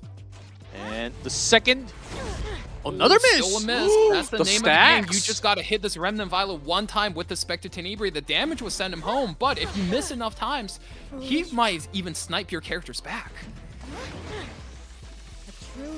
Dragon Queen. And back to SCROL. She does have stun available, but doesn't want to use it because of the Sharun. Just this Sharun living at low health. You just can't. The Sharun conveying so much value by just being alive. I think one play we could have opted for was maybe fish for the S3 on the Luluka. You would miss the stun, but at least you put a barrier for your units. Here is Deathly Ray. Do you trust me? I'm a doctor. Oh, you really can't do much. Shape my own That CR push, though, could be relevant here. Rylet on 4 One stacks. more stack, and who do we land? Into the Luluka. Into the Luluka. Oh, I think this is going to miss kill, though. Yeah, this shouldn't kill based off the damage we saw. Garden Ice Crystal healing her quite a bit. And Ice Crystals. But she has 4 focus.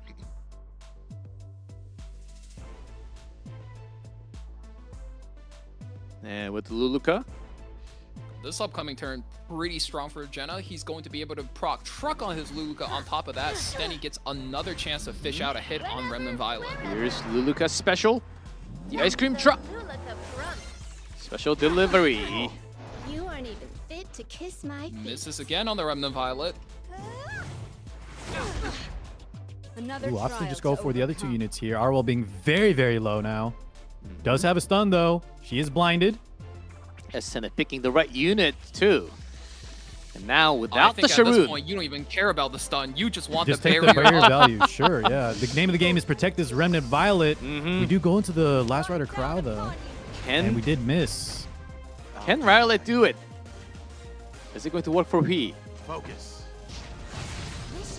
Oh, Big man. dual attack. Oh, Holy Sack. Holy Sack on the ROL. She is back Ocean on ground. Vial as well. We kind of rallying here. Scott's Holy Sack on the back. Back here and potentially just drop every advantage Jenna built up over the course of this entire match. Oh, man. That dual attack, though, was huge, because if we didn't know that was Holy Sack, Jen would be having to get through so much extra damage That's on top right. of that. It could have been worse for Genocide. No need to thank me. So there's that ice cream buff. 9 lives. And now Remnant Violet. This Luluka's so tanky, she actually healed past that skill 1 with the defense buff and the ice cream. So much. This Spectre Tenebria is going to have some okay time. Now that's 2 down on Wee's side. Still has to go through 2 more to get to S10A. Unless that Massacre lands on her. I think that might be Hui's 1 out. Right now, Genazad's in a position where he can casually just fish Spectre Tenebria hits until he hits this Remnant Violet. And Luluka's on 3 stacks as well. That's right, Once she Falky. hits 5, another truck is incoming just to strip more buffs and to be more disruptive. Yeah, this Another protective miss. line for the Spectre Tenebria is just so strong, so much to get through. Hui also doesn't have quite enough souls just yet to soul burn. Oh gosh, what a nail biter. 3 stacks and 4 stacks now. But here we go. Last Rider Crow doesn't have his skill 3, so we are going to proc. So this is 1 If out of he 3. Dodges. Okay, that's one. And 33%. oh, and it goes Oh, to the Spectre. Oh, That's God. what he needed. This is most certainly a kill. And These that's two units what we go. were talking about. If there's any time you're behind in a game, Remnant Violet can just turn it around for you. Jeez. 33%. It was a 33, and he did miss the first 1 and 4, right? But yeah, you hate to see it. For Hui, you love to see it here. Last Rider Crow, still no skill 3 available. Oh, that's a hit. Oh, that hold up, though. He got crit. Okay, hold on. Hold. Okay, but I mean, Everyone Remnant hold your Violet has Soulburn. horses. That's 2 more We hits. have Soulburn now. It's going to lead into a skill 3. Okay, no Ice ice Crystals. cream, no defense buff. have 9 lives. I think this is it, right? Full stack coming. That I think it's got. This kills a Luluka, S3 into the Last Rider Crown. That should be it. This world. Oh, interesting. Oh He was man, off for the just raw to be S3. safe, he is going to opt to naturally S3 the Last Rider crowd, taking him out. All right. 20k damage, Yeah. and that play. should be it. He Jenna had the seppuku full here. trust. And He this sends that Remnant in, Violet accepts his fate. certainly dodges well. That was a lot of misses.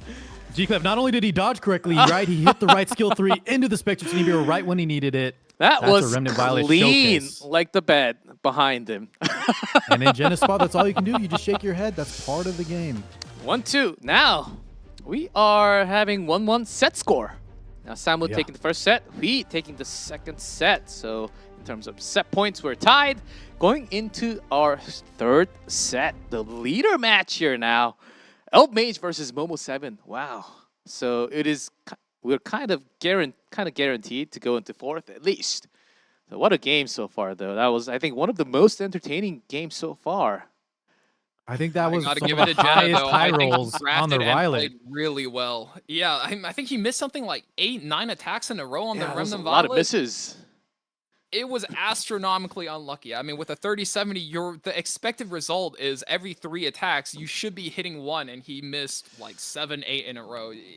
You know, at that point, you know, shake your head. You know, it's part of the game. It is what it is. I know. All you can do. At least we all learned one lesson. Before you pick Remnant Violet, make sure to go back to your bed and make sure it's clean. Maybe that's the secret. Make sure you make up your bed More before shade you being pick thrown Remnant on Violet G-Clef. for higher Fix chances. your beds, guys. If you're going to play in these tournaments, fix your beds or G-Clef's going to roast you. Okay, You know here's what, the Ben? tier Big 1. Club, Okay, I'm let's gonna talk clean them on my bed tomorrow, and when I play, hopefully my Every Remnant Violet day. will dodge just like that. Every day from now on, okay? Make sure your mom Every doesn't day, scream yes, at sir. you now. Here's a tier 1 match. Elf Mage on the left from Windfast. Momo7 on the right from Momotaro. A leader match. Ooh, look at that win rate from Elf Mage. 67. Wow. And that's only fourth, really. Wow, how is There's that 3 fourth? people higher than that. These guys are gamers. Wait, how's that fourth? I mean, Elv That's is crazy playing for high. Hall of Fame every season against some of the best in the world. Momo has a tall task to complete here. And the highlight here I want to make personally is look at Elf Mage's most picked units. He says, you are not playing the game. I am. Wall. Lua. Man, this guy's dirty. With the gears, I'm pretty sure one of the best gears from the entire global server. I mean that's I think his whole game plan, right? He wants to stop his opponent from being able to play EpicSeven. He wants to send his opponent on a vacation. That's right. The Lua reset cooldown, the Zeo silence plus pushback, the Knockwall also reset cooldown plus the bind, so you can't even counterattack. Elv is such an expert at stopping his opponent from playing EpicSeven and doing other things with their life. God, I hate those units. But that is definitely why they're so strong. You got to respect Which it. means If you're that going for Hall of Fame, which means they're the best units at the same time. Exactly. And we are right into the draft. Elf Mage on the left, Momo7 on the right, and Odin. Oh, actually, both banned Odin. On top of that, double. Belly and Zeo. Both players known to be going. Lua stolen away. Momo steals that Lua. Gotta love it. You can't let Elf Mage have that pick. That pick is way too strong. I agree. Great play from Momo7 out the gates. Oh, still contesting. It's going to be a quick one, gentlemen. Oh, yes. Bissell Yufin. I mean, Ran plus the best unit in the game. So this is a very classic strategy extending all the way back in Season 5 when Ran was first released. You pick Ran and you pick the best slow character in the game, And your opponent needs to not only beat the fastest character in the game, they also need to beat the best slow tanky character in the game. And that is such a stable strategy. I'm pretty sure that is still used today. And Elv is showcasing that right here, right now. Yeah, maybe we'll see. Can we see an Elvira? Can we see something come out? No, instead it's an Angel of Light Angelica on the side of Momo7. Very strong into that Ran. Same with the designer Lilibet. But we got to answer this Abyssal Yufine somehow. Yeah, Momo7 still hiding a lot of cards. Back to Elf Mage. So if you look at Momo's setup, he has the Lua, he has the AOL, and his only damage dealer is the designer Lilibet.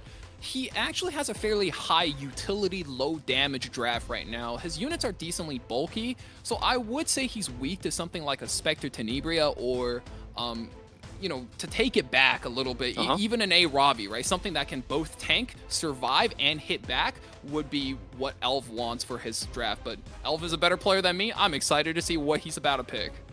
I think we will see that. Maybe a second kind of anchor unit. Instead, Politis comes and joins the field. The first one we see today. And Emma Ludwig. My God. He's ready with the damage and speed. Oh, and he's all out. An Edward. Speaking of bad win rates in the WCG, Clef, this man had one of the lowest. Certainly in the 30s. It was certainly lower than 40%. But you can't count him out, right? When there's debuffs on the field, that rebuttal, those spikes, could make or break the game. I think now Elv needs a faster unit that can help him bridge because, yeah, you got a lot of damage. You got the Politis, you got the Ludwig. These units can push themselves, but can you get there? That's the question. And Momo7 to finish out his draft. Ikarina. Locked. We saw this unit work more than enough times today. We know why she's one of the highest win rate units in the game. Yeah, great last pick there from the side of Momo. I think I agree with Valk. We need some kind of another sort of setup unit here on the side of Elv, unless he's going for straight disrespect and assuming all his units are fast. Oh, yes. Certainly Sea Lilius is also available, but Fire Lilius instead because you got a lot of attack power. Oh, that's a really interesting setup. Also, against Lua, I guess it makes sense somewhat. Against Lua, so she can CR push herself. That's right. To then Soulburn to push your Ludwig.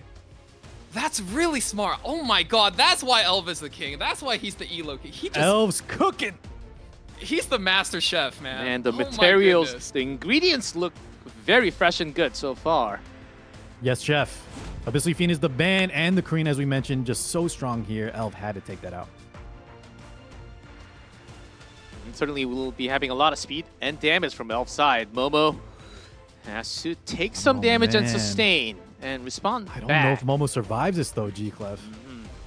I think Momo has a lot of disruptive utilities. You got the designer Lilibet, you got the AOL, but these units are also very victim to the Politis, so we'll have to see how they shake out. Oh, 1%. And when all said and done, the Edward debuffs are also going to matter. There's a lot of factors I really would like to see play out. Lua, however, taking the first turn above Elf Mage's Ran, though, not something I expected. What the? Was off by 1%. Outsped? And Lilius taking a nap on the back. And the deep break. Wow. Defense break into a What just happened? Is that a Lua or is that a Cerise? That Momo 3% 7. could be the deciding factor already. Lucky 7 right there. That deep break into the Edward, the one he needed to get that kill. Show me what you can do. Oh my God. Oh my God, Elf is in a really tough spot. Oh, and then Elfmage just taps out. Well, you know, you got to respect that. Does happen. Really like how the match clean we saw matches with go. the RNG. Does happen sometimes. Does happen sometimes. But that was quite lucky. Quite lucky. That could have been a speed RNG into an RNG dual attack, right? So It has to be. It has to just be. There's brush it no off, way. Elf. You know he's got the mental fortitude. Some people do say, though, Elf sometimes doesn't have the best tournament performance. Maybe this is the reason why. Yeah, he has been having a ton of luck, especially onto that game. So we will be diving in straight into our second draft now. And the prevents continue. No Karina, no Yufine. And Lua Like going you guys into said, Elf's part of the phase. game, you just gotta shake it off, go next. Takes And that that's Lua how clean first matches pick. go. If the stars line up, then you win. And if you can't get them to line up, hey, go next, we'll win the next one. That's right. Dragon Queen Ooh, Sharon okay. first pick against Lua. Wow, Momo. Okay, I see. That's you. pretty high up in the tier. Oh, for that Dragon King Shroon, guys. You're seeing her multiple times here from some of the best players. Her banner's currently available. That's right. Good She's luck. available for the pulls. Everyone. Don't pity like me. I had to pity 3 out of my 4. I didn't full pity G-Clap. It was close, but it was pretty much a pity. Yeah. All right, let's go Momo picks next here. And I gotta imagine he's feeling good. I do respect Elv just kind of yielding out so early. Sometimes you want to take the time to think, go over what happened, but it was so fast, nothing really to, digest. He just got some bad RNG I there. think that definitely shows confidence on Elv's side. He knows that his draft was probably there. It was more so the lack of, the wind Luck? blowing into his sails, right? The lack of luck, yeah. Yeah, AOL Stenny, there we go. We talked about this before. Dragon King Shroon is a strong unit into a lot of the meta picks right now, but very, very, very weak into AOL. Her AoE triggers AOL, and if she gets tagged with unbuffable, you can't cascade. That's right. And on top of that, a lot of light units. Maybe Captain Landy for Momo. I do think Momo goes for a pretty solid pick here. If there's any DPS unit you want to take into that Spectre Tenebria, nowadays it is that Navy Captain Landy. She is going to be able to, you won't be able to counterattack her, but you will be able to counterattack other units. And when the salvo comes, Stenny can only survive so many of them. And Knockwall. To lock down some passives. Knockwall's a really interesting pick for Momo here. You don't usually pick her into the Lua, but I guess he's feeling himself here, especially after last game. His movie's at level 14. Mine is also unleveled. That's an OG thing. Only the newer players got the movie built up. Abigail, though, potentially here to protect the back line. However, not sure if Elv is actually going to lock that in. No, Speeding instead things we up. go for the Regran. Definitely on brand for Elv Mage. Oh, and he's hovering the Astromancer Elena as well. Maybe he's just looking to block the counterattacks and start running it down. Maybe on top of the D-break. You're looking to finish it up and cleave. We're seeing this young guy again. Eternal Wanderer Ludwig coming out. Pretty good. I think he's won a lot of matches, right? Anytime he's picked, I feel like he's pretty successful. Yeah, I think he's 1-1 now. Or what was it, 1-0? He's, I would say, one of those cleave DPS units that's kind of transformed the game. Because in the current meta, as you see with the Abyssal Yuffie, Navy Captain Landy, it is really hard to play something fast and loose and aggressive. But because you can just ban out Bellion and play Soulburn, Eternal Wanderer Ludwig always finds a way. Yeah, well said, Valk. Last pick here from Momo is that Celine with the skin.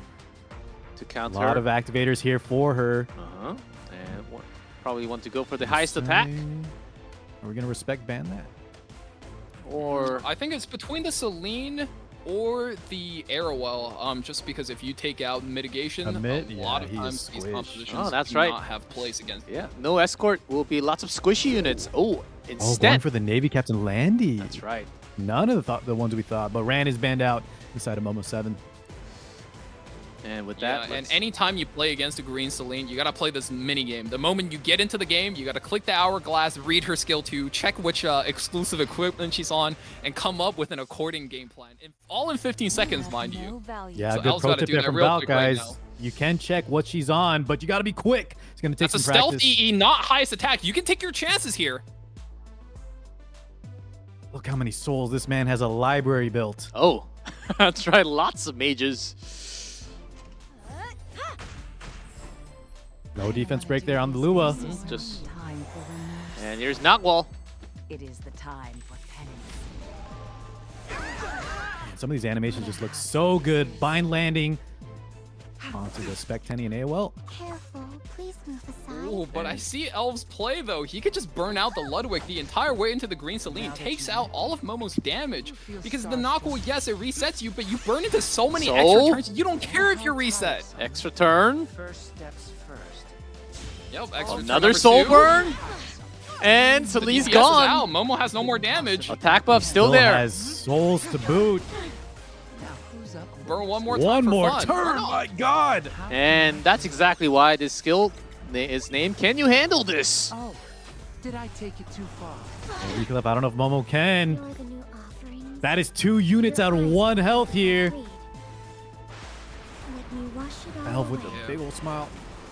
Regardless, Momo's going to try though. Sharoon drops attack down on all 4 characters here, but 2 of your guys are on sliver health. I don't think you can sustain them, even if you attack down the Spectre Tenebria. She just does that's a little right. bit. Man, no damage on the Elfmage table. just running it with the souls. I think we need to have a limit of how many books you can carry into game. I mean, say that for the longest time, G-Clef. Too many Taga hells, dude. I think that's why Ludwig is so strong, right? Your opponents can try to come up with all of these countermeasures, but if you don't stun him, if you don't put him to sleep, you don't force him to go to that next turn, he can just soul burn out of anything. He has a soul burn on the S1, meaning he could burn out of silence. He could burn out of turn resets, and the rest, we saw it play out live. Yeah. One other thing too, Valk, masterclass ban from Elfmage. We were predicting either an Arwell or a Celine ban. Elf had a game plan. Just take out the Landy because she has that anti-crit, kind of an unknown factor. He already knew from the get-go what he was going to do. Certainly went fast. And that's That's the power of a Hall of Fame player. The level of thinking he has is just, and it's an entire level above us. And a lot of us are Emperor players. You know, we're not bad. His brain is massive. Oh man, I'm loving these matches. And going into this one, Lua taken away from Elv again. We can see so much power when you're playing a speed-focused playstyle. How much attention this Lua just commands. And now pick fast from both players. Momo responding with Crow. From win fast to pick fast. Elf, though, kind of slowing down a bit here. Usually going over the top of the Lua this time. Considering his options, you can see a thinking face going on. Maybe kind of see what he wants to cook up. 1-1 though, guys. Elf has to clutch this out. So it's going to be 33 seconds. You try more mages again with the soul burns. Or there's still a lot of starting heroes available. He has a lot of options. Probably why he's taking his time. Like Celilius. He's formulating the entire game plan here. He's thinking the next step ahead as well on his 5th pick. We'll see him lock in shortly that's ultimately the issue, right? You have the Lua, you have AOL, and LRK, while this is not a lot of damage inherently, you can just, you know, once again, always, when there's LRK, you floor the gas all the way in. Yeah. A fallen CC and a hand guy pick here. Yeah, taking down kind of big talking time. about Fallen Cecilia earlier, not like a premier knight, and I don't know, maybe predicting a little bit more damage from Momo, but unless you hardcore need those barriers, you know, sometimes other knights are a little bit preferable. Does Momo have anything against those barriers? Obsig? Arunka? I think another really underrated aspect about this Fallen Cecilia is if you ban out the AOL, you have that barrier protecting versus the Lua. Lua only strips 1 buff, and the 1 barrier she can provide protects your first turn immunity, which That has lets to be the you play, keep right? all of your cooldowns. Oh my goodness, from Momo! Emolaika! Those last 2 we kind of seen in previous seasons here, the Architect Leica plus the Strays, just a duo of damage. This is a bit of a disrespectful play here from Momo. Normally you do this if you think your opponent's real slow, but in Elv's case, Elv has a Bunny Dom. I don't know if I would bet against Elv's Bunny Dom being slower than your units. He may have let that turn 1 game where he outsped Elf go to his head. We're gonna have to see if he's cooking or if Elv is the one that's guessing the speed wrong. This is a huge speed contest, mostly between the Bunny Dom and the Strays, because with that green Celine pickup, I'm willing to predict that actually Strays gets banned out here. There we go. Yeah, so this is going to be a speed contest between the Bunny Dom and the Architect Leica then. And if I had to bet, yeah, I wouldn't disrespect Elv at all. In fact, I think he's going to be a little bit faster, but we'll find out here right now. Go into our 3rd game. Lua does win. Looks like somebody Big time. forgot their place. This gets a little bit scary. Lua, you know, only has enough tools to take away the barrier for this FCC, but she does put speed buffs on. So it's up to this Angel of Light to silence the Bunny Dom, or for the speed buff to let the Architect Leica overtake the Bunny Dom on the CR bar, and it all comes down to this. Oh, this AOL is pretty fast. And how many debuffs do we get? Uh-oh. That's not good. And here's Dominio. Uh-oh. That's a 1. Now the hand guy gets pushed up. Hand guy could. Oh, cleanse. That's a 2. And with that FCC coming up next, Elf has a ton of options here. Cleansing everything. Just provoke. Could S3. Just get this Leica out of the scenario. Good, more damage. Is gonna opt to play a save. We S3. We give them a skill nullifier 2 based on this AOL. But whoa, wait a minute. That FCC is on crit. That was a lot of damage coming through. That was a lot of damage. That spear doing tons of damage. Plus skill null. With this skill null, though, this very well timed here. Arctic Leica going to get a lot of her effectiveness cut out. Not going to be too impactful for Momo. Don't come near me. Oh, burns that. Doesn't land the target, Painful. and she's going to lose her first turn. That's going to be... And she's going to die. Yeah, with the attack buff. Architect Leica gets knocked out right here, and now the Spectre Tenebra is sitting so safe behind 3 absolutely bonkers tanky units. You ready, partner? We do opt for the soul burn here. We're lacking some damage. Momo's got to go in. Yeah, with the CR pushback, they are going to be waiting for their turn as Elf Mage. Looking good so far. There's a strip. Getting the skill nulls off. Looking okay so far for win fast.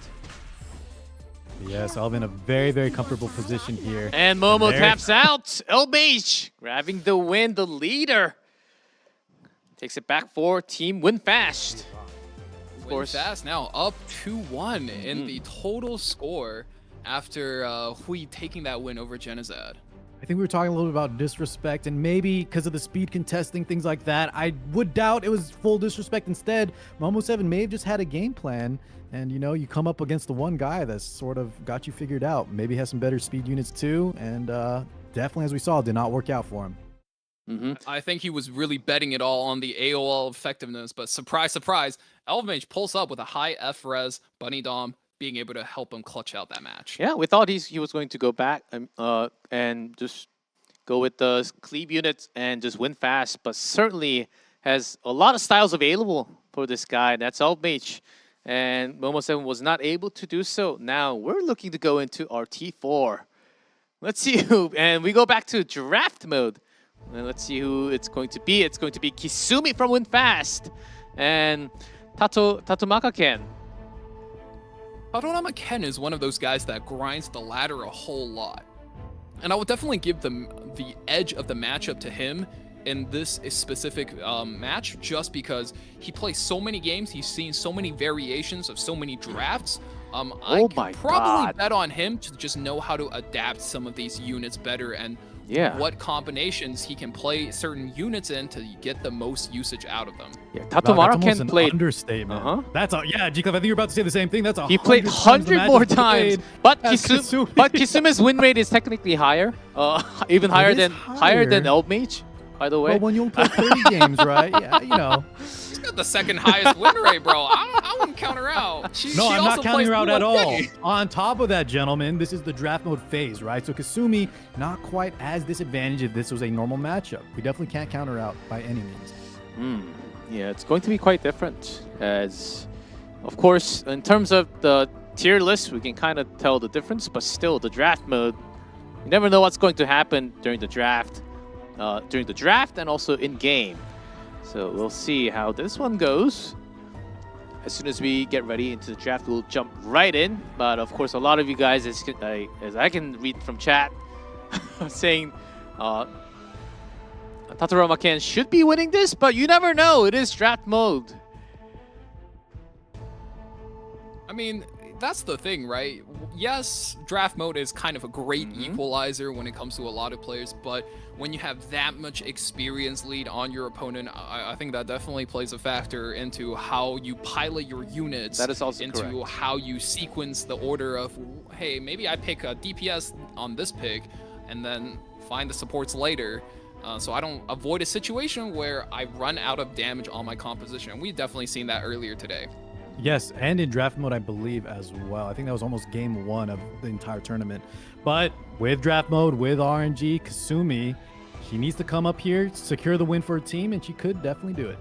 Yes, if Kisumi wins, that will be a 3-1 victory for Win Fast. And And if not G-Clef, we go get to game 2 5. game 5s of the night. My God. And I wonder who we will get game 5 if we go to game 5.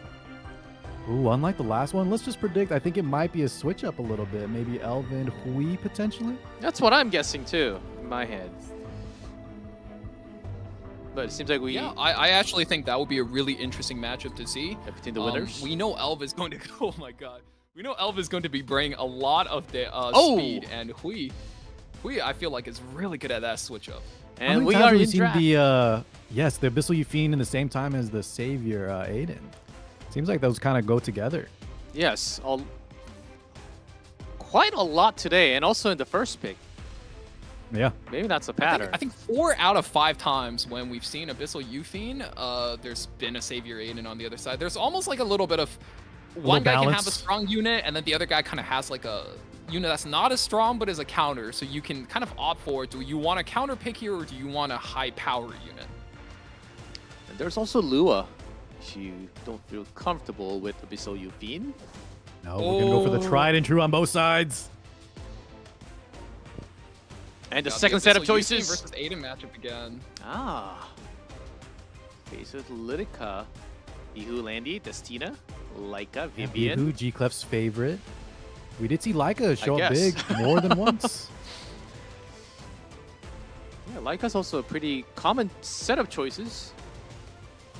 I think Tadorama's looking at 2 really good units here.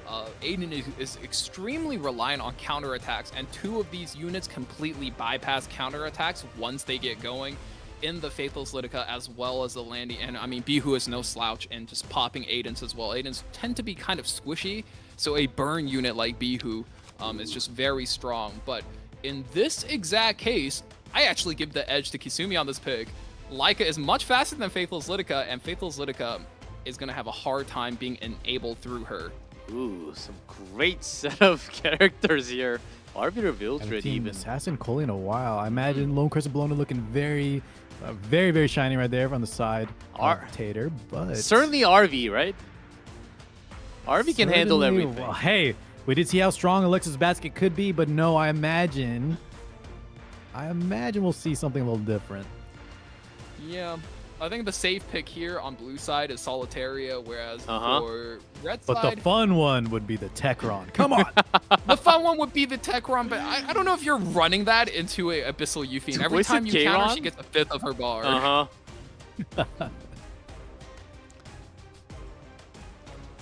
we're going down to the wire. Yeah, I do imagine we'll see Solitaria. Maybe Lone Crescent. Oh, no! G-Clef!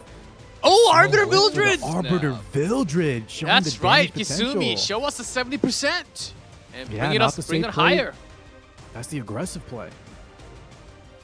Oh, ace. And I don't know what got put into the system. Tadorama is now looking at 3 extremely aggressive units. Yeah, that's right. Potentially to open up his draft. And Well, we saw how strong Crescent Moon Rin is, especially when she gets those RNLs rolling, right? Then we saw her take like 5 turns in a row with like 2 stuns on top of that. There's no Could be way a nice that happens disruptor again. unit. Oh, she's picked. Oh, God. And they're racing into Assassin Sid. Oh my goodness. Oh. These guys are ready. Can we go? Let's throw go all hands. speed. I mean, all damage. I like it. It's going to be fast. Revenant Violet on top? Yeah, I think that's kind of your lineup. You could maybe take a Dorvis as an anchor, but no, that's too much damage.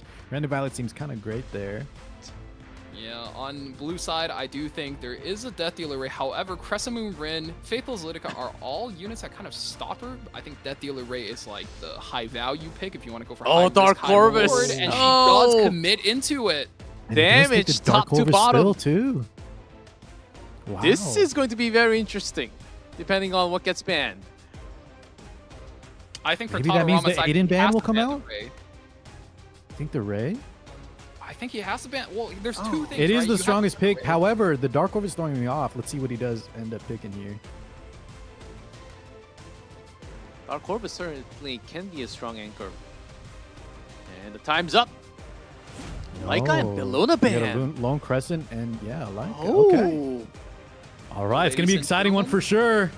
A lot of We got a fast race units. on our hands. Acid versus Crescent Moon Rin. And Who then we goes start. first? Oh, 3% off. Acid. Yeah. Assassin says A lot of snags times that you can for know one. the base speed of the draft mode units. I'm wondering how experienced these guys are. Mm-hmm. Acid, though, taking the first turn. Pretty commanding. I believe I will win. I imagine with so many Sky Stones on the line, you have to be doing your research for this. One hit, gone. Yeah. And the next That's target? the problem with picking that Crescent Moon Rin. Yeah, Tadorama not taking any risks with the S2. We're just going to try to reset the Ray. 5-turn increase. Ray is not going to put any dent on our Dark Corvus. And that Dark Corvus, along with the Abyssal Euphane, is now the long-term threat. Kisumi needs to find a way to be able to disable both of those units without relying on her Ray. Yeah, I think she does have some options. But depending on if we get attack up is one of them. Faithless Litica gets stripped there. That's kind of an easy take.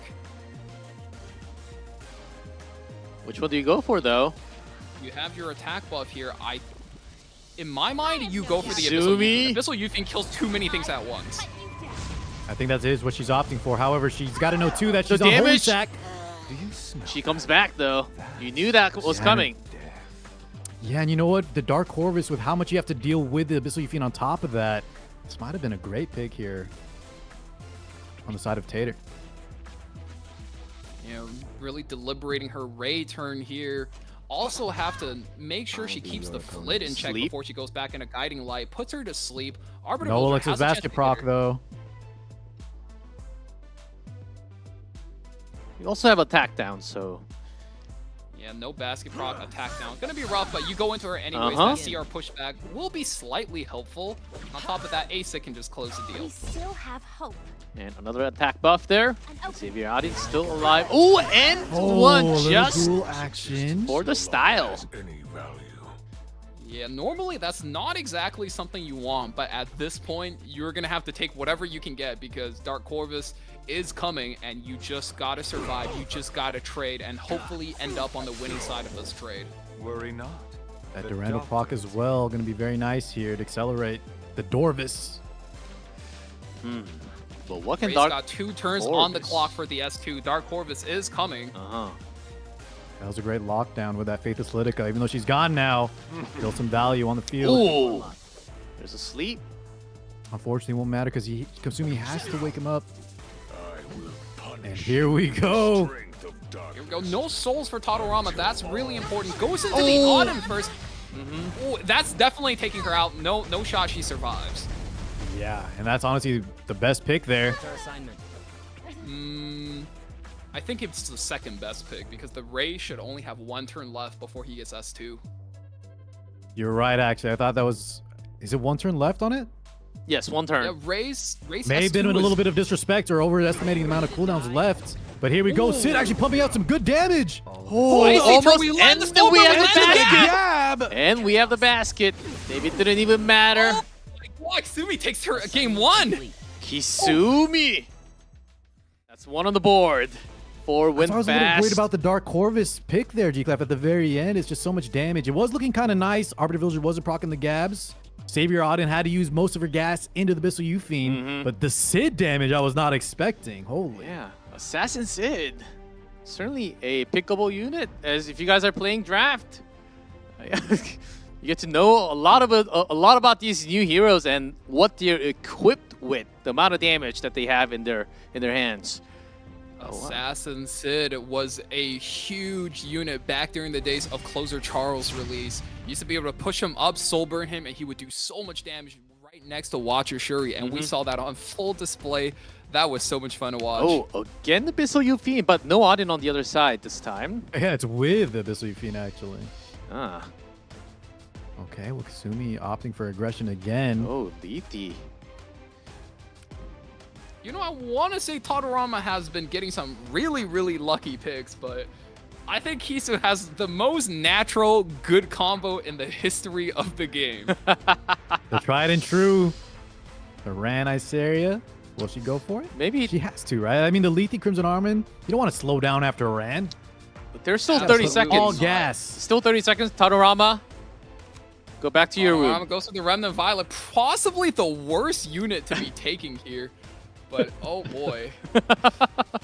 As long as his bed is clean, should be doing good amount of dodges. My goodness. Oh my god, and the aggression just piles on for Kasumi. Watcher Shuri, Yeah. Assassin Koli, but I think Tadorama has a pretty good pick here in the, who we used to call the Minister of Defense. Well, based on his last pick, he might actually offer something else. Oh, Assassin Coldy. Yeah, I'm predicting a Watcher Shuri for blue and a Troublemaker Crozet for red. You need a real strong way to protect both of your units, your anchor units, and I can't think of a better one than Troublemaker Crozet. Do you guys know who's faster? Is it Tenebria or Ran faster in the draft? Ran by I far. think most certainly is going to be faster, yeah. Oh, going for the Tenebria. What did I tell you, Valk? I knew you wanted the Troublemaker Crozet. Uh-huh. However, this man is cooking. Oh, wait. I'm starting to see another out for Tadorama. In his case, because he already picked the Spectre. Fairy Tail Tenebria. Now he also has a Crescent Moon Rin. If he's willing to bet that he can take turn 1, and it can actually be quite disruptive to Kisumi's overall strategy. The Tadorama, unless you mean that Kasumi has the Crescent Moon Rin? Oh, my bad. I read it backwards, yeah. All good, but I do think maybe there's still some counterplay there for the side of Tadorama. But yeah, definitely some questionable choices. We're going to have to see what he's trying to create here in terms of combos. Kasumi kind of has a natural game plan for her.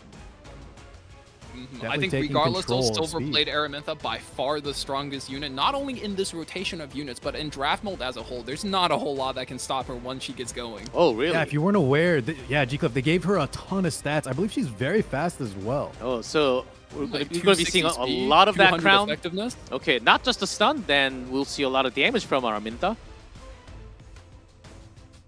And if she is also fast enough, maybe Commander Pablo? Oh, Landy. Certainly a great choice all the time. And top model, so Kisumi has a ton of damage regardless of what happens. Full on aggression. Can Tadorama survive this? Oh, man.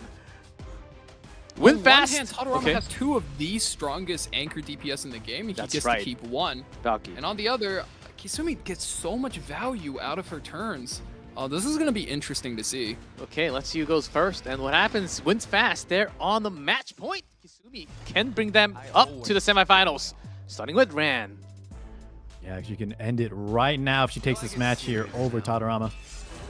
Oh, Fairy Tail's not that fast, actually. Yeah, it looks like we're going to just have a commanding first 3 turns on the side of Kasumi. Oh, there's a slash. Could be all you need in a mode like this. Ooh. Look at that damage just from the Ran alone. Quite a lot. And we continue with Crescent Moon Rin.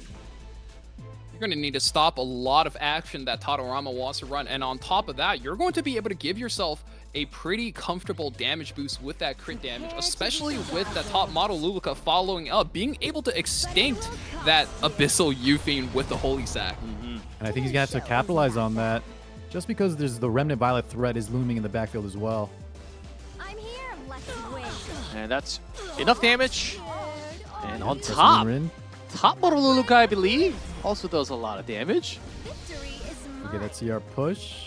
Yeah, top model Luluka hits hard. She's kind of an OG unit. Hasn't been in the spotlight for a while, but especially through her defense, but show me that power! Most certainly dead. Oh, yes, 35K! Through the Holy Sack. Yeah, there's well, no Holy Sack here. Can't come back. There's only one thing left to do. There's one decision. You either pop the Tenebria. I think he's got to pop the Tenebria here. You got to give her some respect. She's going to lock you down. Okay, now it comes down to 1v4. Let's just sit back and watch what happens. Let's figure out if Tadorama makes his bed in the morning, guys. Yes. Is it clean? Let's see if that equation follows or not. Okay, there's one. I'm here. But there's a lot of buff on top of them, even if it's a miss. 2 misses. Okay. The Soul Burn didn't quite pan out. There's still a skill null on 2 targets. Yeah, we have to just let those ride. Can't do too much about that. Here's a solo. That's a start. Now 1v3. That's a big plus 5k heal there. He's now topped off. Another miss. He's dodging. 4 stacks. This is a big one. This is a pivotal moment for Kasumi and Tadorama. Tadorama can. She technically has 5 lives right now. If she hits, though, yes. We have 2 skill nulls on the field. That's right. But she could just kill it. It also depends There's which a miss. target. This massacre is Into gonna the go Shuri. into skill Okay. null. A little bit favorable there on the side of Kasumi. That's one shield gone. We still get the lifesteal though, so he's back up. Gonna have to chip him all the way down again. Oh man, this is rough. Oh, another miss. Okay. Whips another. However, top model Lulika cooldowns are back up. She did get a kill Already? earlier, so she was reduced by a turn. Oh, and yes. now she could potentially punch really hard here, even through that miss. Great Speed advantage. buff He's a on the big Watcher Shuri damage. means he's going to be able to lap, so lots of damage coming through with only one stack to the Remnant Violet. Good insight, Valky. Oh, and that's a hit. Oh, that's GG. an orange number. It's a crit. Kisumi, 2 zeros. And win fast. Indeed, they will. Not a 3-0, but still with a 3-1. They will win my fast. God, guys. Kisumi with the 70% win rate. Wow. I know I was saying it because we were talking about Tadorama having like 3,000 games, Kasumi having like 5. But that just shows you, right? She is a good player. She knew how to draft. And in that draft mode format, if you don't play a lot of games, even if your gear's a little bit worse off, you saw it right there. She took it home. Oh, man. I just want to like to highlight the fact that RNGesus giveth, RNGesus taketh away. We took that match earlier with the Remnant Violet, and the exact same configuration, right side Remnant Violet, lost last game for his team. Holy moly, what kind of karma did we get? Life doesn't give you everything sometimes. Yeah, it was certainly one of the more interesting matches with that Riotlet surviving for such a long time. But man, the draft mode has been such a kick, such a nice format change into CCV so far. And that's going to be a win fast, but I think we have the results screen ready. But make sure to go and check out all of our content creators, even if they lose. Yeah, here's the result. Oh, that's the one from before. Yes, we did indeed have that match result from the first match. There's a little hiccup for the production, but all good. Yeah, no worries. Great games nonetheless, man. Down to the wire. Unfortunately, we didn't get that game 5 on the second set. There we go. As you guys can see here.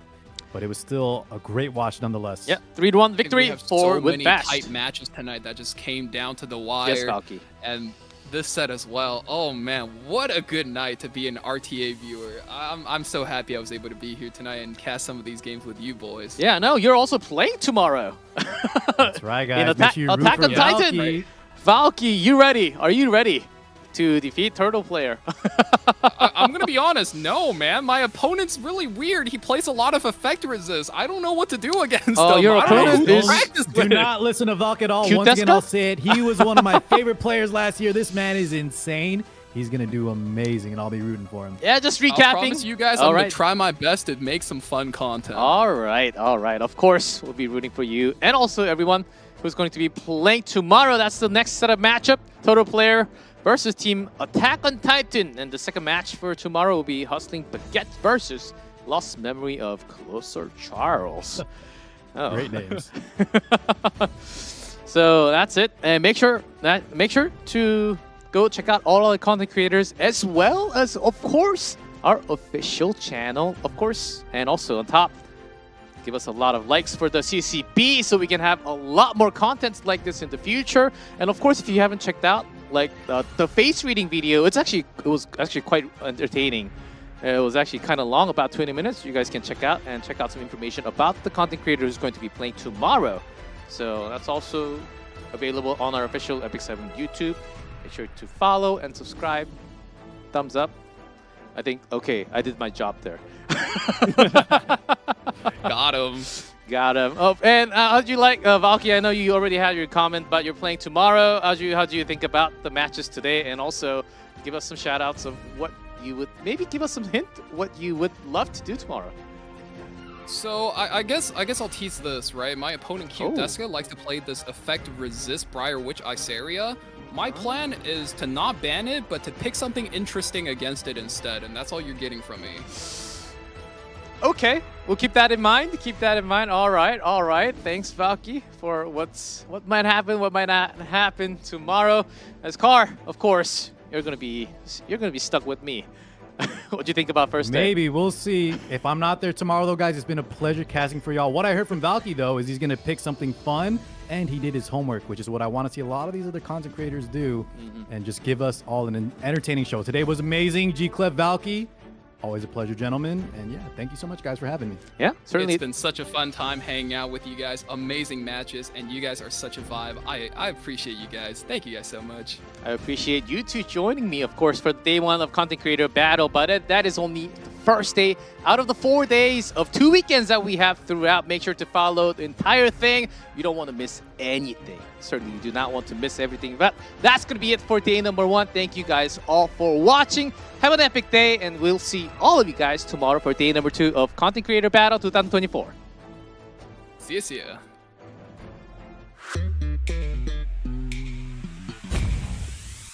Here's a speak here on Kenny. I said it. What the? It is over. Show me one more. The 1-2. 초비상 끝내야 할 때 마무리가 안 되고 나니까 이게 넘어가는 일만 있고